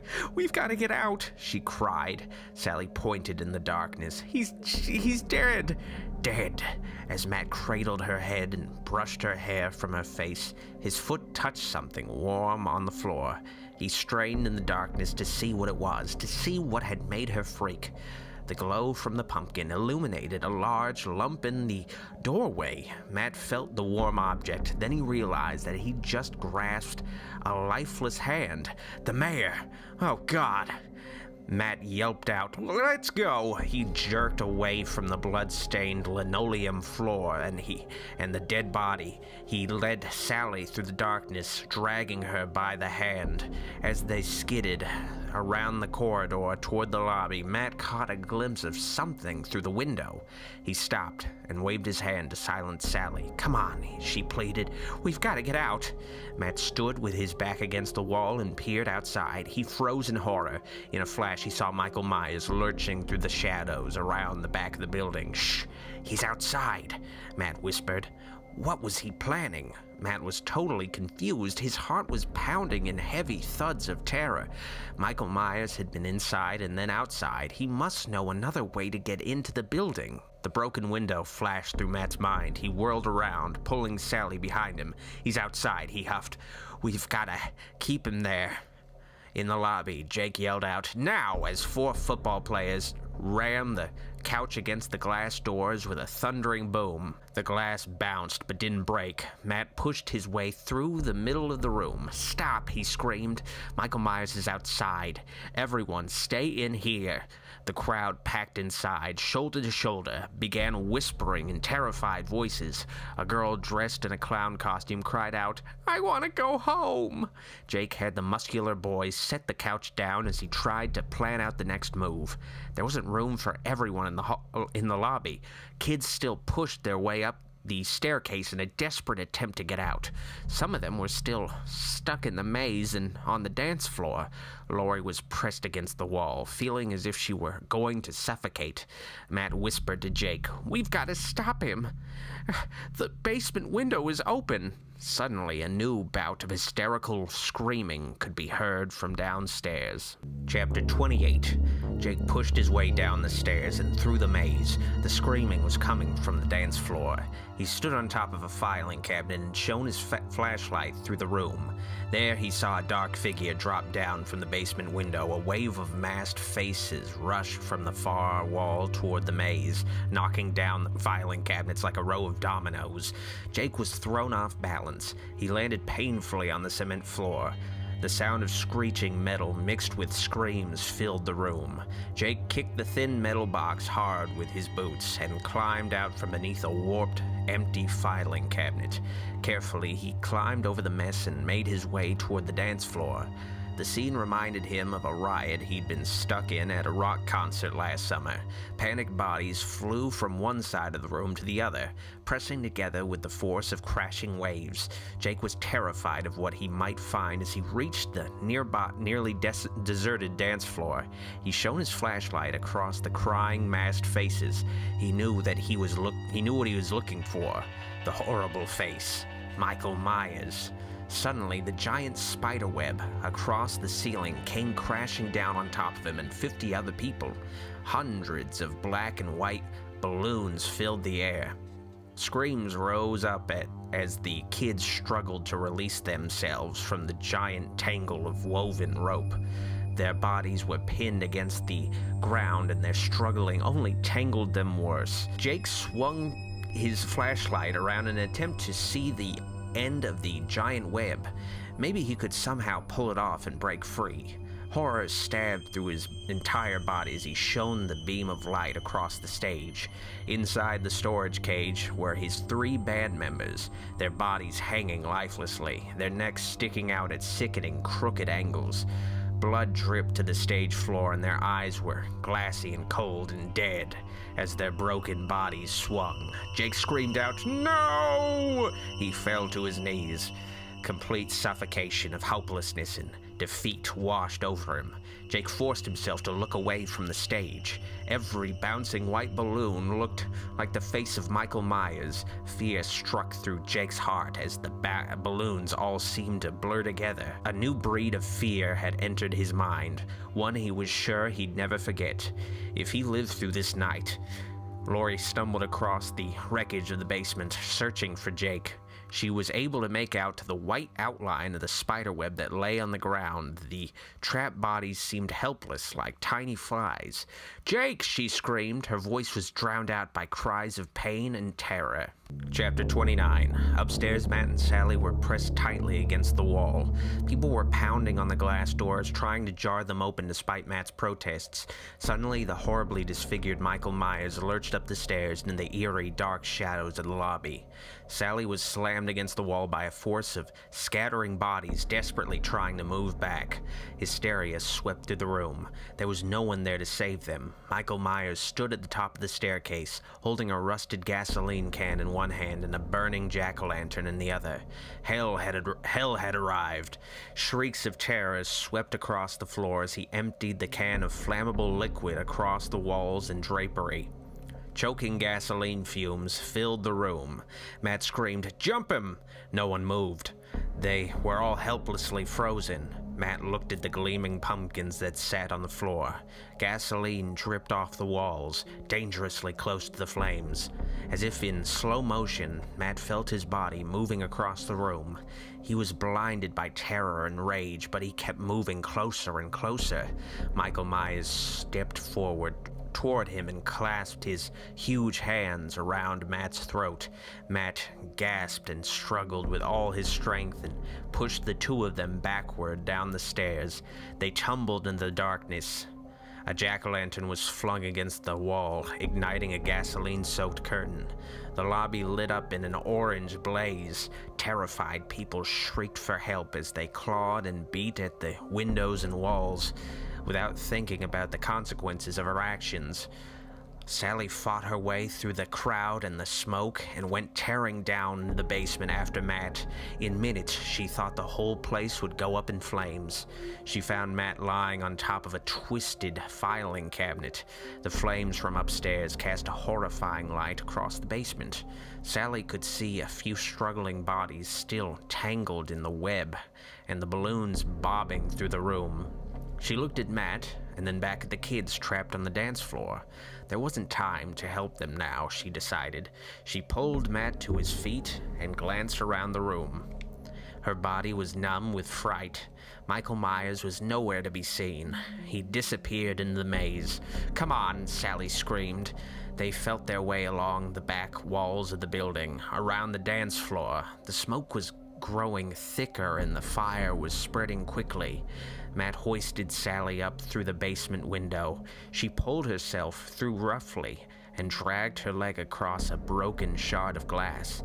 Her leg throbbed painfully as she stood up from the cold, muddy ground. She looked down and saw a bloody gash through her ripped gold stockings. Sally peered back inside, where Matt yelled to her, "Open the back door! You pull, and I'll push!" Sally frantically searched for the back door in the darkness. There! She gasped. She grasped the handle and pulled on the emergency release with all her strength while Matt pushed. The door flung open, and Matt escaped outside. A few others ran out after him. Matt and Sally ran around to the front of the building and climbed the massive staircase.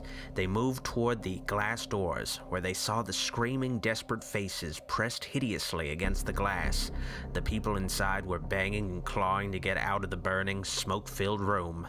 Matt yanked hard on the shovel. Releasing the doors, a stampede of teenagers and clouds of thick black smoke poured through the doors. Just as everyone escaped, the lobby ignited into a total blazing inferno.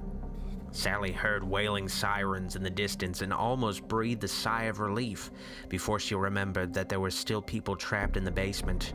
There wasn't time to wait for the authorities. Michael Myers hadn't come out and Laurie and Jake were still inside. Sally screamed, her eyes wide with fear.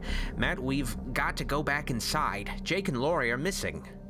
Matt nearly collapsed from exhaustion, but forced himself to be strong. To go on, Sally and Matt ran around again to the back of the building.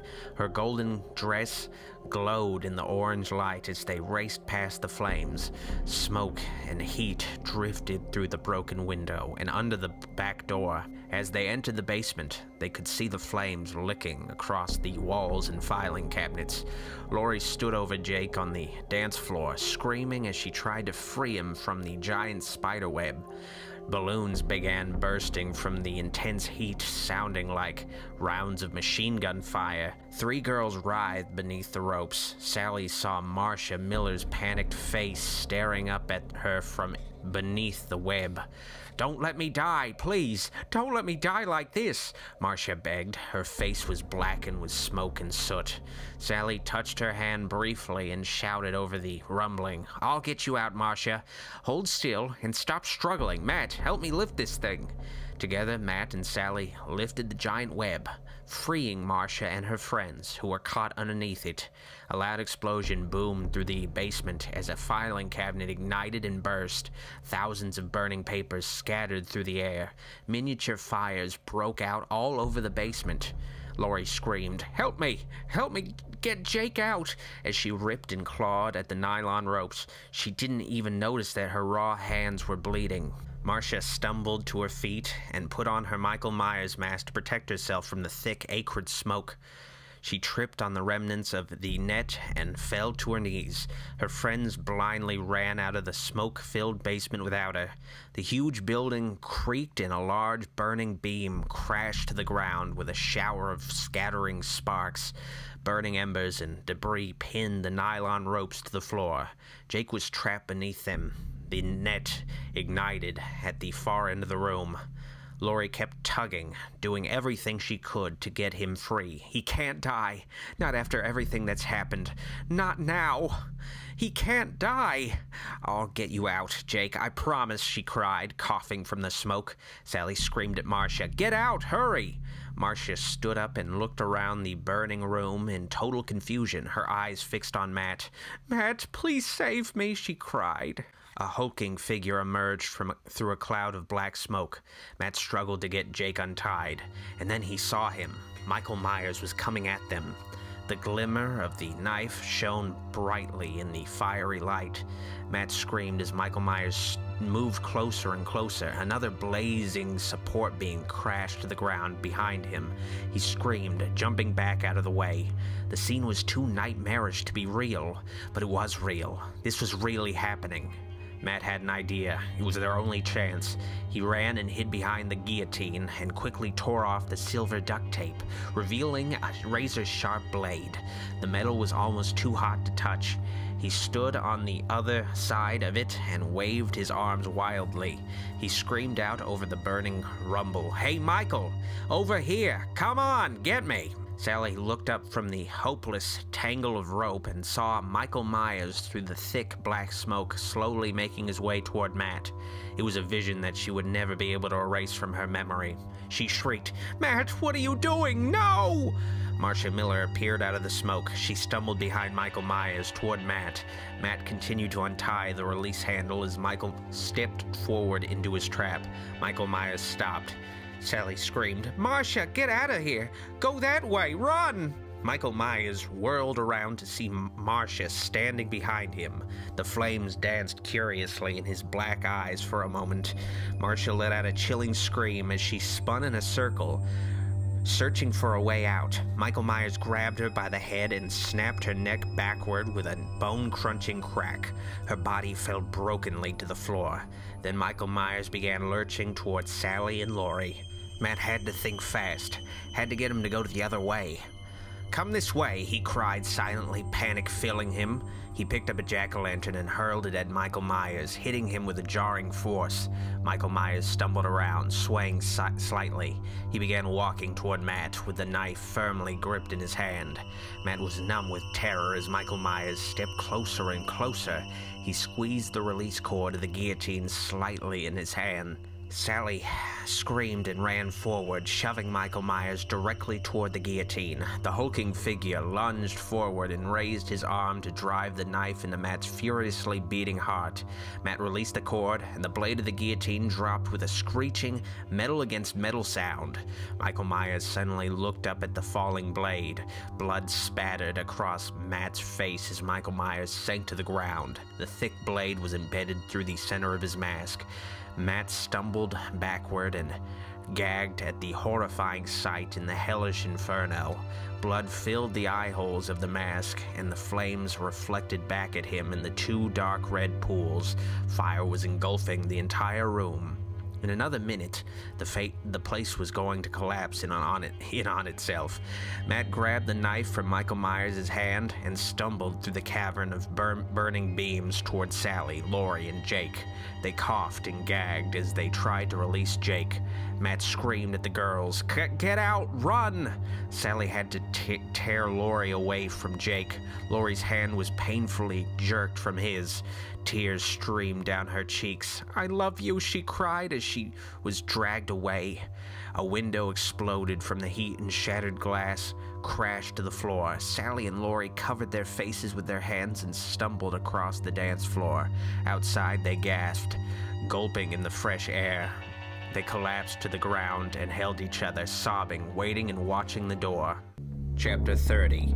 Inside, Matt began sawing at the ropes around Jake. The pain in Matt's lungs became nearly unbearable as he inhaled the hot, burning smoke. The flames were just a few feet from where Jake was trapped.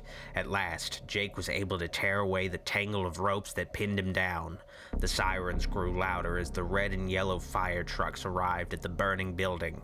A battalion of firemen in yellow suits rushed toward the flaming basement. "It's too hot in there. It's gotta go," the chief shouted. Lori stood up screaming in the flashing lights. "There's still 2 people in there. You have to save them. You have to." She fell to her knees as the building groaned deafeningly. The paramedics dragged the screaming girls away from the inferno door. Sally let out a blood-curdling scream. "No!" Inside, Matt threw his shirt around Jake's bare chest. "This is it," Matt yelled. "It's now or never." Together they faced the wall of flames that towered before them. Jake yelled back, "Now!" They charged through the flames, holding each other up as they crossed under an impossibly burning tunnel of rubble. They reached the door and came bursting out, clawing for air. Matt and Jake laughed with relief as they fell on the cool grass. They were alive. They had made it. A hideous explosion of flames breathed out the back door, spitting out a giant jack-o'-lantern. It rolled to a stop before Matt and Jake. The blade of the guillotine was wedged through its sneering face. The boys' laughter came to an abrupt halt as they sucked their breath in with horror. They stared widely at each other in shock, knowing that Haddonfield had not seen the last of Michael Myers.